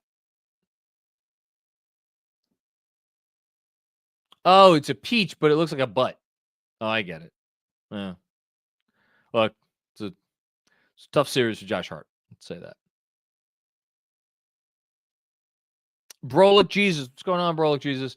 This was a generational run, and I'm proud of them.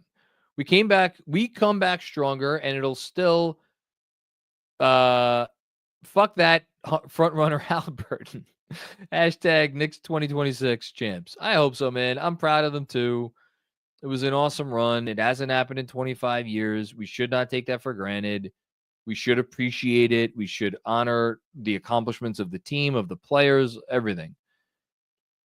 It was also frustrating and all of the things. It was everything. Thanks, Prolic Jesus. Anthony Sixto, what's going on, Anthony? Got COVID while visiting Paris. That sucks. Sorry. Mostly stuck in a hotel, but still got 1.5 days of amazing views and food after I recovered. This season felt like that. My Jeff analogy. Thanks, KFS, for a great season. You're welcome, Anthony. Man, what did this season feel like? I don't know. I don't know. I'm going to think about that one some more, but that's a good analogy. Thanks, Anthony. Hey, Kevin Danishevsky, the recipient of a Masters. We are very proud of him. Great work all year. J-Mac, that's me. Hope you get some rest. Yeah, I'm actually feeling pretty good. Good seasons, weird because I'm acknowledging that, but I think changes need to be made. Yeah, I think everybody, even people who are like very high on this group and like very complimentary this year and the whole thing, I think everybody probably feels like some changes have to be made. We'll see what they are. Badowski, Ida Necktie, Indiana. I think I got that right. John, Andrew, Jeremy, Benji, DJ, Sean, Jeff, all KFS. Thank you every day. Been that way for years. Often one of you make me grateful. I'm not taking crazy pills. Thank you, KFS. Do get Dante. Badowski, thanks so much, man. Appreciate you so much. And go get Dante. Yeah, I wish we could get Dante. I would love Dante DiVincenzo on this team. I know we didn't have a great playoffs, but I would love Dante DiVincenzo on this team. Again. Yeah, I don't know. Crazier things have happened. Thanks, Badowski. Appreciate that, man. Sean with a W. They should all take game one to their graves. They will, I'm sure. Louis Monetti. What's going on, Louis? Thank you, KFS. You in these last two playoff runs have helped me through some rough times. First time super chat, loyal follower of everything you guys do. One day. Thank you so much, Louis. I'm sorry to hear that you've had some rough times.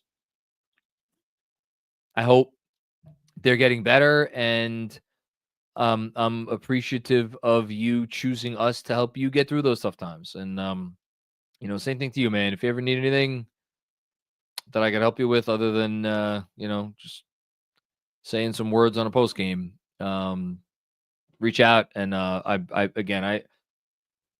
don't get to private messages with as much regularity as I used to, but I do at least try to answer everything. Unless something falls through the cracks, which I try to make sure it doesn't. But thanks, Lewis.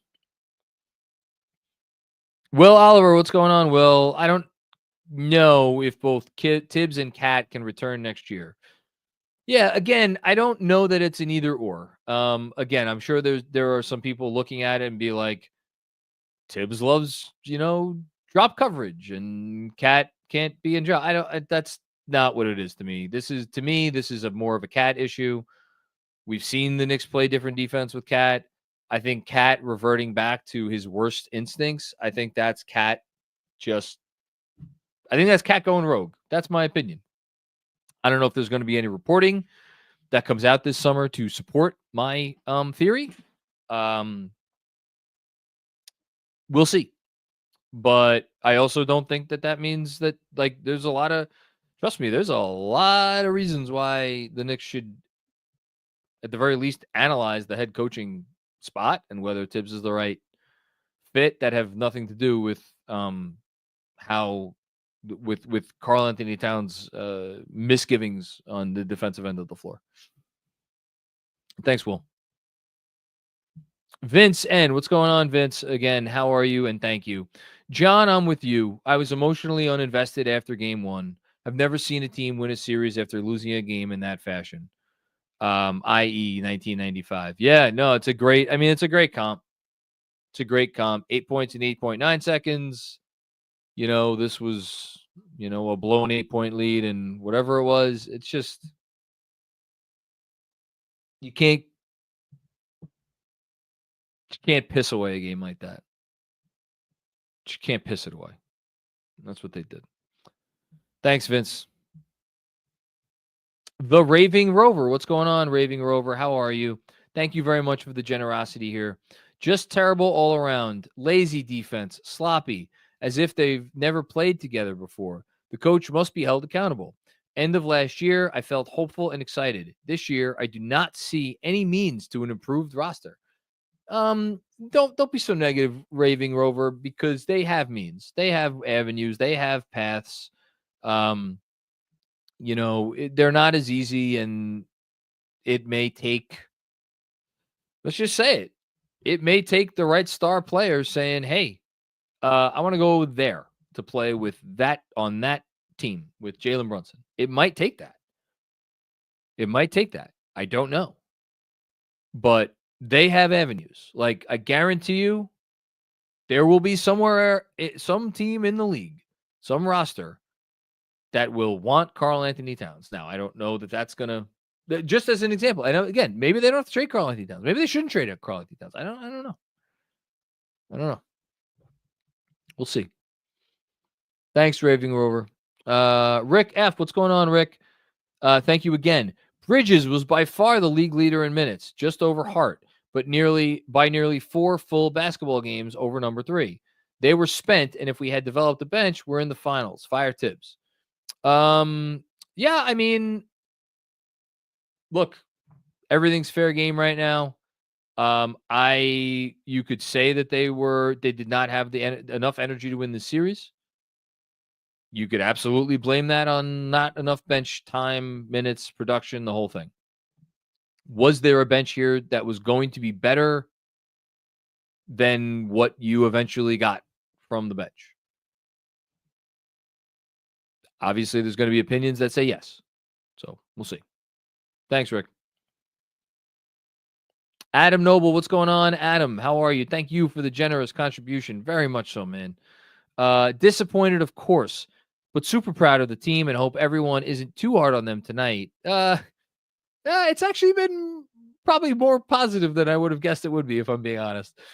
This season was another step forward in building a lasting contender. Can't wait for opening night in October. Let's go Knicks. I wonder what opening night's going to be.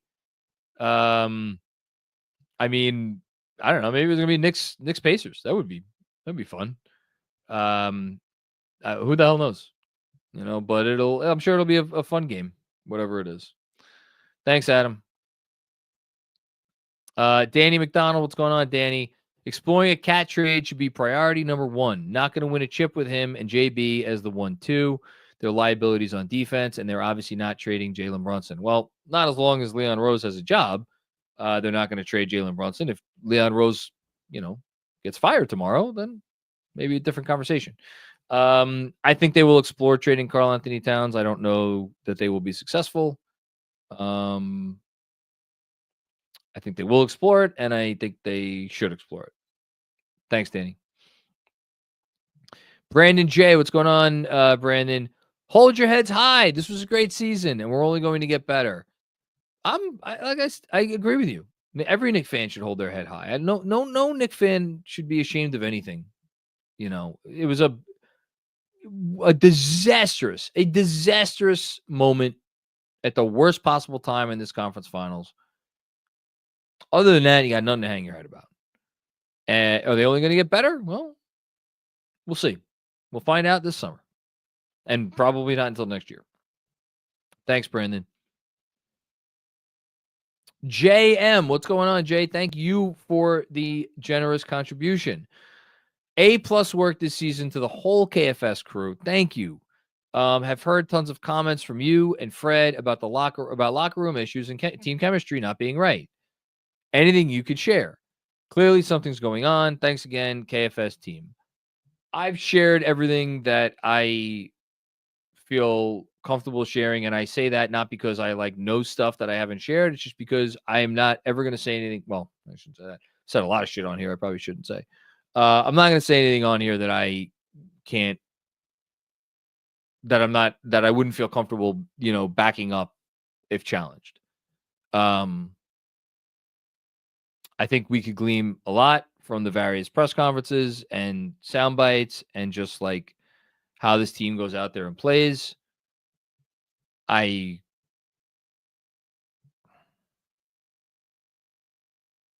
wonder how much any of those issues will dictate what they do this summer, which is to say that I am not sure that they will.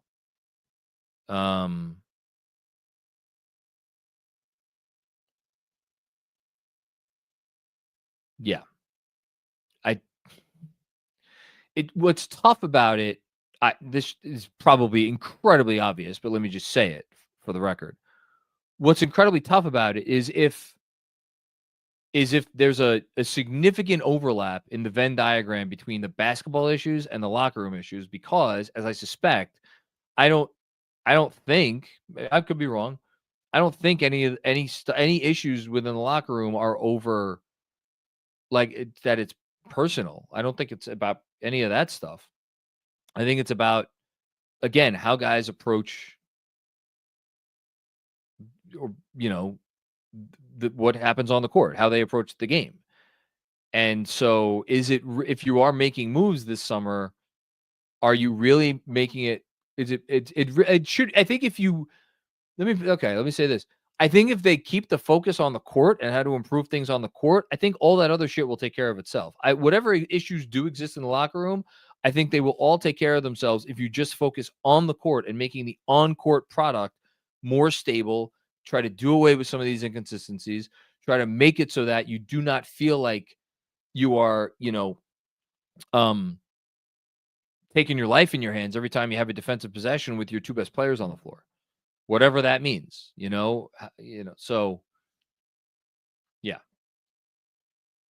Thanks, Jay. Parrish Duggar, what's going on, Parrish? Such a flawed team, so we actually overachieved, all things considered. We lacked multi-skilled guys, passers, shooters, critical thinkers, and coaching theory. Yeah, for such an imperfect team, they did make it pretty far, but I agree with you. They lacked a lot of those things. And I'm by the way, I'm happy you brought up shooting. It's going to get glossed over in this game, as it probably should. The Knicks tonight, 9-32 from 3. The Pacers tonight, 17-33 from 3. We're literally over 3 hours in this postgame, and we haven't brought up the fact that one team almost literally doubled the number of 3-point makes as the other team. And this series, I think if you want to look at this series as a whole, hold on, let me see if I can pull this up really quick.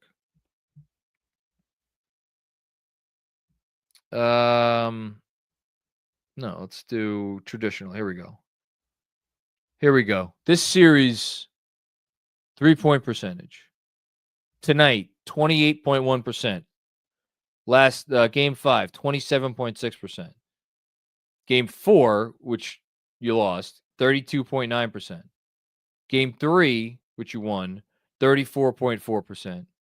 Game 2, which you lost, 34.4%. And game 1, which you lost, 32.4%. So there were 5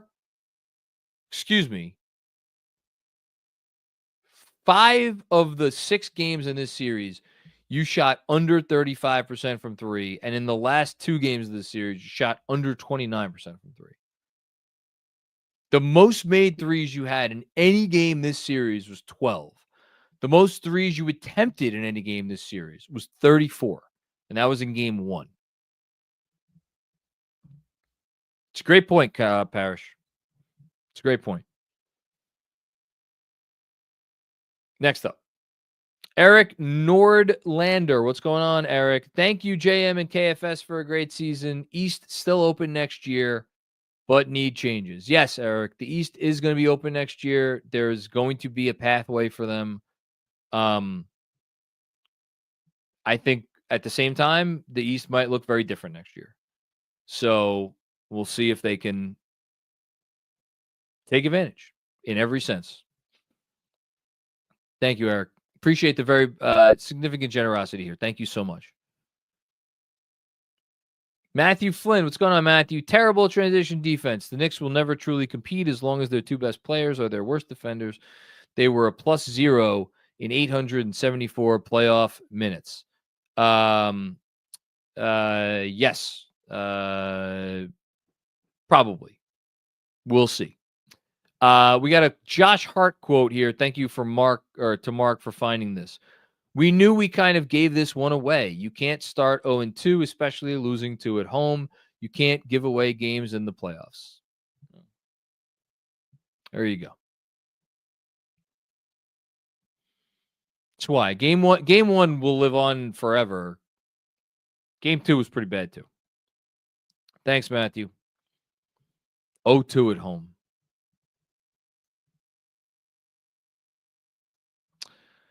Dennis D. Sabato, thank you, KFS, for enhancing this in every season for our community. You're very welcome, Dennis. Thank you so much. I appreciate you saying that. Thank you. That Pablo, man, thank you, that Pablo. You're not that Pablo to me. You're just Pablo. Very generous of you. Thank you so much. Bittersweet end to a frustrating season. Wasn't ready to let last year's team go. But going out this year feels like a relief, even though they accomplished more on paper. Thank you, KFS, for another fantastic year of coverage. You've earned a break. Man, I feel like based on that comment, I kind of want to take my pee break because I've been at this for 3 hours and 11 minutes. I feel so bad. Let me first comment on this, and then Mark will take over for me for a second. Hang on. So I find it so, and then this will be a good transition because while I'm peeing, you could very briefly share your thoughts on the season and your experience as a fan watching the season. But I just want to say this was so astute and genuine because I, like you, Pablo, was not ready to let last year's team go. And it was bittersweet in that sense, even though I was exhausted, like they were exhausted. This year, up until there was for a while, I thought I was going to open this final post game with thank God that's over. And I didn't because that didn't feel genuine either. And that's why I got on Robert, even though I get where Robert's coming from. Look, we can appreciate this team. We should appreciate this team. They did accomplish a lot on paper, but there was definitely a sense tonight, as it was very clear that their season was going to end, from me at least, where I was like, oh, now they can't hurt us anymore, and that's very real. On that note, Mark, I'm leaving you for 30 seconds. I'll be right back. Yeah, take your time. All right, I know that none of you come here to listen to me, so I'm going to preface my comments with that. I want to let you know that Andrew has let me know that all of the extra super chats that we get from tonight, we're going to be looking into building an actual urinal for John underneath his desk. That way, you never have to see someone like me come up and fill time when he actually has to use the bathroom. What I will say to Pablo's comment and I believe, and I was just informing the audience about how we're going to allocate our funds that we're making tonight in order to build an actual urinal underneath John's desk. Oh, yeah. He never has to leave. And I just figured that they would appreciate that strategic thinking that you come up with. And I appreciate it as a fan. I think a studio with a catheter might go a long way, or maybe Exactly. if there's an adult diaper company that Oh, wants to yeah, sponsor us for next season, you've got some pretty big competition with the fine folks over at Fanatics Sportsbook. But if you want to make an offer, we'll always listen. That's for sure. I hadn't even thought the adult diaper route, but now that you mention it, that is a very smart and strategic route to go. We're all getting up there in age, Mark. So might be that time, unfortunately. Yeah. So mean. Thank you, Pablo. No. By the way, very generous contribution. And apologies earlier, hours earlier, folks, for how bad my internet was. I'm gonna hop off stage and let you guys work. Okay. Is that cool? Sure. Thanks, Mark. Yeah. All right. Yeah. Thanks, Mark. Hi, John. What's up? How's your night? Fine. Good. I'm glad. I would have loved the Game 7. Obviously, finals would have been cool. It's it's fine. We had very similar experiences in that our wives both had the realization that they get us back now that the playoffs are over, that it was a disappointment, and they offered their condolences. And once they realized that we were both kind of over it, we both had happy wives all of a sudden. Now, the offseason is a thing, and Jeremy has already got stuff on the grill, on the stove, whatever you want to call it. But the fact that post games are done, there is something to that. Delora was genuinely disappointed. She was actually, I don't know if I would say she was upset. She was like borderline upset, but she was sad. She was sad. That's sweet. Yeah, it was. I think she knows. She's seen the depths of my fandom as much as anybody other than you, probably, as much as anybody. So she knows how much mental work it has taken to get myself to a point where I can function as a human being in the world whilst doing this. So, she gets it. And that's why I think. So I'm just gonna say two things, and I'll let you get back to the super chats. Yeah. Okay. So the first thing, went and watched the game with my dad tonight. So Pastor Claudio apologizes for the Wi-Fi issues earlier, but with some recent developments in the Knicks Film School world, I was inspired to go watch tonight with my family. Awesome. Great. So that's great. There's that. Very cool. And look, I said this earlier, and I have no idea how the Wi-Fi was, so I'll just say this in one of my final things to the 2025 New York Knicks. You drove me up a wall the majority of this season, Knicks. Thank you for last Friday. Thank you for that party we got to throw at the demise of the city of Boston. Yeah. At the expense of Dave Portnoy and Bill Simmons and all of the Bostonians, and seeing them jump on the Pacers bandwagon was so funny that you've stooped to that level, that you will now jump on Reggie Miller's coattails and try to ride that to success because you won your only championship in the last 20 years, or the last 15 years, I should say. And it took everybody losing their best player on the road to said title. So we'll always have the defeat of the Boston Celtics and the party that ensued afterwards. And look, there is something in my mind to the fact that the Pacers had a pretty crushing collapse at the end of game 1 of the conference finals last year, their first conference finals since 2014, excuse me. And then they had fourth quarter final minute leads in game 3 and game 4 and blew both of those games. Yeah. And they can look at that sweep as a learning experience of we were right there and we had stuff go wrong. And then we ran it back with a goal in mind, and they looked like a team that's been through some stuff, and it made them stronger. Yeah. I have no idea if that's going to work for this team. if the experience of losing a series that you were more talented in and had the lead you did in game one will be the motivation you need to run it back, especially knowing the things that you and I know about this team, but we'll see if any of that makes it to the light of day. I will at least look at the learning experience that this team has as an opportunity, and I trust their best player. I trust said captain, who as much as many people are trying to take a victory lap at his demise, I guess, in a series he just averaged 31 points a game in. It's not about what he didn't do. It's about what the team didn't accomplish, and it's more about what the Pacers did. So I tip my cap to the Pacers, as frustrating as that is to do. And I thank this team that did accomplish something, even if it isn't the final goal that we all want them to accomplish. So very well said, sir. Thank you. Okay. Thank you. Back to the super chats, because there are still so many more. I know. All right. Parish Duggar. Here we go. Getting back to it. This team is too flawed for our base to overreact.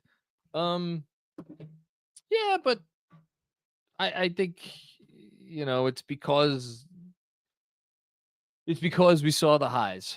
It's because we saw the highs, number one, and two, because of the investment of last summer and the feeling like this was supposed to be the core, And then the third part of it, obviously, is the Pacers part of it, which, even for all the respect all of us or some of us had for the Pacers, even me, who has all the respect in the world for Indiana before the series even started, before last year, I,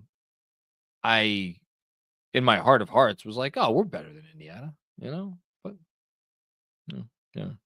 Thanks, Parrish. Jeremy Rosen, what's going on, Jeremy? Thank you so much. Very generous of you. Thank you. Thanks to the whole KFS team for all your work this season. You are very welcome, man. Thank you so much. Mango Man, what's going on, Mango Man? How you doing? Call it pessimism or realism. If call it pessimism or realism. If you'll sleep tonight because you've seen this coming. These guys weren't ready. Oh, I get it now. It's early. Back to the drawing board. Season was successful. OKC would have slaughtered us. I think the OKC series might have been ugly. You could have told me that they win a game, 2 games. I don't know.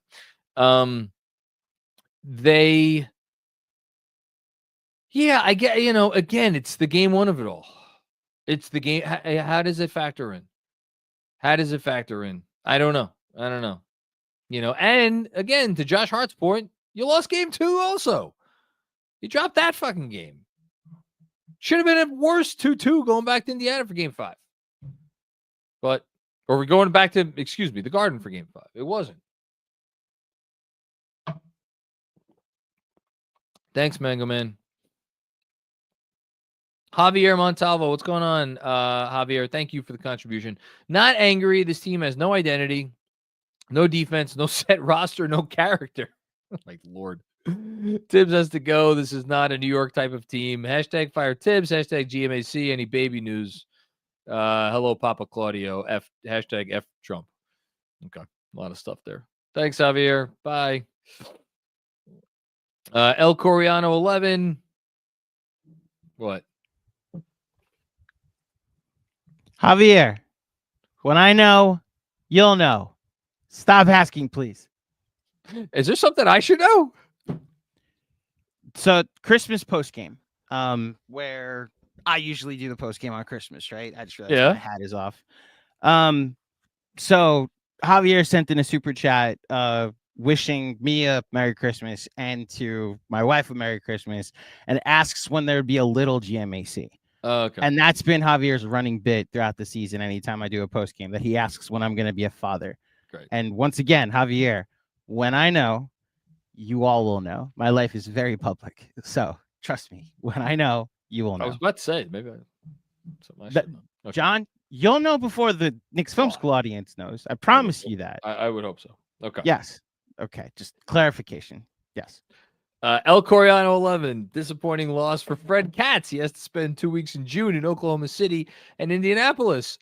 7 loads don't sound so bad to me. I mean, you'd have to ask Fred about that. I'm sure he has his opinions. But Shout out to Fred. That's all I gotta say. Ignacio Lobregat, what's going on, Ignacio? So glad they decided to ruin my Sunday morning by giving this effort. Bad play except OG. I hope Obi is never given a warm reception in New York again. Yeah, I don't really care about Obi Toppin. I mean, he was never someone that I latched onto in the way that a lot of fans seem to. I was kind of out before I started off kind of out and I never got in. But anyway, yeah, not good. Not good enough. Very bad. Bad all around today. Sorry, Ignacio. Vaz Callow, what's going on, Vaz? What a season and what a ride. John and KFS, you guys are awesome and made the season 10 times better. Oh my goodness, that's very kind of you to say. Looking forward to the summer free agency podcasts. Too early, maybe, but what does your gut tell you happens to Tibbs? If you're asking me right now, I think he'll be back. If you're asking me right now, I think he'll be back. It certainly would not shock me if he was not the head coach next season. Would it surprise me? Would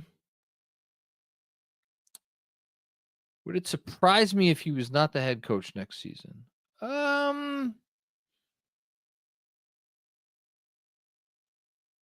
Slightly. I would be slightly surprised if he was not the head coach next season. Yeah. But yeah, if you're asking me right now, my guess is he's back. I should go without saying I could be wrong. Thanks, Vaz. Appreciate that. CJ Cervantes, what's going on, CJ? Thank you so much. The generosity tonight. I mean, I forget how it goes with these last, post games of the season, and I really wasn't sure how I was going to go tonight because, again, this was not the sort of feel good ending of like last year. I mean, it's never all feel good, but like I don't know, this year felt different than the last 2 years, and still people are going crazy. Thank you, CJ. We weren't supposed to be here. Proud of this team for fighting all season. Huge shout out to the Knicks and big time love to the KFS team. Keep up the awesome work. Finals next year. Thank you so much. Again, I love the way you phrased this. Proud of this team for fighting all season. All of the reasons why, like, I'm not going to repeat what he said, but like you get a super chat like you got a couple super chats ago. And again, like all that stuff is earned because, again, we've all been sitting here and watching this team, and to sit here and pretend like, oh no, they weren't that frustrating, or no, it's just they ran into a better team. No, they were frustrating as all hell. I was here for it. And it wasn't just the negativity of like post games where like people are angry or whatever. No, I was frustrated. I was annoyed. It took its toll. But the fact that was the case, and that they were so frustrating, and that they did have so many misgivings about them, and things that stood in their way, many of which were self-imposed, and the fact that they still got to 51 wins and the conference finals and beat the defending champion Celtics in 6 games, like, is a testament to their fight. And it is a testament to this organization. And I know no one wants to hear it right now. It is a testament to the coach as well, because he's part of it. And it's all the players on the roster, including the guys that, we're talking about, like Karl Anthony Towns trades tonight. Cat was part of all that too. He was a big part of it. A lot of that stuff doesn't happen without Cat or anybody on the roster. Anybody you want to point to, they were all a part of it. They all fought. They all refused to go down meekly. they kept their chin up. Brunson goes down for a month. The team didn't fold. The team excelled without Jalen Brunson. You know, they had a lot of opportunity. Detroit. They had an opportunity against Detroit to go down in a fashion that would have been, oh my Lord, talk about depressing. And they didn't. You know, game 1, Boston, game 2, Boston. Like, so many opportunities they had to just give up the fight and let go of the rope, and they never did.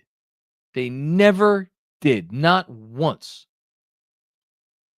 Up until the very end. And again, even this game, the way they lost this game and everything, I'm sitting here and I'm like, this should not have been the game to end their season. And you go back to game 1. They fought. Give them that. They fought. Thank you, CJ. Quick, again, Mark, thank you for finding this. Ian Begley is an Ian Begley tweet. Losing this game, we really felt confident coming in. Overall, this season, it felt like a lot of stuff throughout the year got exposed now. That's Deuce with Pride. Sorry, I should say. Deuce with Pride said that. It felt overall this season, it felt like a lot of stuff throughout the year got exposed now. Oh, that's Deuce. He's not like, I mean, I'm not gonna say he's not media savvy, but like for Deuce to say that, maybe raise an eyebrow. Ja with another one. What's going on, Ja? Seems it wasn't fair to ask for consecutive defensive performances. Never thought the cat pairing would translate to a ring under this coach. They could run it back if they believe in rookies. But I don't think the rookies are going to factor into whether or not they have Tom Thibodeau and Karl-Anthony Towns back on this team. Thanks, Ja. Either move Cat or Tibbs, and there's an easy path. Again, I don't view any path as easy. I don't think that there is such a thing as an easy path for this team. I think all of the paths are going to be laden with difficult questions. I don't think there's an obvious answer. I don't think that doesn't really exist for any team. You know, we'll see how Oklahoma City does in the finals. They're about the only team that you could say that about. Thanks, Ja. Jesus Romero, what's going on, Jesus? Hello, Knicks Film School. You guys had a great year, and you fought till the end. Look at it this way. There is always next year, and the year after, and the year after. I'm guessing Jesus is a Pacers fan or not a Knicks fan. If you are a Pacers fan, congrats. I hope you enjoy your run to the finals. You earned it, and I hope you lose in 4 games. Uptown Hoodie, what's going on, Uptown? The team never reached championship consistency. The Boston winning games 1 and 2 were oddly stressful because it was a jarring ride back up the roller coaster that would surely come crashing back down. I don't know. That's not how I was thinking about it. I was just happy to get those wins. I was happy to beat that team in the way that they beat them. What a wild couple of games that was. I mean, just unreal, those 2 games. Nothing will ever be able to duplicate the feeling of those 2 games happening back to back. Truly. I could be alive for another 50 years watching this team. And I don't think anything will ever duplicate games 1 and 2 in Boston. Thanks, Uptown. Appreciate the generosity there. The Raving Rover with another one. Also, thanks, John and KFS, for giving us space to share, feel connected, and escape. I mean, you'll always have a space to share here. I hope we help everybody stay connected. Are we an escape? I don't know. Are we an escape? I mean, our goal is to design Knicks content so that if Knicks Film School was the only basketball content you consumed, and all you wanted was content about the Knicks, that we're your one-stop shop. We got everything covered. That's always been my goal. And without any of the stuff that, gets you too depressed, So if we've done that, then that makes me really happy. Thank you, Raving Rover. Parrish with another one. Hopefully fans stop the fake outrage tone. It's Cap. I don't, outrage. I don't know. Is that what's going on? I'll take your word for it. Dom with another one. I have no idea what to root for in the offseason. What say you, John? Like rooting for? What am I rooting for in this offseason?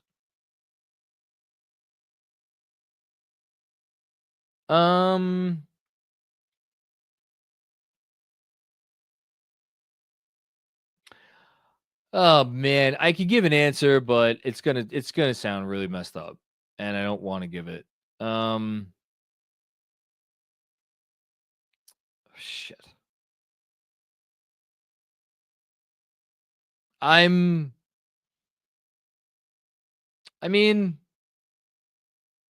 the Giannis guy's pretty good. That's an obvious, but that's so obvious. That's obvious. Like, am I rooting for them to trade Karl Anthony Towns? Can I just say, am I flatly just rooting for them to trade that player?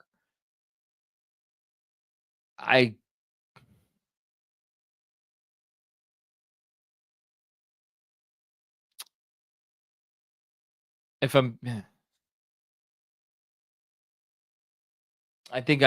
being honest, I'll say yes, but and I don't feel great about it, and I feel like if there's a lot of ways you could be critical of that statement, and I don't feel great about myself for saying it. But that's what I'm rooting for, probably. Thanks, Tom. Nick Greenberg, what's going on, Nick? Would have signed up for beating Boston and the East Finals. That said, woof. If they keep Cat, lose Tibbs, plays one lineup 48 minutes a night and no chemistry.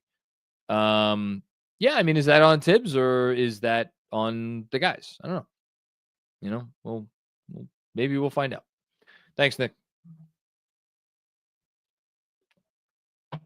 Ignacio with another one. Thank you again, Ignacio. On a serious note, thank you for the season. Been a lifelong fan of the Knicks, and with very little to no Knicks fans over here. Is this the Philippines? Yes, it is the Philippines. You guys in Knicks Fan TV help me feel not so alone as a fan here. Let's go Knicks. It's our pleasure. Knicks Fan TV, just an absolute. I mean, they are as important a content creation hub, of a fan created and driven content creation hub as there is out there. Honored that we both share this space and we kind of do things our own way, and there's enough room, for both of us, which is fantastic. Because I think, again, if you're a Knicks fan halfway across the world like you are, Ignacio, and your choices are limited.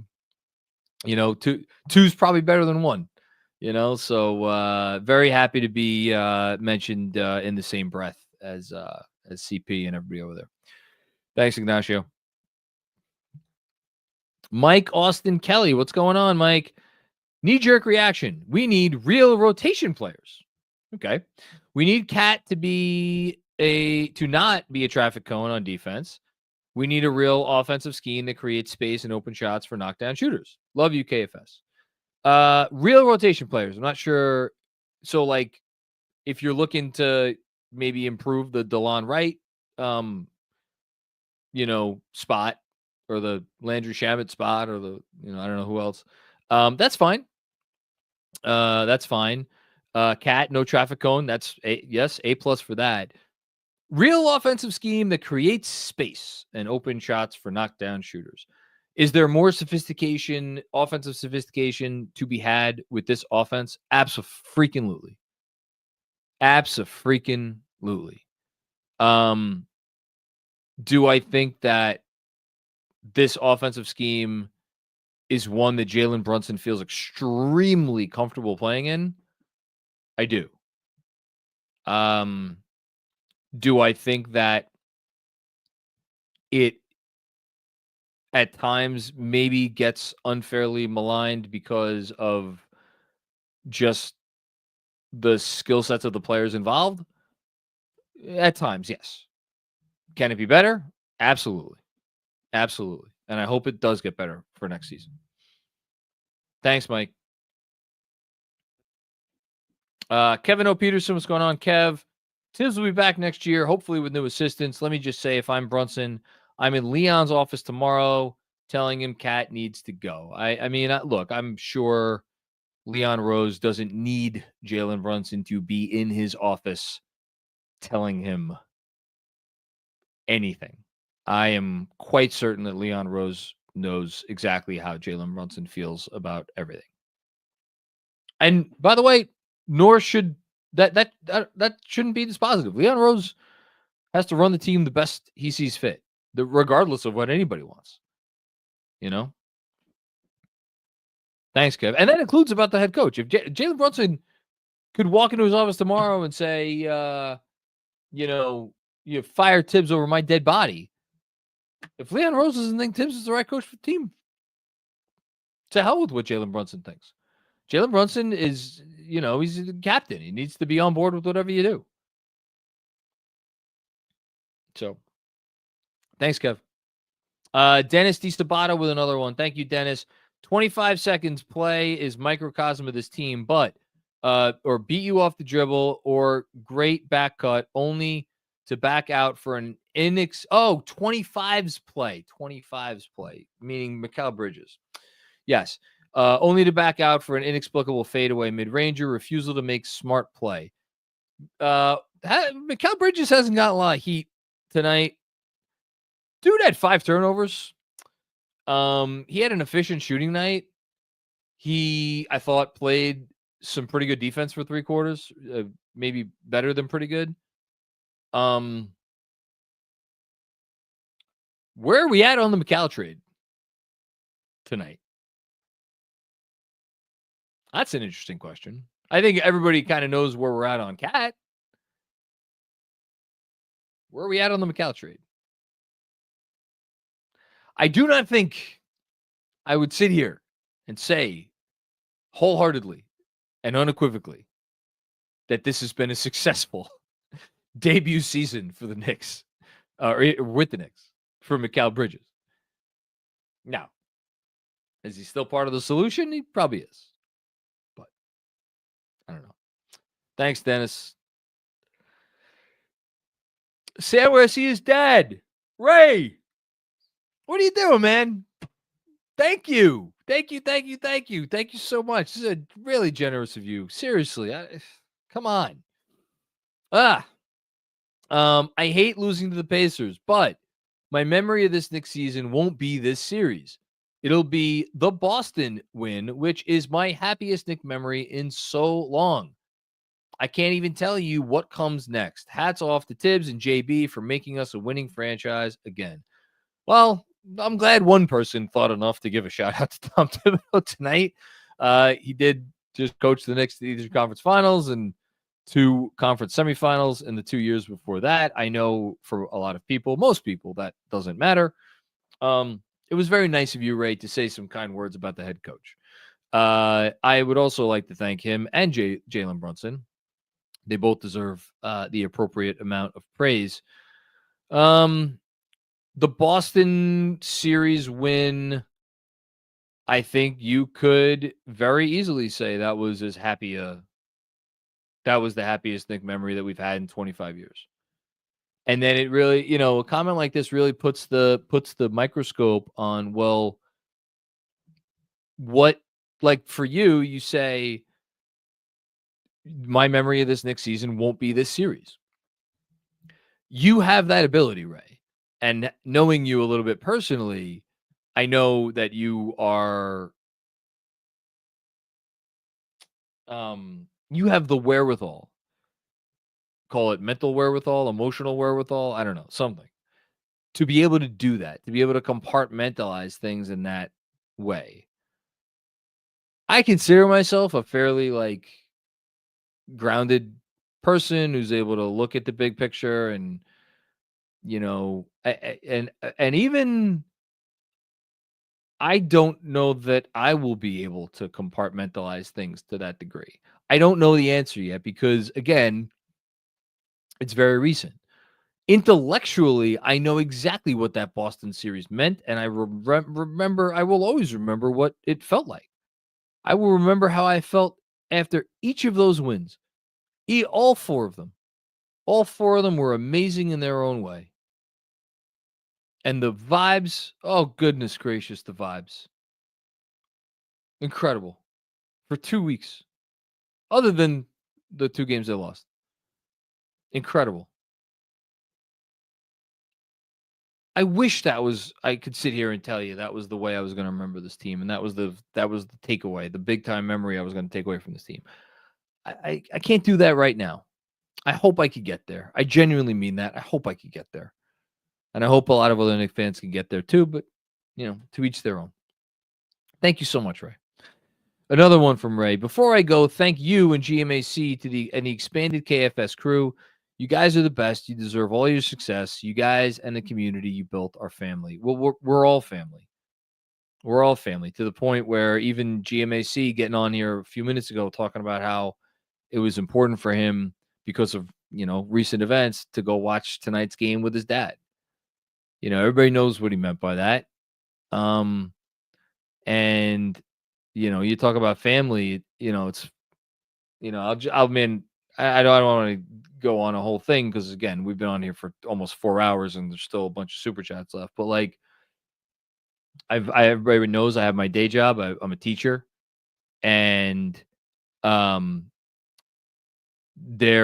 than my principal and my principal secretary, who I had to make aware because I, was down in Florida for a day. There's not a single person in that building who's aware that my father passed away 8 days ago. And that's because they're work colleagues. I've worked in that building for 10 years.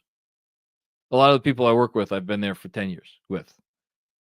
And I don't feel nearly the closeness that I do with pretty much any of them than I do with all of you, including you, Ray, by the way, and we actually had an opportunity to watch a game together, just us and your son Sam, and it was what a fun day that was. It was a great win. Even people I've never met and I will never meet, who I'll never see their face, I'll never hear their voice. This is family. This is as close to family as it gets for me, other than like my wife and my daughters and my mom and, some select other few members of my family. So is that crazy? Yeah, probably. It's probably crazy, but it is how I view it. And you can't fake that. And I'm just really, thankful and happy we get to do this together. I'm also happy we get to do this together. Hi, Ray. It was good to see you at the one watch party that we got to see you at, as well as you, Sam. I will just add a quick 10-second let's go Mets. I look forward to enjoying what's left of that baseball season, which is a lot of good baseball upcoming. And yeah, I'm happy that you're part of this family as well. The entire Garcia clan. You're back. That was very nice of you, Andrew. Of course. Let's go Mets. Let's go Mets. Here we go. Charlie Boy third. What's going on, Charlie Boy? Thanks, John and KFS, for helping us make sense of a weird season. Yep, it was weird. Really appreciate you. Only thing I could think as time was winding down was I can't do this again next year. Hoping for meaningful changes to this team. This is not a season that I don't know that I want to relive this season. I don't know that I want to relive this season. I'll just be honest. This was tough. It was great, but I don't know that I want to relive it. Yeah. Thanks, Charlie Boy. Dom with another one. I guess it's safe to say that I may still be wondering the what if on January of 2024 team is a little bit of an indictment on this team. Fair or not, it is what it is.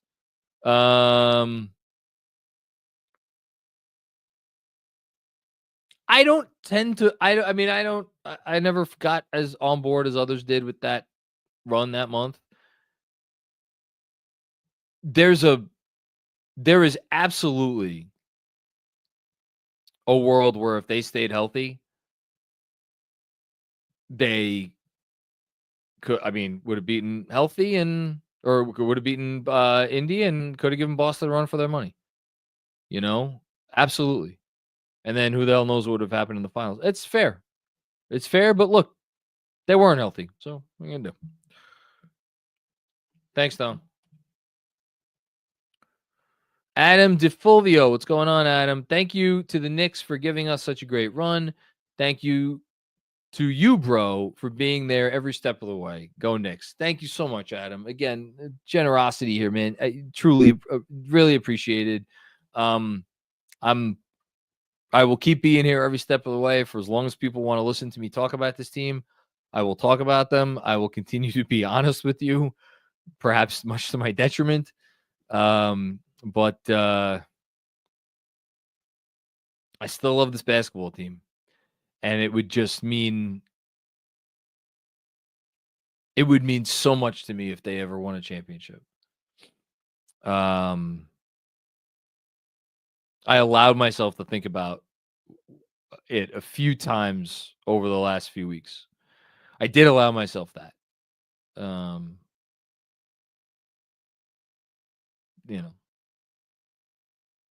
One day.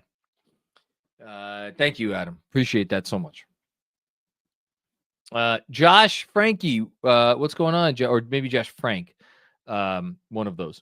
Thank you for the generosity here, man. Thank you, KFS, for the season. If you told me at the beginning of the season that the Knicks would have made the Eastern Conference Finals and beat Boston on their way, I would have signed for that all day.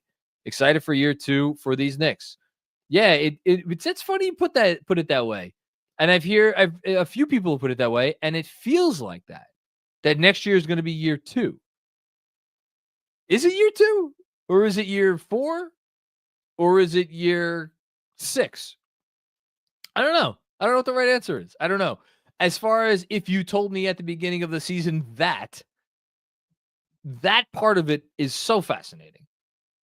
If you told me at the beginning of the season. I'll say this. If you told me at the beginning of the season that a healthy Knicks team would lose to the Indiana Pacers,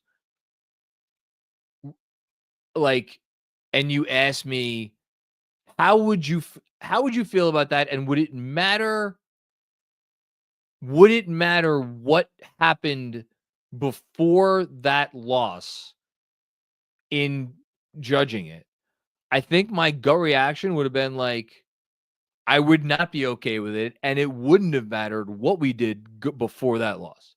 So, that's kind of like me playing the devil's advocate here, Josh. But you're not wrong. If somebody had told me that before the year, I would have been like, "Oh, great, awesome." I think it's just it all goes into that this team is so weird and crazy, and there's nothing else really like it.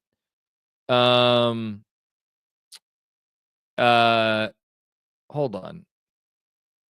What is this? Hold on. Can I read this on? I'm just going to ask him. Can I read this on the post game? Next up. Kevin with another one. Thank you for this year, KFS. I look forward to seeing Benji and Jeremy cook up potential cat trades this offseason. Would have been Knicks in 6 with Isaiah Hardenstein. Well, the where would this season's Knicks have been if they had Isaiah Hardenstein is a conversation that is a fascinating one and one that I will not spend 1 second thinking about because there was no way for them to keep him.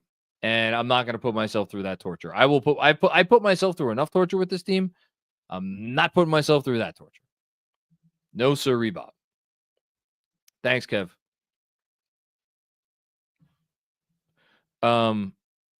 Okay. Is this Fred? Hold on, Andrew, if you're listening, or somebody.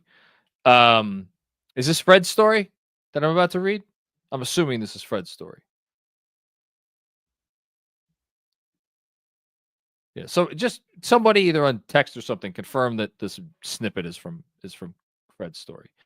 No, not you, Mark. Okay. AV the Don East is wide open next season. No need to panic.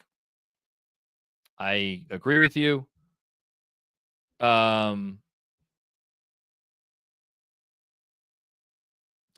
Okay. Next up, ML Nair. Towns was just awful. Every game he loses focus, and you can't play like that. Your back's against the wall. Can't start the third like that. No, you can't. You can't do that. You can't play like that. And it's not good enough. Okay. I'm gonna read this. This is Fred wrote this, Fred Catz. This is from a story from Fred. High expectations weren't just grand outside the locker room, they were permeating inside of it too. New York's ability to be connected as one rarely matched New York's ability to be connected as one rarely matched the individual talent on the floor. The latter was just so great that it covered up the team's flaws on most nights. Publicly, Knicks players made veiled comments all season about poor communication causing their inconsistencies. Behind the scenes, they and coaches expressed frustration with Towns' defensive habits, less concerned with his talent level and more with his process on that end. Too often, Towns executed incorrect coverages without communicating why he did it.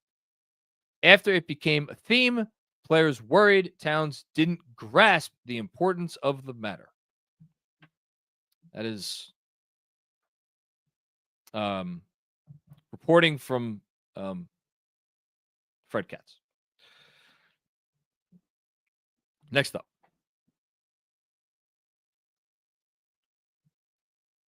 Benficamad? Benficamad? I don't know. I got that wrong. This team will always be known as the choke job squad. Some of them can't come back next season. Change is needed. And yuck, that Chelsea jersey. I don't even know what. I wouldn't know it. Chelsea. I mean, assuming that's the jersey that Jeff was wearing. That's all. That's what I could assume. Yeah, they'll make some changes. Thanks for that. Parish Duggar, a final 3-team, John. So praise the whole team, John. I mean, I'm praising them. I'm even praising Cat, who's getting killed here. He was really good. He was an all-NBA player this season. But it's about what do you do to make yourself a championship team as opposed to a final 3 team? And that's the question. And that's a hard question to answer. We'll see.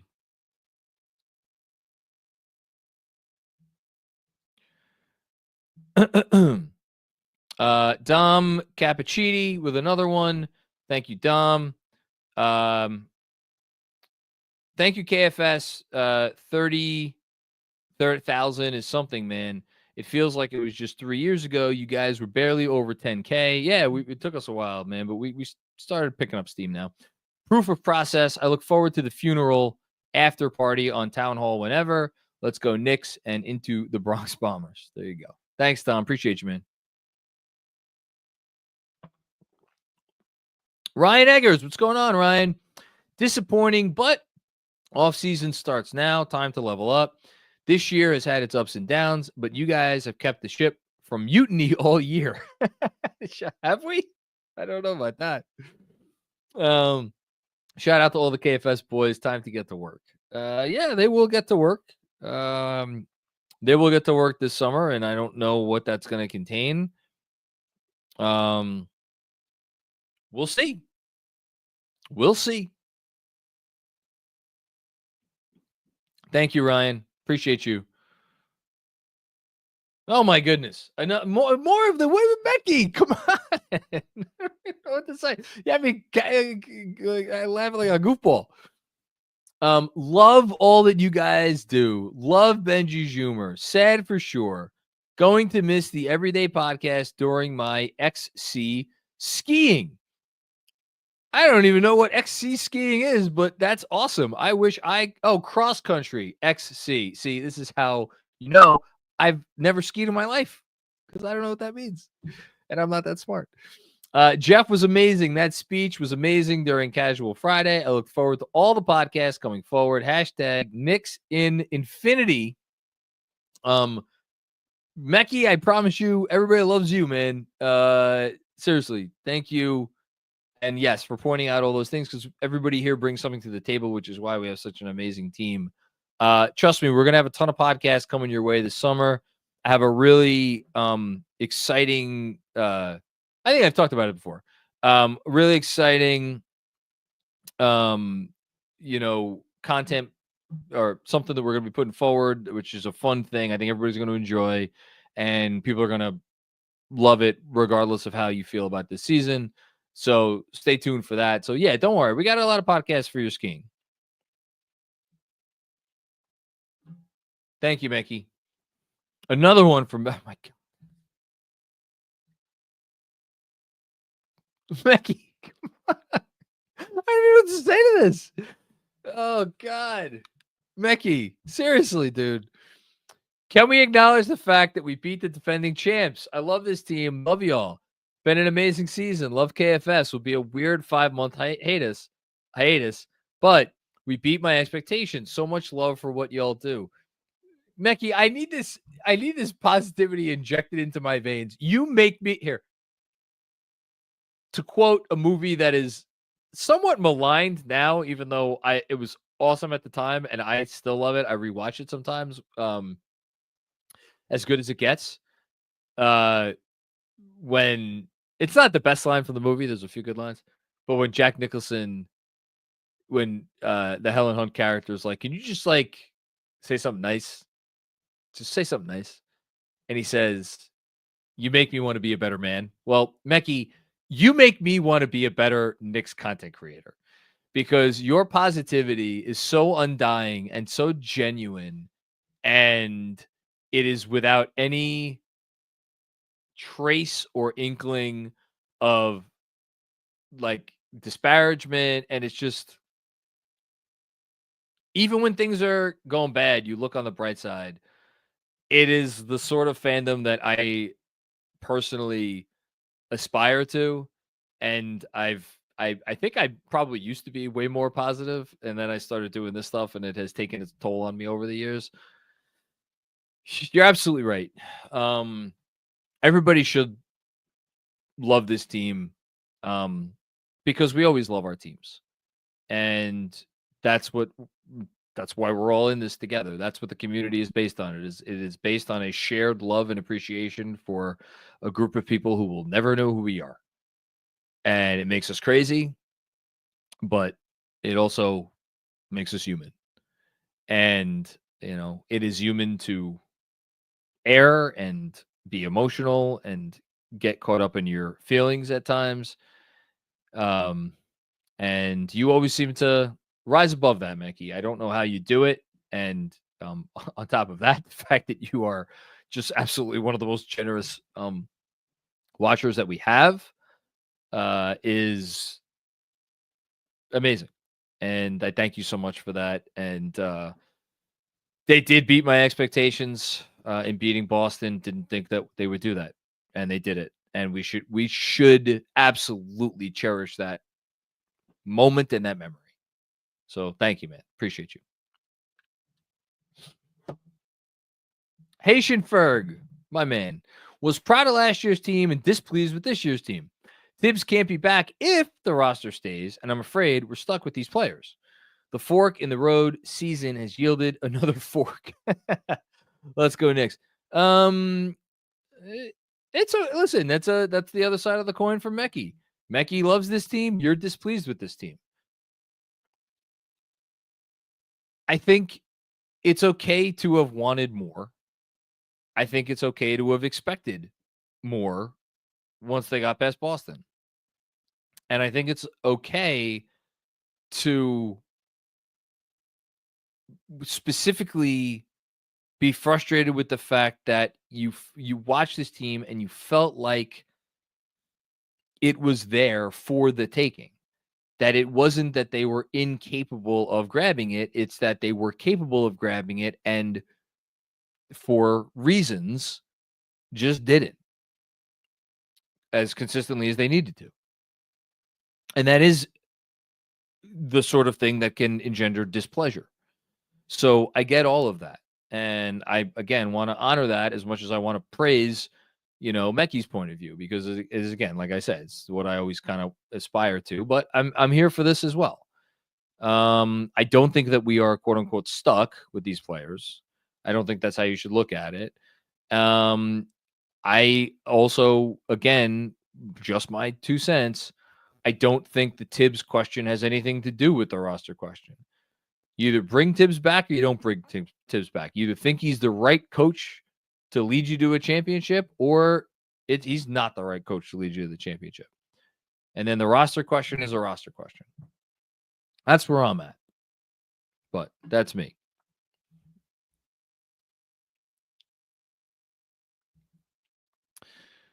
CKF, what's going on, CKF? If they have the talent but are their own worst enemy, is it a coaching fault or is it a bad fit within the roster?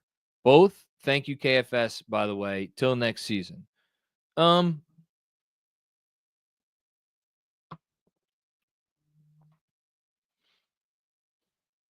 That's a great question. I think it's mostly the pieces on the roster did not fit as well as they needed to fit. There were things I think the coach could have done throughout the entire season to make it so that they were not their worst enemy as often as they were their worst enemy. And I think that is the reason why there are a lot of people today who want to see the coach gone, because of the feeling like there were things that could have been done to have eased that specific pain and burden.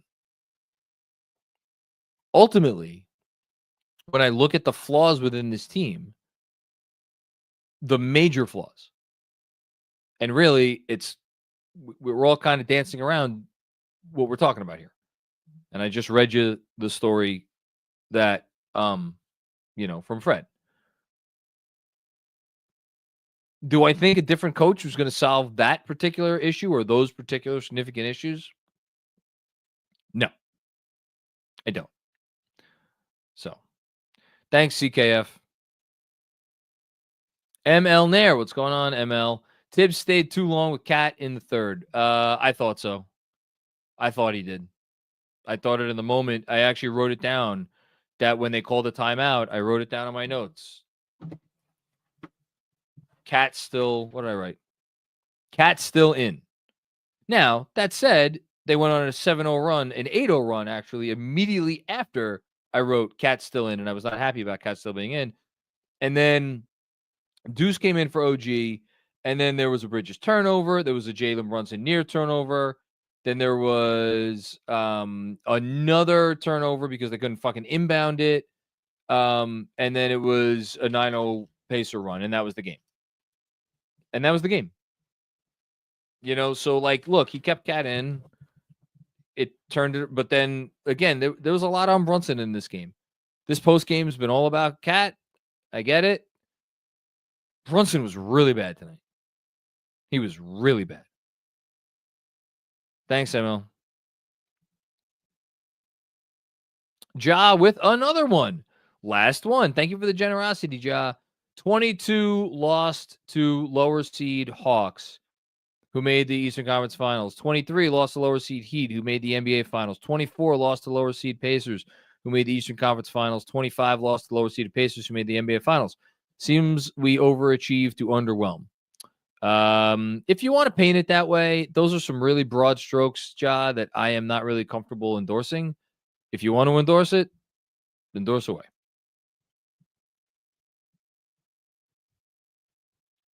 Kevin Danishevsky, acknowledge I was right about Beatty, Andrew. Love you. I don't. Jesus. Do we really have to do baseball? It's 3 a.m. What is he? I mean to say? I have no idea. You could say nothing and just move on. Brett Beatty's been awesome. I said he would be awesome.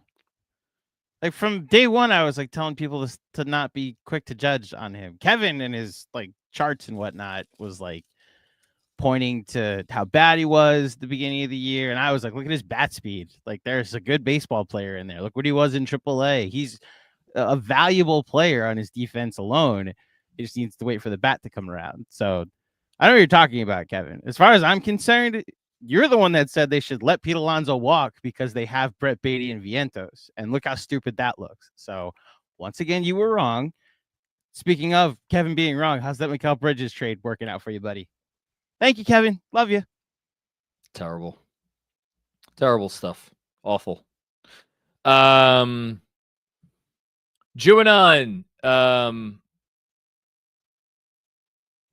TNT, Rick Carlisle, and Adam Silver all had to work voodoo magic to kill us off.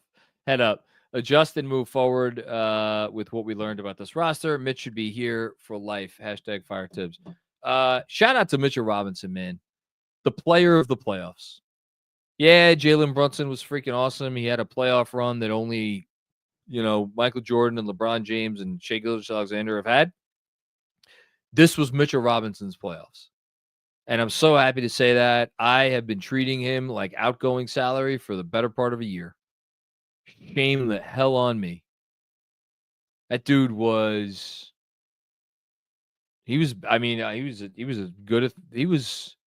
incredible. Incredible. And the only times where he wasn't incredible, it wasn't even his fault. It was when his teammates were trying to shove the ball or shovel the ball to him inexplicably against Detroit. Didn't make any sense in the moment. He was awesome. He was awesome. Thanks, Jonah. Richard Bailey, what's going on, Richard? John, where did this unseriousness come from? They weren't like this last year. Did Tibbs lose them a bit this year? I don't personally think that's what it was. Again,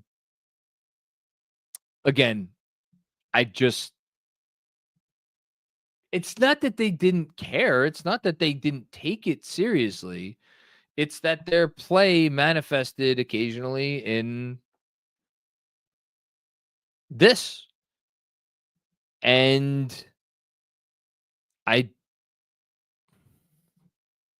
it's a different team, different players. I don't know. I don't know what to tell you. Thanks, Richard. Dan Hidalgo, the Knicks need a bench scorer, preferably a wing. Well, so does every team in the league, Dan. Thanks, Dan. Kevin O. Peterson with another one. OKC in 5 or at most 6. Silver were assigned Foster to critical games to extend that series. Would have lost to them too, but would have been nice to be us. Yeah. No disagreement. Thanks, Kev. William E. What's going on, William? It was not about game 1. Team was always flawed. Cat ruined the pace and grit. Brunson, an undersized and outmatched number 1 playmaker in final boss phase. I will not have that level of Jalen Brunson slander. Not when this guy has done what he's done for this team. I appreciate you're frustrated. Jalen Brunson could absolutely be the guy that leads them to a championship, and he could be the best player on the roster as he's doing so. He's fully capable of that. There's a lot of stuff wrong with this team this year. I understand Jalen Brunson's defensive deficiencies are a big part of why they were not able ultimately to be successful. I will ride with that guy until the end of time. Thank you, William. George Pinger, what's going on, George? How you doing, man? These Knicks gave us great moments. They were rarely fully in sync, but I will remember this season fondly. Shout out to KFS, Vizini, Hansraj, Deidre, my Harbor family, Cheddar, Lucian, Billy. All right, we got a lot of shout outs here. Giddy up. I love it. I'm glad you'll remember the season fondly. I'm going to try to as well. Another one from George. Also, my hometown PSG are European champions for the first time ever. Congratulations. So shout out to my Paris crew, Chris, Bootsman, JIK, Bignor and others. We outside. Fire soccer emojis. I love all that for you, and I'm very happy. PSG. What does PSG stand for? Something soccer group? Professional soccer group. Oh, no. Paris Saint-Germain Football Club. Oh, Paris Saint-Germain. That makes sense. That makes sense. I'm not very smart. Not very smart. Rick F with another one. Think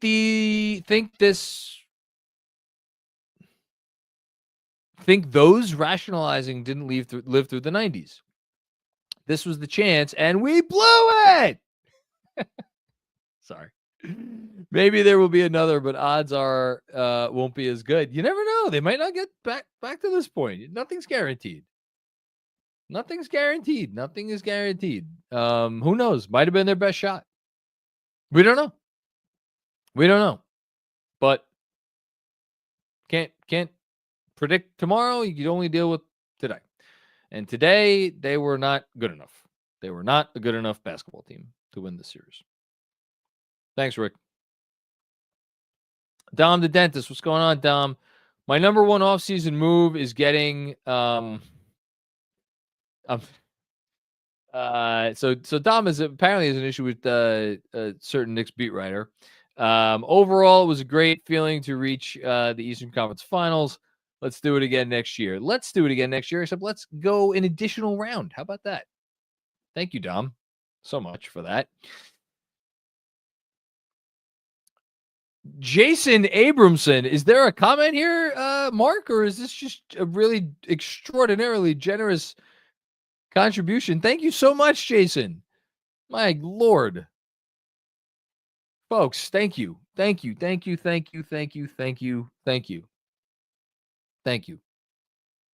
Sheldon Gomes, what's going on, Sheldon? Better for my health that we didn't pull a miraculous 3-1 comeback. OKC series would have killed all my joy. Exhausting season. Thank you, fans and KFS. I would have felt the same way about the Oklahoma City series as I felt the way about the 1999 finals myself. I would have gone into that series thinking maybe not that they wouldn't have had a prayer, but I would not have gone into that series expecting to win it. And it would have been different because then with the Boston series, didn't expect to win that, but I was like, oh, if they lose the series and they lose it badly, it's going to be a really unpleasant offseason. If they made it to the finals and they got beaten in 5 by OKC, I think it would have been hats off, like, great job, like, whatever. Whatever. Anyway, it was an exhausting season. Thank you. Appreciate you, man. David Crockett. What's going on, David? You got to get your heart broken before you can win. Doug Collins. Thanks for everything, KFS. This season wouldn't have been the same without the whole crew. Well, it definitely wouldn't have been the same without you, David. You've been one of my favorite people to interact with since I started doing this work because I just respect your takes and your thoughtfulness when it comes to many things, but especially the Knicks. Yeah, man. We'll see. Is this gonna build them up, make them stronger, or is this gonna break them? I don't think it'll break them. I think they will be stronger because of this experience. Game 1 in particular, I don't think any of the players on this roster will ever forget that. I am curious what the roster looks like next year. We'll see.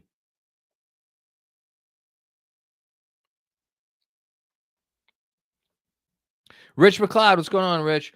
By the way, this is exactly why Knicks fans celebrate as hard as we do. We know better than anyone how quickly things can go south. Enjoy every good moment for as long as this team allows you to. Yeah. If there is one thing that I do not feel 1 ounce of remorse over, it is the fact that we celebrated like hell over every win this postseason and over every series win this postseason. Like, why the hell not, man? Why the hell not? Be crazy not to. Thanks, Rich. Jesse D. What's going on, Jesse? Excuse me.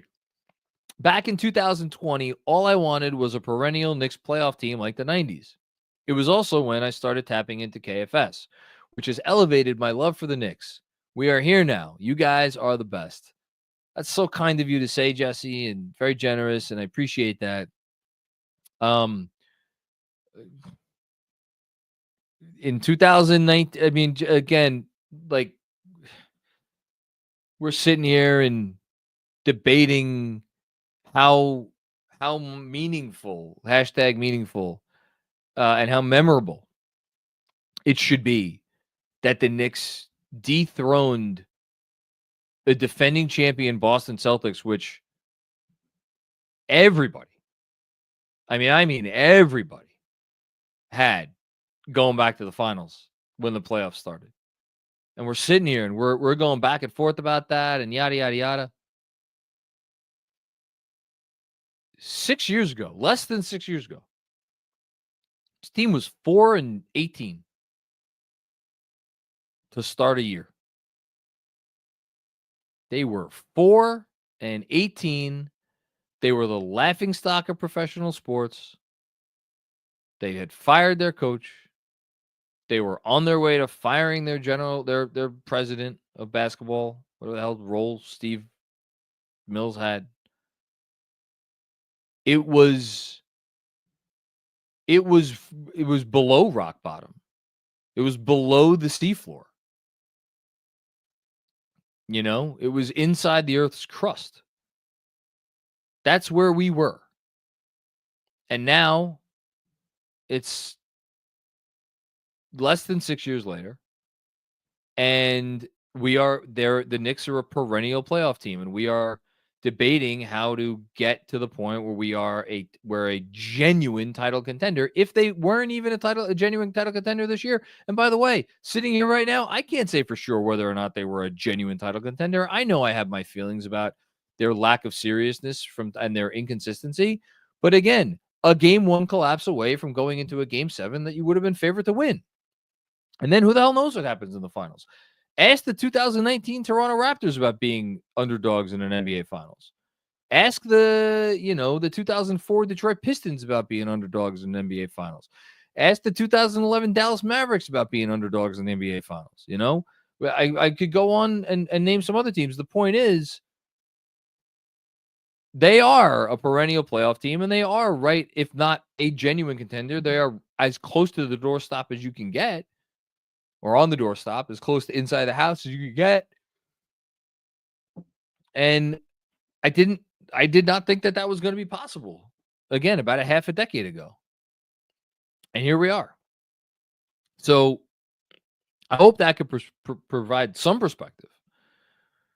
Because God knows it's going to be a lot worse.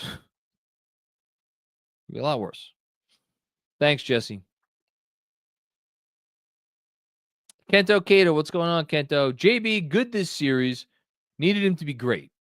Up and down season. Had good moments. Had annoying moments. Don't envy the front office. Got hard questions to ask. Need a ball handler. No more heart in the starting lineup. Decision on Tibbs and Cat. I agree those are the two main decisions. I agree. I think Josh Hart needs to be a bench player.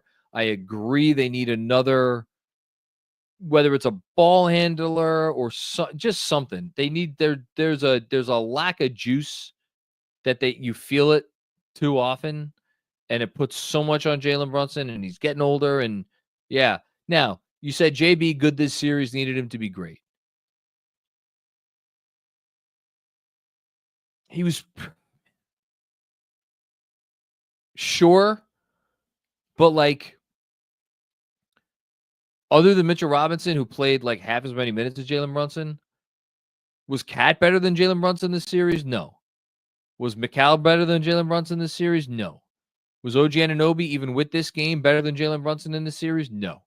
Was Josh Hart better than Jalen Brunson in the series? And I'm not talking about better than Jalen Brunson, like being held to the same standard. I'm talking about being held to their individual standard, like OG being held to OG's standard, Bridges being held to Bridges' standard. So sure, I agree with you, Kento. Like, if Jalen Brunson was great, do they win the series? Yeah, probably. Especially since a great Jalen Brunson doesn't make that turnover in game 1, and we're sitting here talking about a game 7. All that said, I got no smoke for Jalen Brunson this series because he came closer to actualizing or to reaching the level that he is supposed to be at than any of his other primary core teammates came to reaching the level that they need to be at. So, yeah. Thanks, Keto.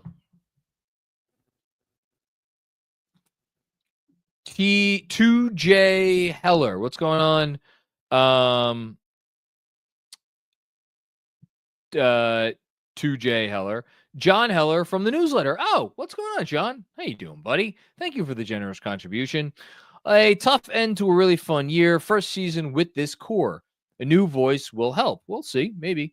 Add more pieces. Cat JB postgame was emotional. We'll be back. Love KFS. Best community out there. Let's go Knicks. Pride. Yeah, we should feel pride. And we'll see, we'll see. We'll see who's back. We'll see. Maybe there's a new voice guiding them. I don't know. Thanks, John. Rip and Roy. What's going on, Rip and Roy? As frustrating as Tibbs can be, especially in not developing the bench, let's be careful what we wish for. The floor is very high with Tibbs, and there's been consistent incremental progress. Let me come back to that. As the biggest Tibbs fan in the world, I'm going to come back to that. I think you have another one. 4 years of playoff basketball after an 8-year drought and our first Eastern Conference Finals in 25 years. Let's not take any of this for granted and just assume the foundation he's built will stay in place. Well, that is the question, is it not? It's a twofold question. It is, if you move on from Tibbs, do you lose any of that which you currently kind of take for granted? That's question number one. Question number two, and that's the floor question, right? The floor is so high. So it's a twofold question. It's a floor question and it's a ceiling question. If you move on from Tibbs, does the floor get lowered? Well, I don't know. Does it depend on who you hire? Probably. But there is also a ceiling question here.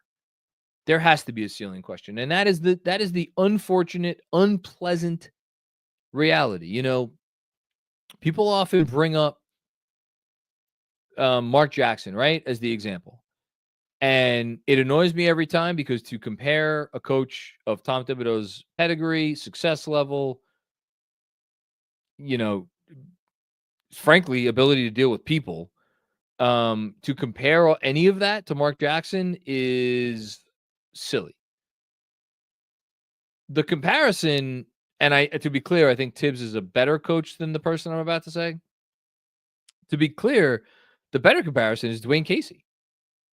Dwayne Casey was the literal Coach of the Year award winner and got fired because Masai Ujiri was like, I don't think he's a good enough coach to get us all the way. Nick Nurse comes in. Nick Nurse wins a championship. Now, Nick Nurse also had Kawhi Leonard on his team. But here's the thing. Was Nick Nurse, whatever, a better, quote unquote, better coach than Dwayne Casey? Probably. Yeah, sure. I mean, he was a good coach. He won a championship. Was it that? Or was it just things had gotten stale and they needed something new? I don't know, sitting here watching this team, that I necessarily feel like anything with the Knicks has gone stale. That's not a word that I would use. I frankly don't know that anything could get stale under a psychopath like Tibbs. But that does not change the question about whether or not there is a higher ceiling with this group that can be reached, and whether it is worth the risk to go for that ceiling if you think it's out there with this group and with a different coach. There's a lot of considerations there, which is why, again, to anybody who said, I don't envy Leon Rose's job here this summer, that's one of the reasons. Anyway, what do we got? I got this from Fred here. End of season stat. During the playoffs, Mitchell Robinson defended 267 pick and rolls. Opponents scored 0.832 points per possession directly out of those pick and rolls.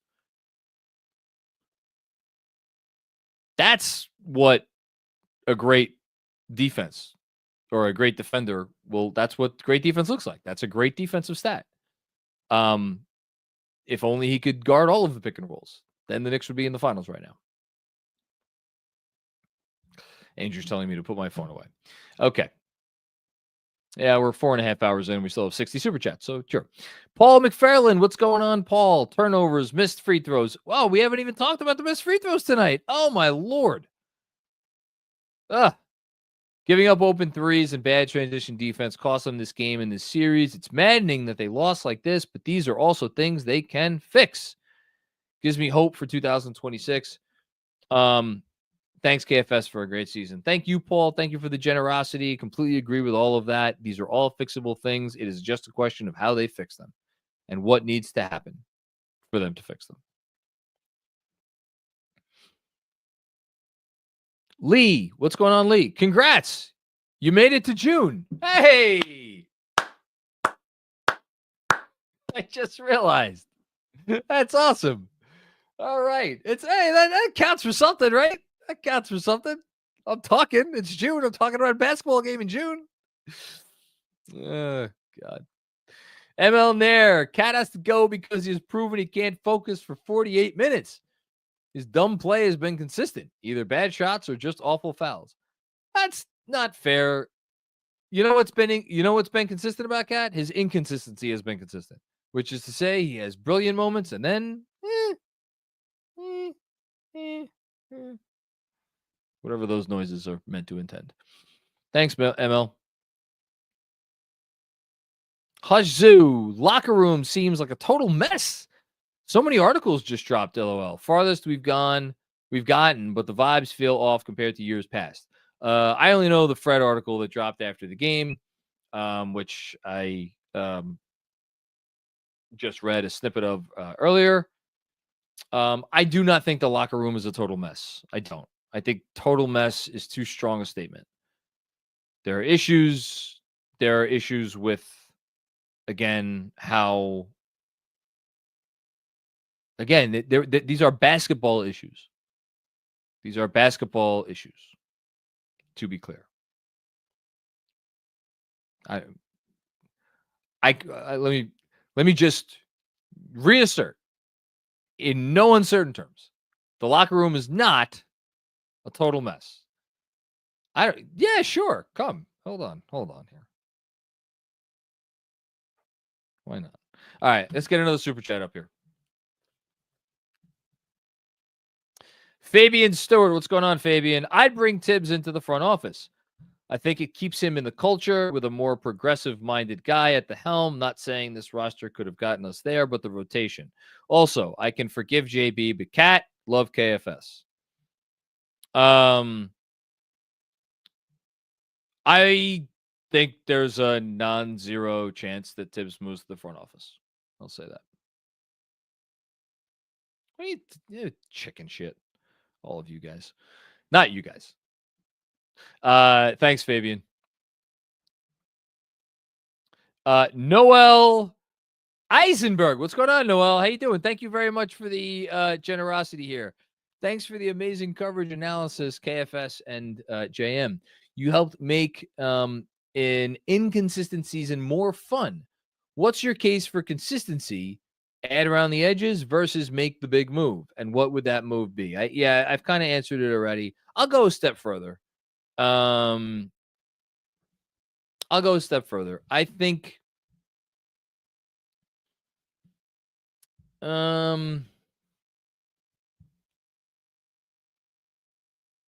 it does not, I do not think that they are the Giannis team. I cannot fathom a world where they would be able to compile a package strong enough to end up with Giannis Antetokounmpo. I just don't see it. They don't have enough assets. There's just no, even, I don't care how many different teams you involve. I don't see it. Maybe, unless Milwaukee, I know, I just don't see it. On paper, they, just from a value perspective, they have enough to get Kevin Durant.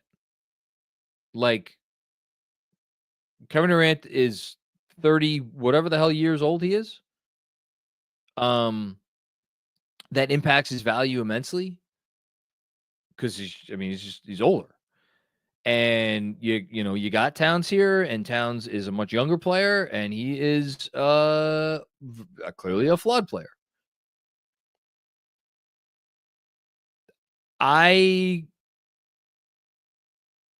If I would explore the Durant scenario.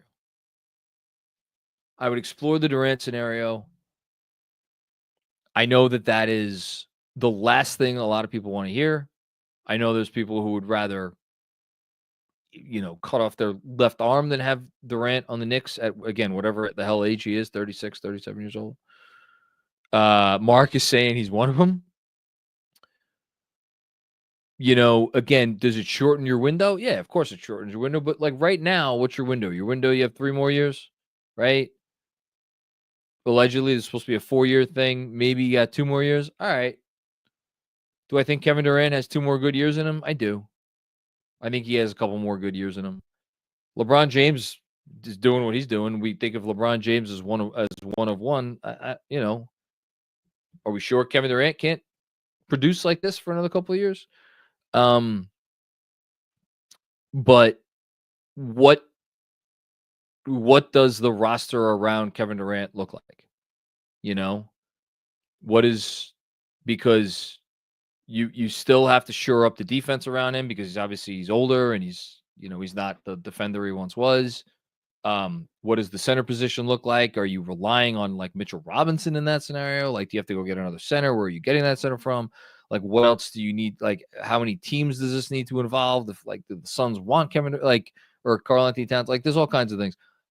I personally look at Kevin Durant. That's just me. Thanks, Noel.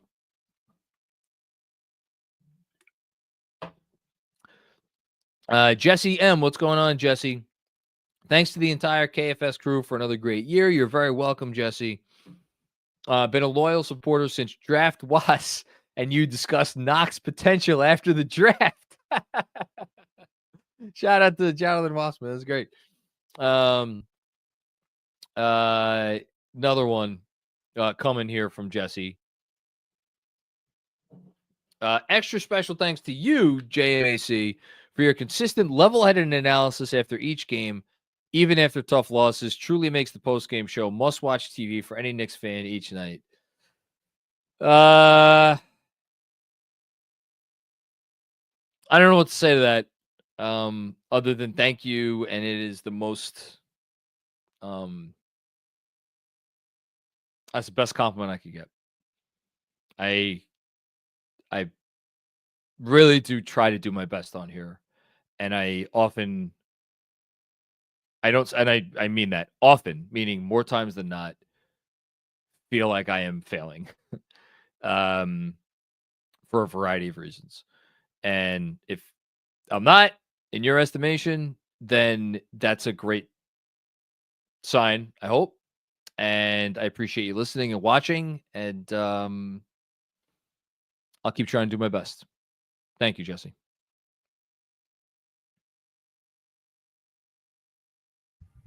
That's all we can ask is your best, John. I appreciate it. What did I do now that brought you up here? You made this happen. Ladies and gentlemen, Fred Catz. Oh, you got him. Yeah. Wow. It's a big get. This is a big get. How we got the author of an end of season article that's making its way through the rounds of Knicks Twitter, maybe some other Knicks places. So, Fred, I'm going to fuck off and let you and John do this exclusive interview that will take at max 7 minutes. Great. We have 60 more super chats.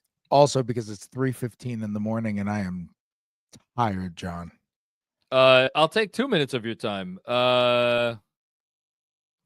up the fucking thing. Or just ask him because he wrote it. Fred, you wrote about maybe there was some misgivings about the team's. Fuck both of you off so hard. You all should get eternal loads to every part of your personage. Oh my God. You wrote about I really just hate everybody so much. You wrote about Cat and the team potentially having some misgivings about his issues on the defensive end of the floor this year. What do you think happens in the offseason there, Mr. Catz? I don't know what's going to happen there. I think it's too early to tell, to be honest. I think that's something the Knicks have to figure out on their own. You know, it's funny. When it's in an end of season story, and I recognize the timing of the release of that story was not the most diplomatic, which was not something that thrilled me, to be honest. But that's not your choice, though. You don't choose when to release pieces that you write. No. But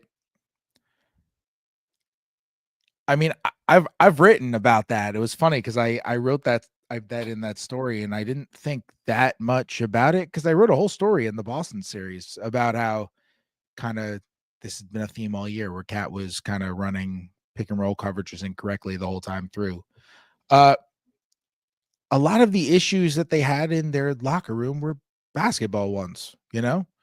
They were basketball ones. Like, you know, I saw one of your super chatters say, like, it sounds like the locker room was a mess.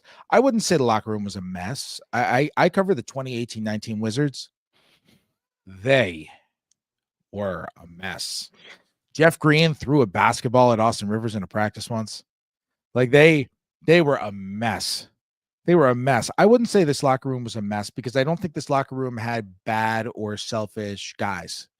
I think this locker room generally had a lot of good, high character guys. I think sometimes personalities mesh in ways that are just like 10 out of 10. And sometimes they mesh in ways that aren't 10 out of 10. And it's not necessarily indictment on the quality of the person. And I think this year's didn't quite mesh the same way that last year's did. I don't think it's irreparable. I don't think it's a disaster. I think like Cat is somebody who's an extremely well-intentioned person and is a very, very, very well-liked person with, you know, just these very outgoing, very friendly personality traits that people tend to just really like him on a human level. But specifically just with the pick and roll coverage stuff, you know, it was something that I know they tried to get into his head to be like, dude, this is the thing. This is the thing. This is the thing. Just run the right coverage. This is the thing. And I know it was something that was a big sticking point of frustration throughout the season.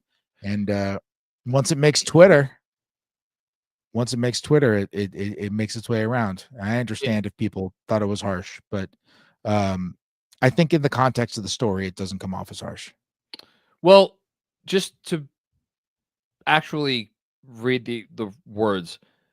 First of all, whenever anything starts with the behind the scenes, there's an immediate assumption of illicitness. I don't know if that's a word.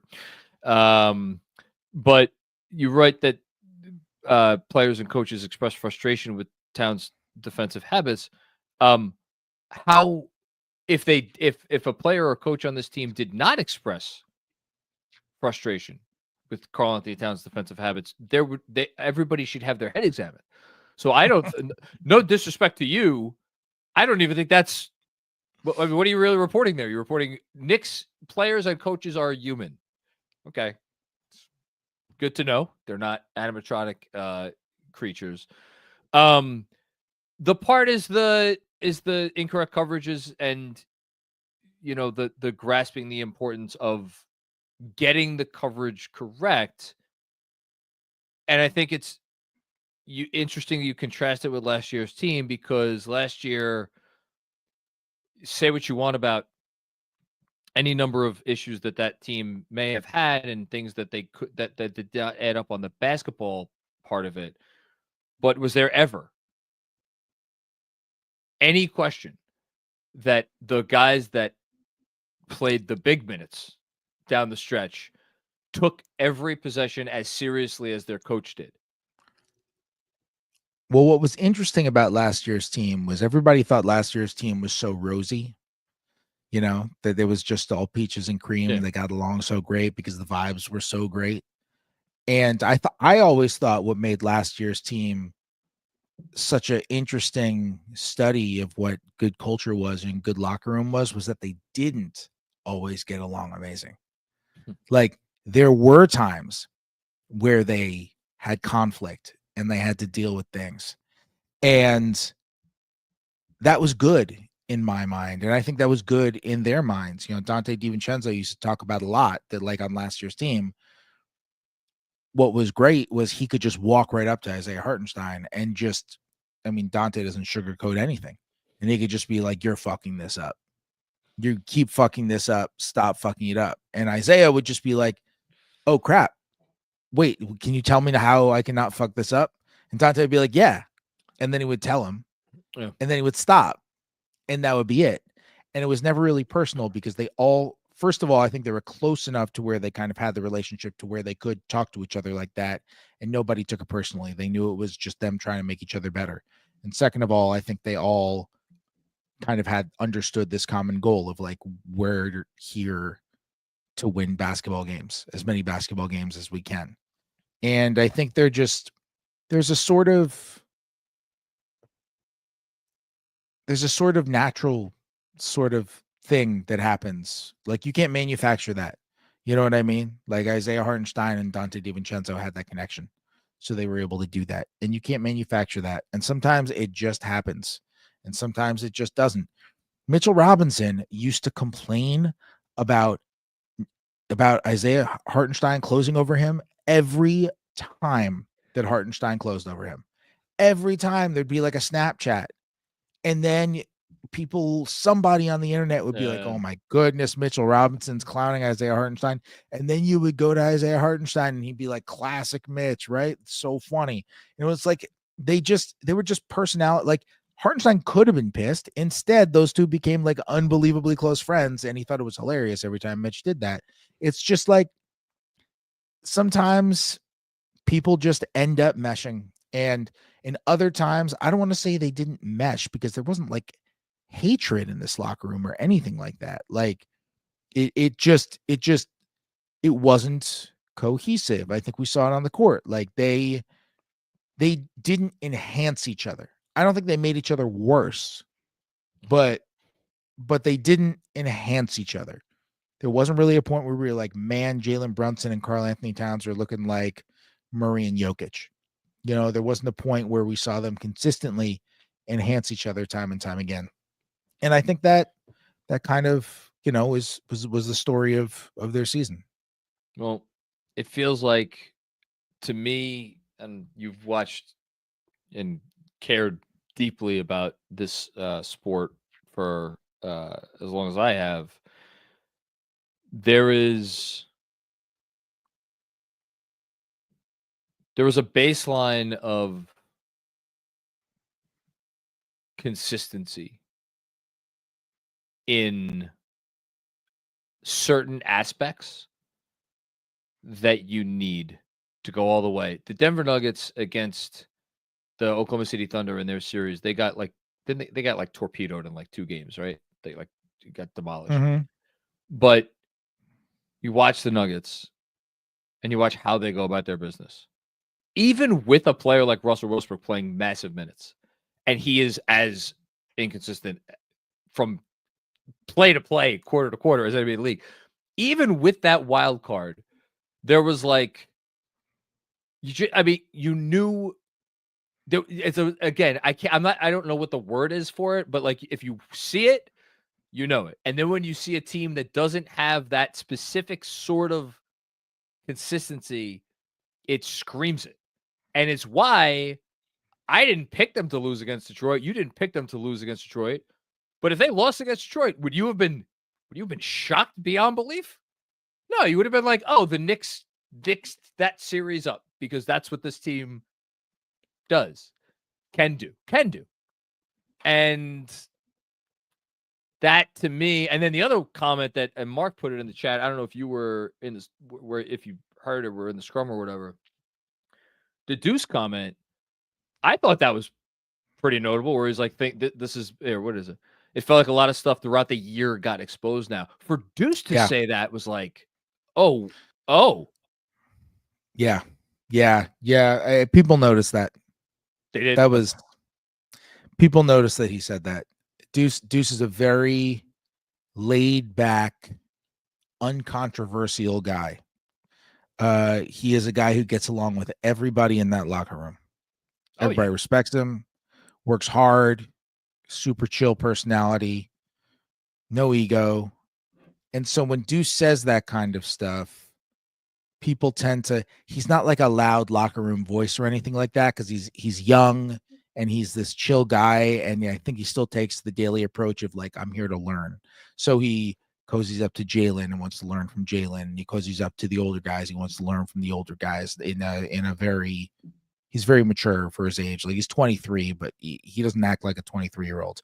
And when he says every once in a while, Deuce will say something that's very honest because he's very smart, and he'll say something that's very honest, and you kind of have to catch it.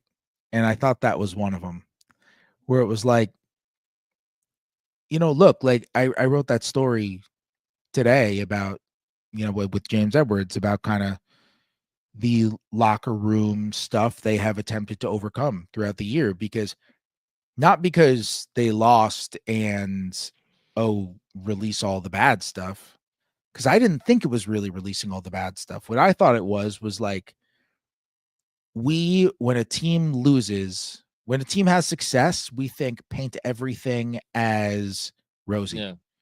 And to me, this is, and we wrote it in the story, this is a successful season.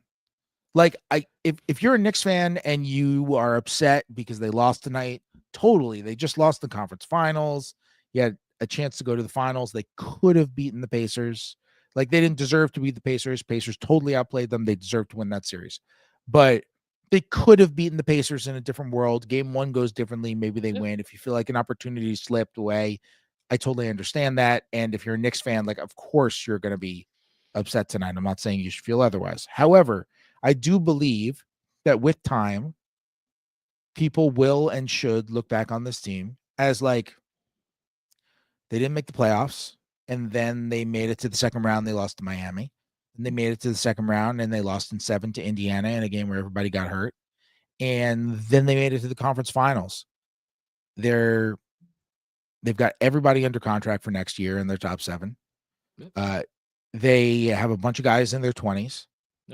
Their cap sheet's in a good spot. They're not going to be in the second apron. The organization's in a good place. Like, this was a successful season for them. Like, the conference finals is a great accomplishment. That's a great year. It's an awesome year. And this was not this was not just like a Hawks conference finals run. Like, this I don't think so. This was a conference finals run. Like, they beat the defending champs in round 2. I think it was a real successful year, but I also think it's important to paint like, hey, just because it was a successful year, it doesn't mean that everything was rosy. Just like if they had lost in round 1, it wouldn't necessarily mean that everything was terrible. I think it's interesting to see how in a lot of these team situations, like, here's stuff that teams have to overcome, and here's how they try to overcome them, and here's stuff that plagues them, even when guys have like good intentions and they want to win, and they're not. It's not like there was infighting. We didn't write about infighting. There wasn't infighting. It was just guys just couldn't get on the same basketball page for long enough to sustain it. Yes, but I know. It's very, very profound, Fred, and very interesting to hear what Deuce McBride had to say in the locker room. Deuce McBride will be joining us at Fanatics Fest in June, from June 20th to the 22nd. Get your tickets now. By the way, there was a promo code that was on the screen earlier. I read it earlier. Yes, I will now read it when it's put on the screen first. Get your tickets today at fanaticsfest.com and get 20% off your ticket price before June 4th with promo code Knicks Film School 20. In fact, ignore that fanaticsfest.com thing that I wrote there. Go to the link in the description. It's a specific KFS link that makes you skip a bunch of steps, and you go right to the order your ticket page. And all you got to do is buy a 1-day ticket or a 3-day ticket. Deuce is going to be there on Friday, I believe. That you can go to fanaticsfest.com and figure out which day Deuce is there. But just get a ticket for all 3 days and get it for 20% off. Thanks to your friends at Knicks Film School. Thanks to our friends at Fanatics Fest. So shout out to Deuce McBride, who will be our friend that weekend at Fanatics Fest. I'm gonna let Fred go because he needs to get some sleep. Last thing I could stay. I could stay for a couple minutes if you need me. We quite literally need to let you go because no, we have 2 55 minutes. super chats remaining. No, because the notion of like scapegoating one player for the fail, and again, I feel funny even saying failures of a team. Like you said, it's been a successful season, but it's always a funky topic because like we could sit here and we could talk about Mikal Bridges' season. We could sit here and talk about Jalen Brunson's defense in these conference finals. We could sit here and talk about OG Anunoby's inconsistency, in particular in the offensive end of the floor. We could talk. Oh my God, we could talk about Josh Hart. My love, my boy. Look what they did to my boy.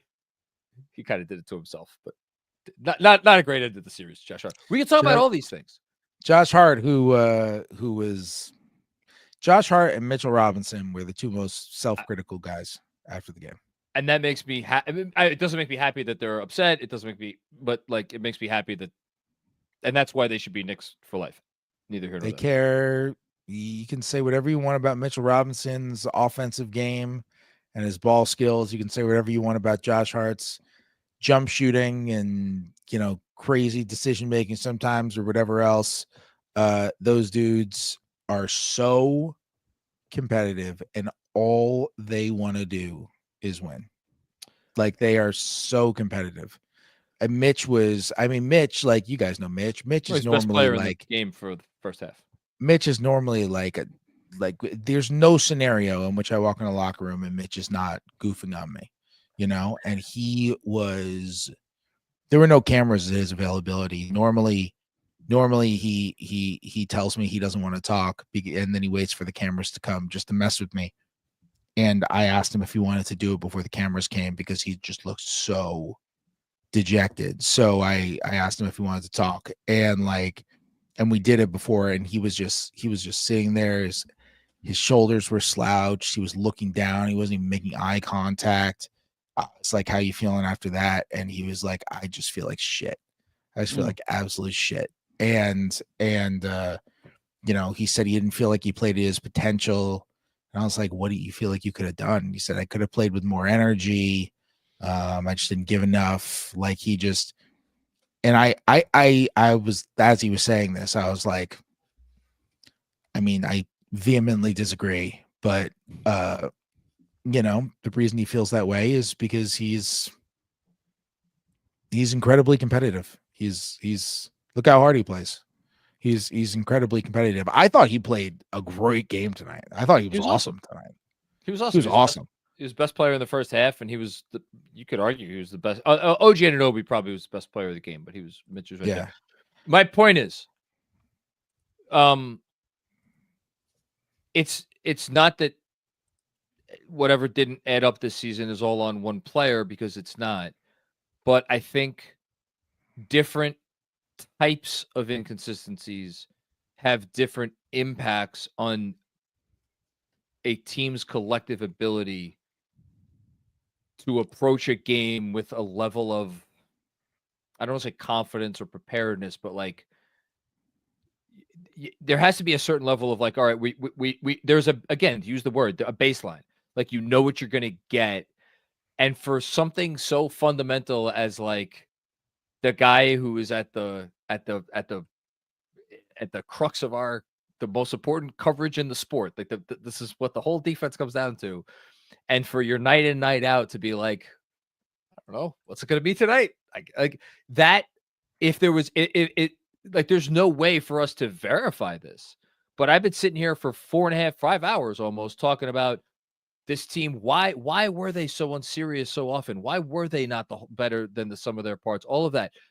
Wouldn't it just make logical sense that if there was a fundamental part of your team that is so on shaky ground that it prevents you as a collective unit from being able to approach, like, every game with the level of like what we saw from last year's team, which is again, last year's team, they were a perfect team. They got their doors blown off sometimes, but you kind of knew what you were going to get, you know? And that's the last thing I have to say. Yeah, I think that's fair. I wouldn't put it all on Cat for what it's not worth. all on Cat. I definitely would not put it all on Cat. I think look, OG was shaky in that same story. I have that, like, you know, people in the organization have absolutely pinpointed every time that OG goes 5 possessions without a touch, and then it affects him on the other end, and they can see it. And that's a thing that happens, you know. You know, I remember when I asked Tibbs about OG, about OG's role changing potentially once Jalen came back, when OG was having that time going off, and Tibbs had that very passionate response to me, and I always took that as like, Tibbs isn't talking to me, he's talking to OG. Like, he's talking to OG here, because I'm not doing anything with the ball. Yeah, but that was fine. I don't care about that. No, I know. I know you don't care, but that was a funny moment. Yeah, I don't care about that. Tibbs doesn't care about that either. Tibbs can talk to me however he wants, because that's why he does. He knows he can talk to me however he wants, and I don't care at all. Like, I just want to ask questions and learn about basketball. That man knows about basketball, and I'm going to try to find out more. So, like, he can say whatever. I don't care. They really has no effect on me whatsoever. And so I just want him to be honest. I would rather him answer like that. I liked it when he answered like that, because he was being honest. Right. He was being honest. Like, what a million times out of a million, I'll take that over like a polite cliche. A million times out of a million. That's what I want. I want to know what he thinks, and I want to pick his brain. Like, that's all I want. But, like, you know, there are certain things throughout the season where it's like these little sorts of imperfections, they just add up when you play up against a team where, like, the Pacers are a team where they're better than the sum of their parts. Oh, yeah, they are. They play beautiful basketball together. They play hard as hell, and they have an identity that they lean into. They play unselfish. They play physical.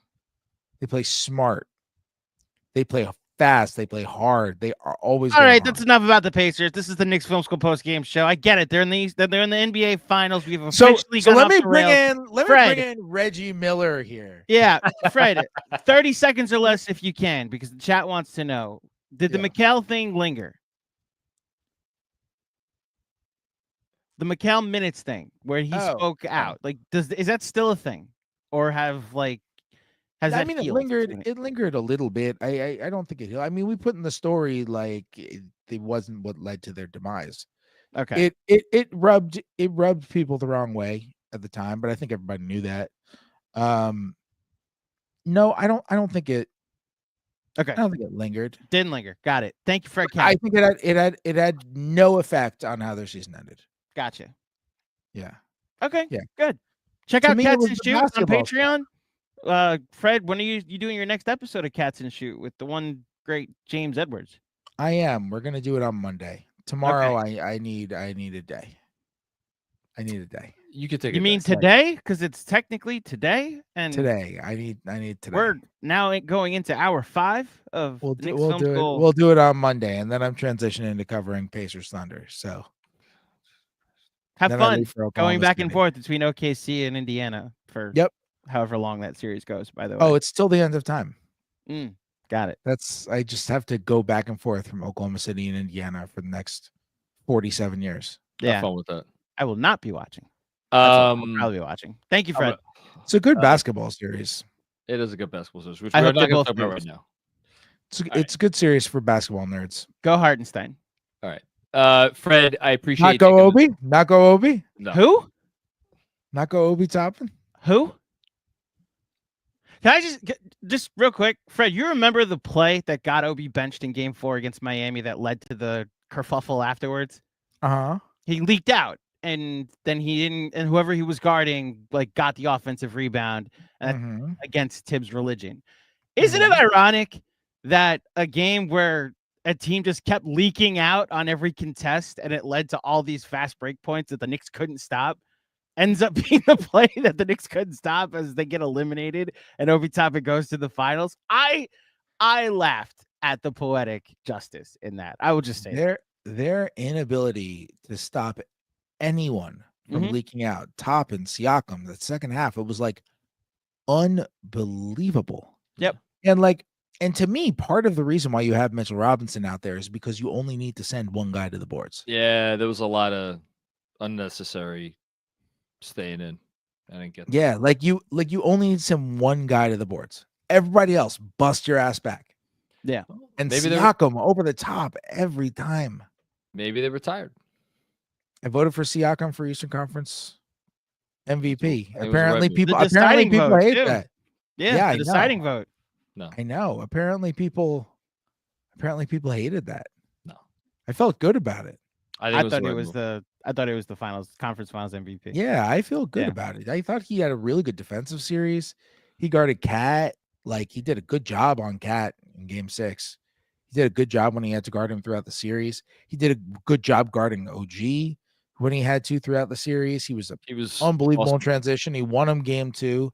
He was just steady in every game. Halliburton's awesome, but he laid a dud in 5, and he didn't really do much in the first half of 6. And I just felt like Siakam was better throughout the series. But I feel like I'm getting killed for it. Just getting killed everywhere tonight, guys. Listen, Fred, You'll get the conference, you get the finals MVP trophy, right? Thank you, Fred Catz. Read the article. It's linked right now. It's pinned right now in the Knicks Film School chat. Both Fred Catz and Fred Catz and James Edwards.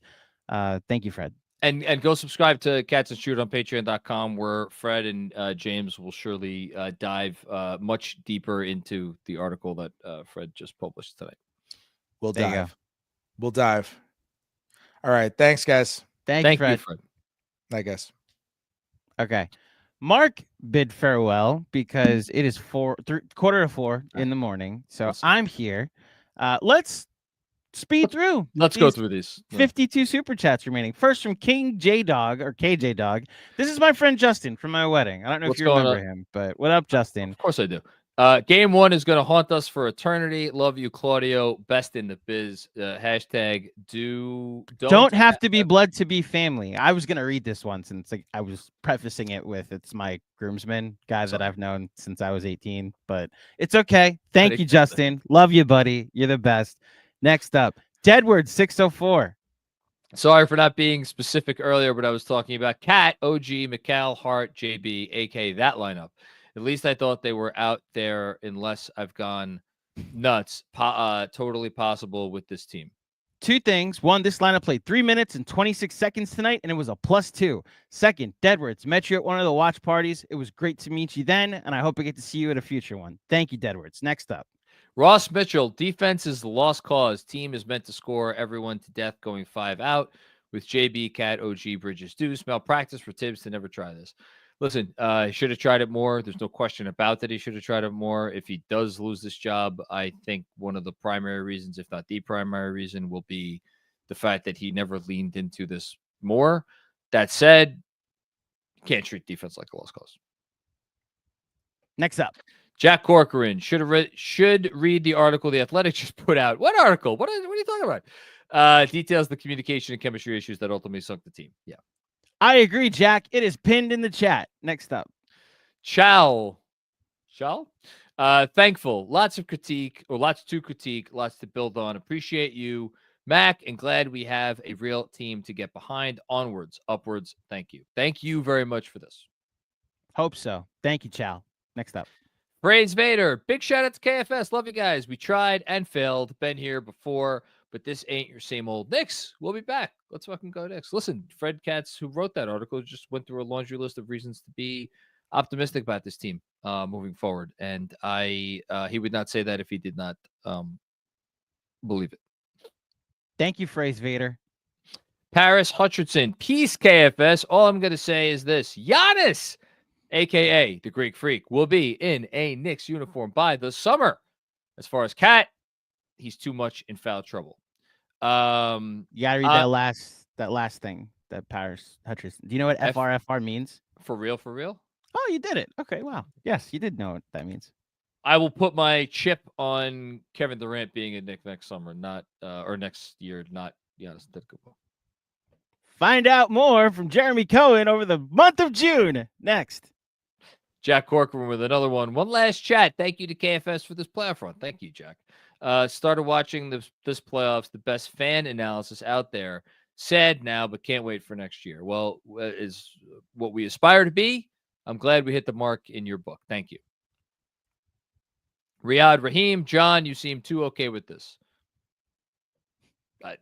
Yeah, I mean, again, I gotta come on here and faked it, but Riyadh, if you want, go back and watch the end of game 1, that post game, and then go watch the end of the post game of game 2, and you'll probably get a good idea as to why the reaction tonight was the reaction tonight. That's my 2 cents. Go rewatch game 1. You really only have to watch game 1. The game, yeah. Post game. You want the anger? You want the frustration of a Knicks playoff loss? Watch game 1. I didn't have anything left after that. Yeah. Paris with another one. I like KD, but not for the Knicks. Sorry, but I'll take Giannis over KD any day. So would I. Where do I sign? Giannis over KD? Deal. I just don't know if that's going to be the option. So if we're just saying, like, go to the store, get Giannis or KD, I'll take Giannis. You got it. So with 30 other teams. That goes without saying. Think of JB and Giannis together with OG without Bridges, but bring back Devo. Yes, for real. Absolutely. Let's do all that. Deal. Sign me up. OG without Bridges, and we get Devo back, and we get Giannis. Let's get Hardenstein back, actually, for good measure. You know what? We can't be too greedy, John. Hartenstein's where we have to draw the line. One more from Paris. Paris with another. Would you trade Cat for Giannis this summer? Yes. What do you think is the last? Yes. Yeah. Yes, WYT. Yes. What do you think? Yes. I think yes, we would. Thank you, Paris. Bobby Valinsky, what's going on, Bobby? I've been a fan since 1968, so I'm blessed to know what winning chemistry and talent mean. We're blessed to have KFS. Thank you. Well, thank you. We try to pick up where the Knicks fall short. Thank you, Bobby. Appreciate the generosity, Bobby. Thank you very much for that. Badowski, Josh Hart is going nowhere. Way to give him confidence, but nowhere. He embodies our culture, something we've missed dearly for decades. Hart. Again, Fred just encapsulated better than I ever could why I don't ever want to see Josh Hart play for a different team. I would like to see him play 25-ish minutes for this team moving forward, but I don't ever want to see Josh Hart play for a different team. Thanks, Badowski. Noel Eisenberg with another one. Thank you so much, Noel. Thank you, KFS J-Mac, for making a wildly inconsistent, thrilling, frustrating season a lot more fun. What's your case for adding bench pieces versus making a major move, and what would that be? Can't forget they got within 6 wins of a chip or a ring. Let's go Knicks. 2 things. One, that if Karl Anthony Towns is on your team and Karl Anthony Towns is making an average of $57 million over the next 3 seasons, you need him to play major minutes. You need him to be a major cog of your offense, which means you need to have him on the floor a lot, which means he's going to be on the floor with Jalen Brunson a lot, which means if you ever go up against a really, really sophisticated offense, you're going to have the problems they had in this series. And the flip side of that coin, just like I said earlier, well, don't just fire Tom Thibodeau. Fire Tom Thibodeau if you want to. If there's a coach, you're like, hey, we want that guy to be our coach. It's the same thing. Is there a trade or series of trades you could make which make your roster make more sense? And obviously, it should go without saying when I say Kevin Durant intrigues me. I'm not saying that like that's it. You just do, Cat. If even Phoenix would do that, you need to make some other moves. You need to bring in, like, you cannot rely on Mitchell Robinson to be your only serviceable center. You need to go out and figure out a way to get another 5 on this roster. Maybe you need to even figure out a way to get another ball handler on this roster. So I don't sit here and pretend like it's simple and black and white and easy, but do I think there is a world where this team is better where they have a more traditional scoring, more traditional alpha engine, whatever word you want to use, next to Jalen Brunson, who does not maybe have the defensive issues that Karl-Anthony Towns has, the position that and it actually doesn't even matter what position it is, because we saw Karl-Anthony Towns get pulled at the pick and roll when he wasn't even the 5. So, that's part of the issue. So lot to consider, but in short, I think the argument is there for making a bit more significant change. Play-by-play with JJ. Okay. Hey, John, I've been tuning into your post-game shows, and I'm a big fan of yours. You and KFS did a great job, and I could say that even as a Sixers guy. Oh, thank you very much. Appreciate that. That means a lot. Thank you, JJ. I hope you never cover a victory again, but thank you, JJ, so much for the kind words you said about us. I hate your team. I just want that emphasized. I hate your team. I don't hope hate you. I hate Joel Embiid. I don't hate you. Hate the Sixers. Stop it. No, I hate Joel Embiid. I don't hate the Sixers. I don't really give a shit about the Sixers. I hate the Pacers. Okay. I feel like we're conflating. Okay, I'm just gonna ignore that. Thank you, play-by-play with JJ. I hope the Sixers suck. Ben Kim Garvey, what's going on, Ben? Frustrating loss, frustrating season, close but no. Thanks, KFS community, for being my neighborhood bar. Hashtag team box of chocolates. Hashtag orange and blue balls. Thanks, Ben. You're the man. Thank you, Ben. Sam Garcia, thanks for all the great content this season, y'all. My pleasure, Sam. Thank you. Let's go, Mets. Octopus Circus. What's going on, Octopus? Thank you for everything you guys do. Tough few years personally, and the Knicks and KFS have been the perfect distraction. Can't wait to run it back. No, I thank you for the super chat here, and we've talked offline, and hope everything's okay, and you appreciate you contributing and being part of the community here. Thank you. Danny, what's going on, Danny? If Tibbs is back, any chance he learned the valuable lesson and will experiment more with different lineups in season? Maybe wishful thinking. No. I don't know. Maybe. I don't think so. I think he is who he is, which is why you have to give him the roster. So if you want to see him experiment with different lineups next year, add more players he's willing to play. That's my 2 cents there. But Danny, good thought, wishful thinking, and thank you for the contribution. We have another one from Paris. Trade Cat for Giannis this summer. Quote me on that. Deal. Sign me up. If we could if it'll work, sign me up. Paris. I love where you're going with this. He knows something.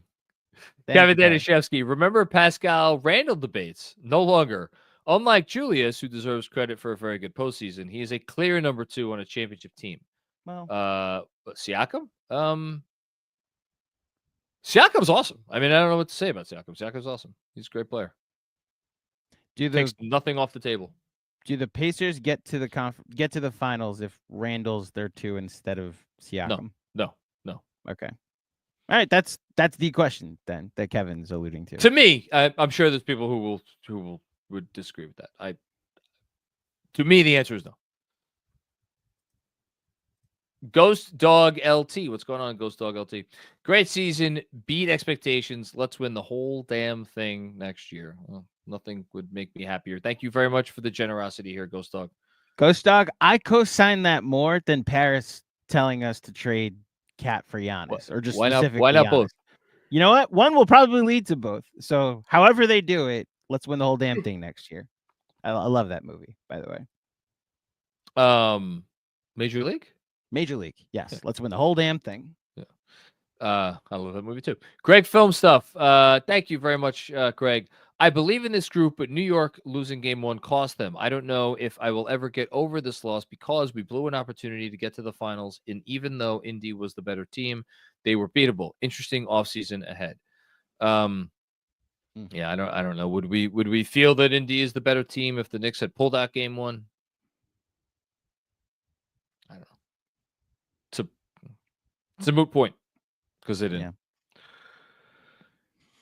Thanks, Greg. Swaggy OG. What's going on, Swaggy?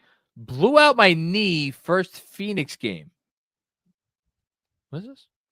The first Phoenix game. When was the first Phoenix game? It was early. It's early this year. That was the game. There was a road trip and they destroyed them. Are you sure They went to Phoenix and won in Phoenix. You sure? I don't think Durant played. I think Booker did. I thought they did. Well, anyway. Either way, season helped me with rehab, and so did y'all. Once we beat Boston, I started to think maybe. Then game 1 happened, and it broke me. Don't know where they go from here. I co-sign all of that. I thought maybe after they beat Boston, game 1 broke me. Where do they go from here? I don't know. I think they will have places to go from here. Hope your knee's doing better. Your knee is doing better, Swaggy OG. And sorry that happened. Dimitri Saliani, great season for the Knicks and KFS. Thankfully, we're no longer talking about Maurice Morris. I think it's supposed to be Marcus Morris, but he's as like irrelevant now as it's Maurice like Amir Morris. Thompson. No, not. Yeah, there you go. Yeah. Tweak and come back. Yeah, maybe they do. Just tweak it. We'll see. We'll see. Matthew Flynn with another one. Boston in a tough financial position, but they won a chip. Yes. Yes. Agreed, Matthew. Matt Tomo. What's going on, Matt? Despite the inconsistencies, what a playoff run. The best of my lifetime. I mean, we got 3 Dean Wade drafts. Oh my God, we did get 3 we Dean did. Wade drafts. That was fun. Yeah, we did. I kind of want to go back and rewatch this one and see how we did. Thanks, KFS. Looking forward. # still here. Thank you, Matt. Long time commenter, non-super chatter too, Matt. I see your face pop up in the chat often. Thank you, Matt, for being part of the community. Thank you, Matt. Couple big ones next. Jeez. Oh God. John Dorman. John the Generosity. Thank you. I'm sorry we didn't get to this until 4 a.m. by hour 5. And here we are. Actually, hour 6. Shout out to KFS. You guys are amazing. This was a tough way to end the season, but my first big Knicks heartbreak came during the 1994 finals. So this is a walk in the park compared to that. Eager to see what happens over the summer. Proud of this team. I will just say that the 1994 finals was that the 93-94 season was my first experience as a fan. I often say that I started watching them in like 93. I didn't really get it at all. 93-94, I got it. So I had nothing to compare that to. And I would just say if that happened now and the Knicks lost the finals in the way that they lost that finals, with the end of game 6 and then game 7 playing out as it did, I might have had to like quit doing this because I don't think I would be able to emotionally recover. So wise words from you, John. And I'm glad you're proud of this team. I'm proud of this team too. I really do hope, I mean it when I say I hope all fans, every fan out there can find their way to being proud of this team. Perhaps after some of the initial disappointment wears off. And, you know, even in light of, you know, what is coming out about how, you know, they weren't, again, hunky-dory, but few teams are. I've thought about what a post game would have been like, or just a coverage of that, specifically that 94 finals, like breaking down Sam Cassell's shot and how like our reactions on playback and the weirdness of game 4 and the Rangers hoisting the cup up, or the weirdness of game 5. Excuse me. I was about to say 5. OJ. Yeah, with OJ Simpson, and how much of the post game super chats would be like OJ Simpson and not about the game, and like how much that would have been our longest post game ever if we had post game. Yes, game 5 and instead we're having our longest post game ever. Oh yeah, now. This is our longest. Okay, Bill Peterfriend. Oh my God, Bill, man, thank you so much. I don't even know what to say. You say thank you, KFS. I say thank you to you. Again, I've mentioned it before. I'll just say it again briefly. Bill and me have gone back and forth on email all season long, and he's always considerate, just very short, quick to the point. Which I appreciate because I'm always struggling to catch up with emails and comments and things. Thank you so much, Bill. Really means the world to me. Thank you. Matt G, what's going on, Matt? Did Cat live up to expectations defensively? I'm thinking yes, unfortunately, and unfortunately he did. Was that maximized on offense over 100 games? Love KFS. I don't think he lived up to expectations defensively. I think they tried their best to insulate his tendencies, and they were not able to. And part of that's on him. And I don't know, would this season have gone differently if it was Dyson Daniels instead of Mikal Bridges at the point of attack? And then, what does that do to your offense? Again, couldn't have had Dyson Daniels. I'm just that sort of player, that sort of like shut the water off, type of guy.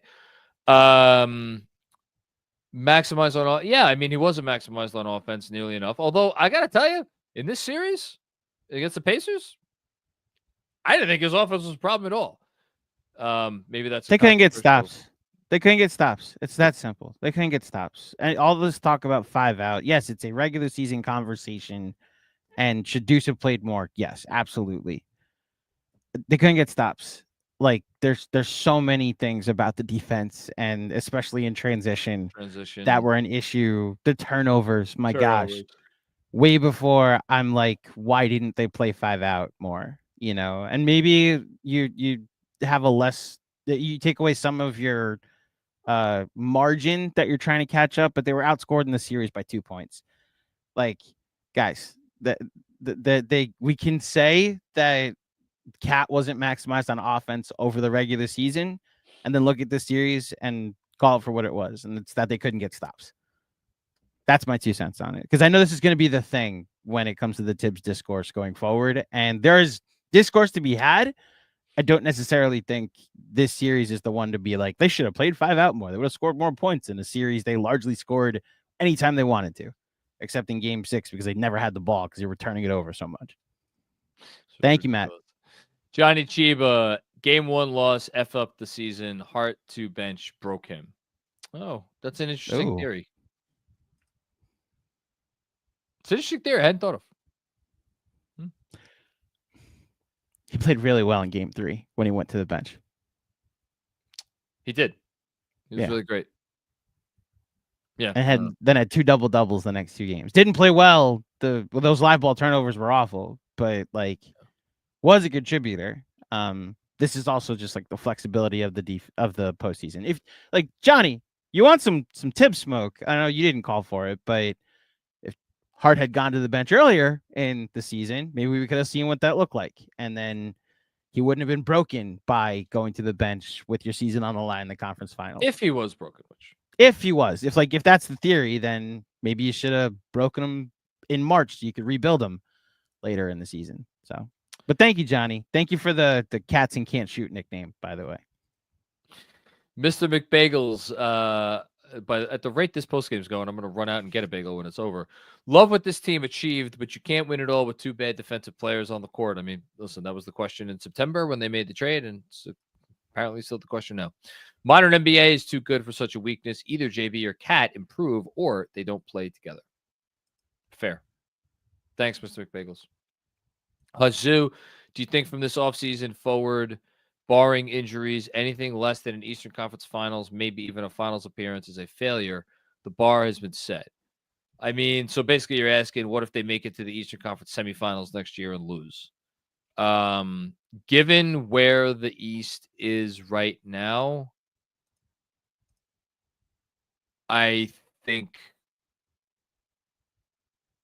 I'll fucking just say it.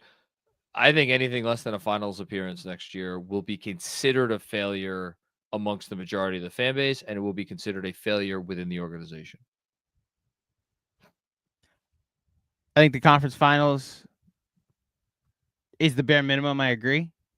It's similar to last year where they made it a game further, like they made it to game 6 against Miami. Then they made it to game 7 against the Pacers. Next year, they made it to game 6 against the Pacers. If they get it to game 7 against whoever, that is progress technically. But I'm with John that you've now gotten to the place where the finals has to be the conversation around this team. Look, the only guy's opinion who matters here is Dolan. I would be utterly shocked if he did not. Like if they didn't make the finals next season and it was like not hell to pay season afterwards, I'd be utterly shocked. Next up, OJ, not that OJ. What an incredible season. What an incredibly frustrating and incredibly resilient team we just watched this year. I love these guys, truly. Thank you, KFS, for an absolutely awesome season. Thank you so much. I'm really happy to hear that. Every time somebody says that they really enjoyed this team or they really love this team, it makes me happy because, like, I'm happy that there is that segment of the fan base that is not focusing on the negativity and the frustrations and everything. Or focusing solely on that because it feels like that's what it's been a lot of tonight because this team was a really fun team. Like, as frustrating as they were a lot of fun. They give us a lot of great memories. Russ Guberman, what's going on, Russ? Hey, JM, wanted to thank you and KFS for enhancing my Knicks fandom over the years. I've rooted for them for 40 plus years and need the shared angst. Russ. Thank you, man. Very kind of you. I appreciate that a lot, especially since I've been pretty hard on you for some of your comments over the years. Our guy, Russ. My guy. Thank you, Russ. And I'm Russ. sorry about the Yankees today, too. Thank you, Russ. El Coriano 11. If you could turn back time and draft either Halliburton at 8 or Jalen Williams at 11, which would you choose? I love Jalen Brunson more than I should, so I'll take J. Will. That's J-Dub. J-Dub. Yes. Yeah. I knew that. 2 from Ryan here. Ryan Sartor. What's going on, Ryan? Thanks, John, and thanks to everyone at Knicks Film School. It's been a great season overall. Thank you, Ryan. I've watched every minute of every Knicks game and the past 4 seasons. I stopped watching in the third quarter tonight. Too painful. Back at it next season. Yeah, I mean, that's just real, Ryan. That's just real. If this team got you to a place where you just couldn't watch it anymore, that's real. And I'm not going to begrudge you that at all. There were more than a few times where I wanted to turn off the television watching this team over the course of this year. Hush Zid with another one. On the bright side, we have one of the greatest playoff risers on such an absurd contract. Forever grateful to the captain. We'll ride with him until he's done. Again, Fred Catz told you they're in a really good situation with their cap. They have they're well set up to do whatever it is they're going to do. Again, do they have an Oklahoma City level package of picks and players of which they could go get whoever they want? No, they don't. But amongst the plebes of the NBA, they're going to be in it in this summer to improve the roster. Thank you, Hush. Brandon Chow, what's going on, Brandon? Thank you for the contribution.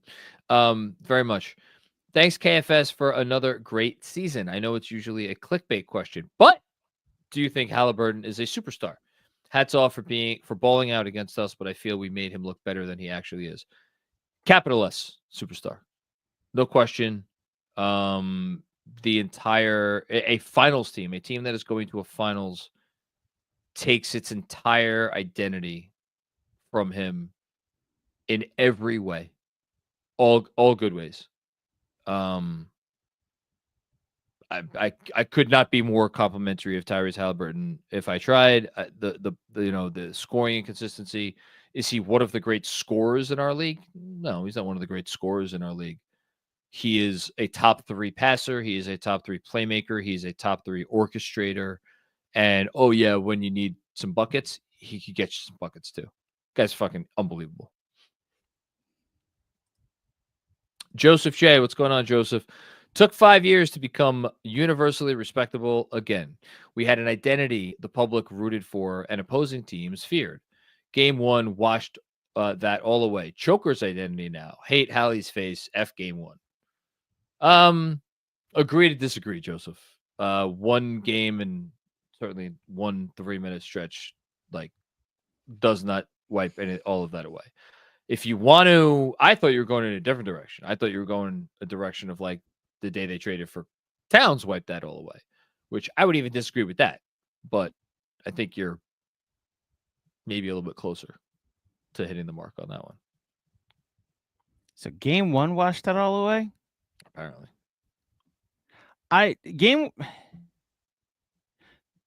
the first 82 games might have washed that all. The first 88 games might have washed that all away. Washed some of it away, and then they gained. Joseph, I need you to go back and look at what the reputation around this team was the Friday they beat Boston. Man, they had dethroned the champs. They were putting signs up named after Knicks players around New York City. They had a unanimous Q rating. All the experts, all the people that get referenced on here, Zach Lowe, Joseph's going through it. I just Joseph's going through it. Right. I'm helping you, Joseph. Go back and look at where things were after Game 6 against Boston. This was that got washed away. Is what happened. That good karma, that good vibes, got washed away after Game 1. So I don't think they're a choker's identity either. I also hate Hallie's face, even though I think he's a pretty exceptional basketball player. They had an awful stretch at the worst time. Yes. Sucks. Next up. Jazz Williams, lifelong Heat fan. Oh, okay. Discovered your content a few years ago and have been enjoying it ever since. Hey, thank you. Though our teams may be fierce rivals, I thoroughly enjoyed watching the heart and grit that New York showcased. Hey, man, thank you so much, Jazz. That's awesome. I'd love to hear that. Keep watching, keep rooting for your Heat because it's totally fun. And nothing but good vibes right back your way. That's all I got to say about that. Next up. Jazz, thank you for the contribution. I hope your team loses every game next season as they enter their era of irrelevance. You can't have both because the Sixers and the Heat play each other. So one of them's going to have to win some games. So That's true. That's true. I hope for Black Sunday on both of those games. Matthew Flynn has a couple here. I disagree celebrating a win versus a hobbled Celtics team with Zombie, KP, no JT for a half a series, and Brown with a torn knee when we have this payroll and lack of assets. Got to win right now while the East is weak. Okay. I celebrated the shit out of that win, and I loved every second of it, and I'm so happy I did because it felt fucking great. And I have, my opinion about the win over the Boston Celtics has not changed one iota with the outcome of this Pacers series. If anything, I feel even better about it because the series was a reminder of how freaking inconsistent this team is. And the fact that they pulled it together to win that Boston series in the way that they did, it's like, it's a reminder that they were not complete frauds, which, like, if you just watch this Pacers series, you could get duped into thinking that that's what they were. They're not. They weren't. They're just, it was a, you know, a couple of rough moments in the series. That's all it is. I'm not apologizing for celebrating the Celtics series, just like I'm not apologizing for how I celebrated the Pistons series. You don't apologize for playoff series wins. Also, the no Tatum thing, that is like we're doing revisionist history, like incorrect, blatantly wrong revisionist history. In like, it's one thing to do it like 20 years down the line. We're 2 weeks later. Yeah. They had the 3-1 series lead. Tatum went down. That was the Knicks game. They were winning that game. You know? Like, come on. Yeah. Will Oliver. Wow. I just got back from the bar and you guys are still trucking along. Indeed we are. All pain and misery aside, thanks for all you do. We're all in this together. Thank you for that, Will. I hope you had a good time at the bar. It's good to see you at some of the watch parties this year too, Will. Thank you for, very much so, yes, being part of our community, man. OG team 10-0. Where would you rate campaign in the playoffs? Oh man, that's a great question. That game 1 in Detroit, man, I will always remember that. Did he do enough in the final 13 games he played in the playoffs to erase that one game 1? I don't know. I mean, we said it that night. If he does nothing else for the rest of the playoffs, he earned his minimum contract with that win. Took it literally. He did nothing the rest of the playoffs. Nothing. I don't know. A 3, a 5, a 7. I don't know. A 2. I don't know. I have no idea. Higher than I was going to go. Let's split the baby and just go with the 2.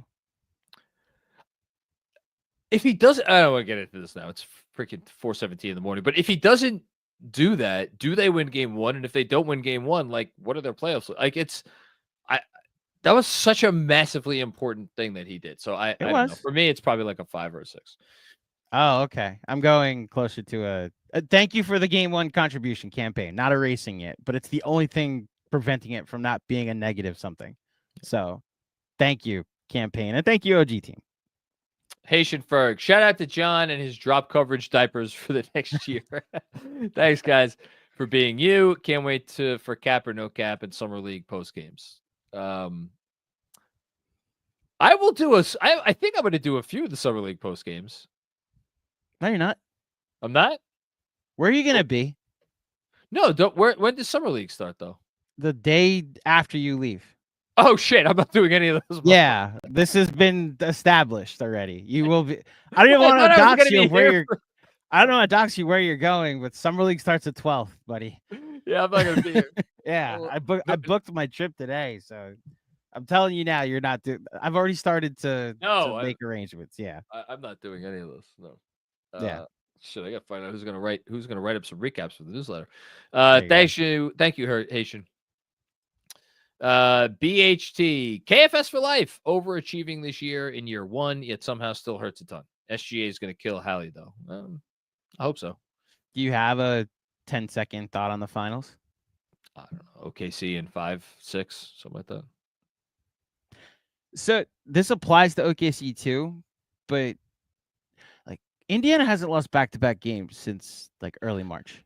I know, and I don't think I care. I think the Oklahoma City Thunder are going to be able to make life hard for the Pacer offense in a way that no other team could make life hard for the Pacer offense.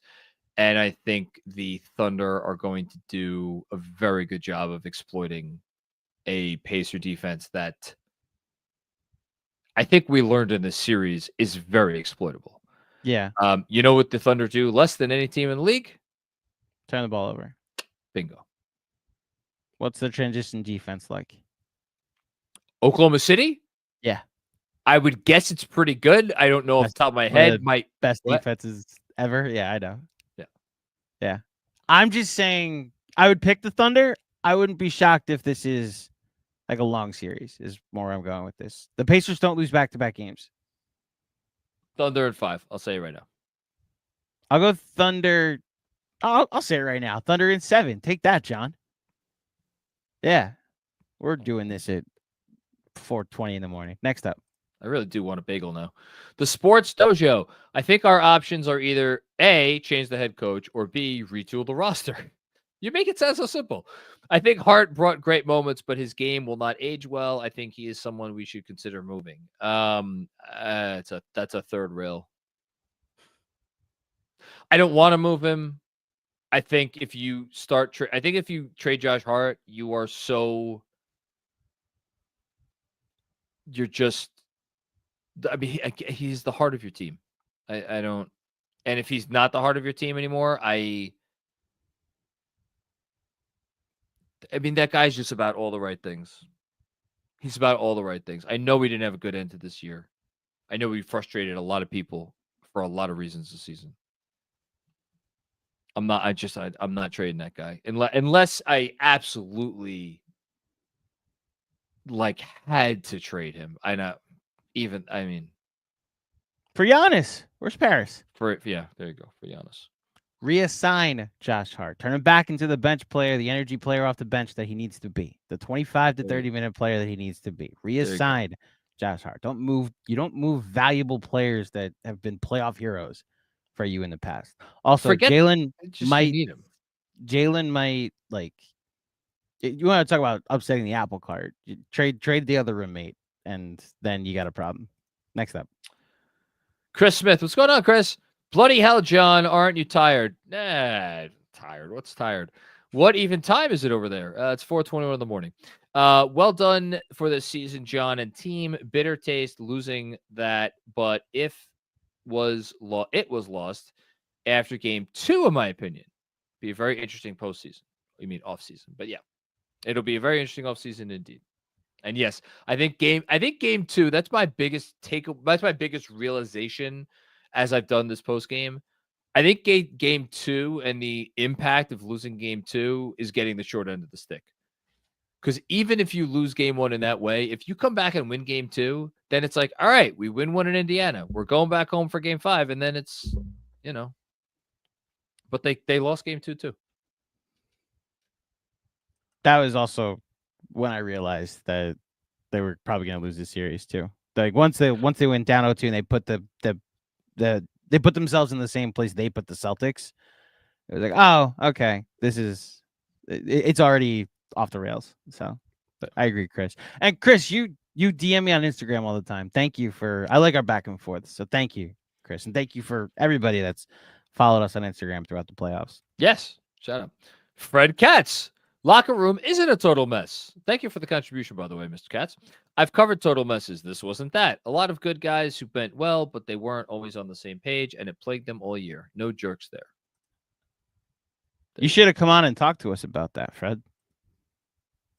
Brunson Burner 332. Am I wrong to think Indiana was just a better team at this time, and there isn't so much to be ashamed about with losing to them? I don't think there's anything to be ashamed of. Ashamed is the wrong word. To me, some may be ashamed. It was just frustrating to have committed so many self-inflicted wounds. That was the part. Shameful is like your effort isn't there. And even with the transition stuff, I don't question their effort. I don't question their intentionality. I don't question their preparedness. I don't question their care factor. I don't question about any of that stuff. I'm not ashamed for 1 millisecond of this team, which is why I pushed back on Robert's comment 5 hours ago, whatever it was, about good riddance. No. Good riddance to the fucking 2019-20 Knicks or any number of a dozen other Knicks teams that have come along over the last 20 years. Good riddance to all them. OJ with another one. Thank you again, OJ. J Mac, I love you. I love the show. You are my favorite content creator. It is positivity that us Knicks fans need to relearn. We did it. We got to the spot we were supposed to get to, the Eastern Conference Finals. Thank you. I love this positivity. I love getting compliments. I kept waiting. I'm reading this and I'm like, oh my God, where's the butt? Yeah, where's the butt? You're a fucking moron for saying this. Fire Tibbs. Yeah. I was waiting for it too, and it just kept getting more positive. Yeah. One of those rare super chats that doesn't have a butt when it starts with "I love you, I love this show, you're the best." But thank you, OJ. Where's the butt? And it never came. Couple of good. That's what she says. It's 4:25 in the morning. Just let that one sit there. What? It's just came to my mind. Thank you, OJ.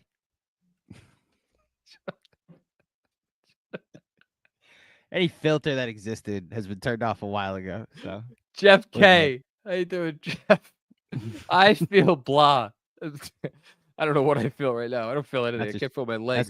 That's what she said. Better than I expected. Thanks for the content, enjoyment, kindness during difficult years. Our pleasure.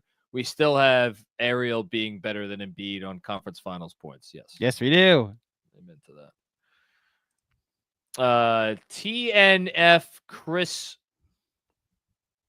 Uchiha. I hope I got that right. This series was over when we choked game 1, and then Cat and Brunson had a monster game 2 and still end up losing to simple mistakes. We the better team. Well, I'm not going to sit here and argue with you about that, not only because we've been talking for almost 6 hours, but like, if you believe that the Knicks were the better team, I kind of want to believe that myself. And then there's a part of me that also doesn't want to believe that, because if I believe that, then it makes it harder to sleep at night from this. Last one. Last one? One more just came in. We got 2 more. So one more, and then one more after this. Kane Marco, take Mob General. What's going on? The fact that you're still on is incredible. Thank you for your work this season. You've never disappointed us like the Knicks have at times. Great season. We move. Go Knicks. No, I'm just gonna say thank you. and I very much appreciate that as someone who is constantly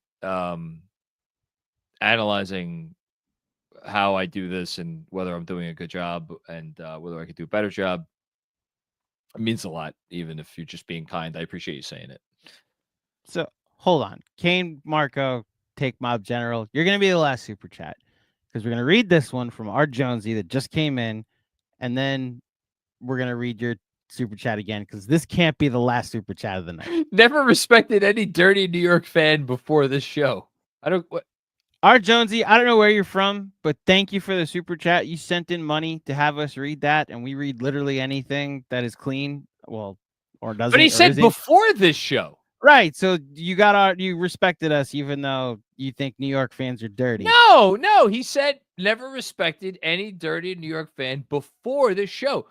We get his respect. Now that has changed. So are all New York fans not dirty? Or is it just us? I don't give a shit. He respects us. That's awesome. That's a great compliment. Okay. I am going to speak on behalf of my fellow New York fans to tell you to get some, first of all. And if you're a Pacer fan, on. What? Am I dirty? Because he didn't say never respected any dirty New York fan before this show. And whilst I still think you are dirty, you do have my respect now. I think that's where it goes. Oh, now I don't care for this nearly as much. Yeah, our Jonesy, you had us in the first half, and now we hate you again. But thank you for the contribution. I took 2 showers yesterday. Yeah, or not yesterday, Friday. Why? Because we went out to dinner Friday night, and I did a lot of morning shower and a post dinner shower. Okay. No, not a post dinner shower. A pre-dinner shower, and then a pre-dinner shower. So I was fresh for our dinner. Was dinner nice? It was actually a little disappointing. I'm not going to say where we went, but it's a place probably the place we've gone to most frequently since we've moved here. And it was the first time where I'm like, that was a little underwhelming. Yeah, kid you not, disappointing dinner myself. It was a place Rosina wanted to go to. She looked at it on the open table last week. It was out in Farmingdale. We went out to Long Island because we went to go see Mission Impossible. Okay. And she was like, let's go there. And it had a 90-minute wait. So me being husband of the century, at the Chili's that we then went to instead, I booked a week later reservation. Look at you. And I was like, see, now we're going next Friday. And it underwhelmed this place in Farmingdale. So now I narrowed it down. It's in Farmingdale. So all the places that may have served some dude in a Mets hat last night, you're on notice. But yeah, also a very underwhelming dinner. That's for sure. Sucks. Kane Marco, take Mob General. The fact that you're still on is incredible. Thank you for your work all season. You've never disappointed us like the Knicks have at times. Great season. We move. Go Knicks. That is an appropriate way to end the longest live stream ever that Knicks Film School's ever done, and the longest postseason ever that Knicks Film School has ever covered. John. Yeah. What? I'm proud to work with you. Oh, and thank you. I'm proud to work with you. As we wrap up another great season, brother, I'm here to say, first of all, that Matt Tomo sent in a super chat, so we'll say this first. Made it to the end. Good night. Good morning. Both. That's an actual appropriate place to end the super chats. Proud to work with you, proud to know you, proud to be your colleague as well as your friend. And we know, I speak on behalf of the Knicks Film School audience, that we know you went through a lot this postseason, and we're happy that you went through it with us. So. I will say very briefly, because we gotta get the fuck out of here. I say this, I feel like I've said this how many years in a row, but I'll say it again, and I say it with exponentially more meaning this year than the previous year, which is I don't know what I would do without you. I could not do this without you. I would not want to do this without you. Knicks Film School owes every person who has said any kind thing about Knicks Film School tonight. You owe everything to this man, Andrew Claudio, because he keeps it together. He holds me together. And he is the patriarch of the family, as it were. So I will say thank you to you. I will also say thanks to everybody who shared their kind words and condolences over the last few weeks. It meant more to me than I will probably be able to express for quite some time. And thank you for that. The generosity tonight and the generosity on post games throughout this playoffs, throughout this entire year. One day I feel like I always feel like eventually I'll get better at offering my gratitude, and I never feel like I do a good enough job of saying how much I appreciate the generosity of people. It's astounding to me, beyond astounding. And I just want to say thank you to that. And then just last thing real quick, you know, the outside of Knicks Film School, I would not be able to do what I do without the incredible generosity of time and spirit and energy of select group of people in my life. And I mentioned my daughters before, Scarlett and Isabel, who make sacrifices for me, but my wife, Dolores, and my mom, Marcia Carousel, are my absolute two rocks in so many ways. And just want to say thank you to the two of them. And then just to the whole KFS family, it's been a great season. So I guess I'll sign off on behalf of, let me make sure I get everybody. GMAC, Jeremy Cohen, Benji Ridholtz, DJ Zullo, Jeff J, Mensa Smith, Sean with a W, Kev Words, Mark, who I hope is sleeping right now, Chris Persianen, Gio, who does our graphics. Yeah, Giovanni. Yeah. I'm forgetting someone. I have to be forgetting someone. So Jeremy Goldstein, who Jeremy, yeah, was like an intern for us. Other Jeremy is the one that puts up the birthdays that you there see you go throughout the time. And I think that's everybody. If we're we have extended family like Ray Marcano, who's like a mentor and a it's beyond a friend to me at this point. All of the extended Substack family, the people who keep the Substack chat alive. Like I don't know where I'd be without you guys. Just all of our patrons up and down. Everybody. It's when I say it takes a village, it's true. This season would not have been the season without the contributions from every single one of you. And that's it. Shit, we're done. We did it, Joe. We did it, Joe. We didn't really do it, but we did something. All right, it's 4:35 a.m. If you're still watching, God bless you. And if you're still watching and you're somehow not subscribed to the Knicks Film School YouTube channel, go subscribe. And give us here the last thing. If you've enjoyed the content and all this season, take the extra minute. Doesn't have to be, obviously not right now. Later today, tomorrow, whenever. Give a 5-star rating on wherever you get your podcasts. And if you want to leave a kind review, those things help us out a lot. It helps the exposure of the show. That's it. I got nothing else. We'll see you. We'll be back. I'm like recording literally tomorrow, but like we'll see you next season. So there you go. Thanks, everybody.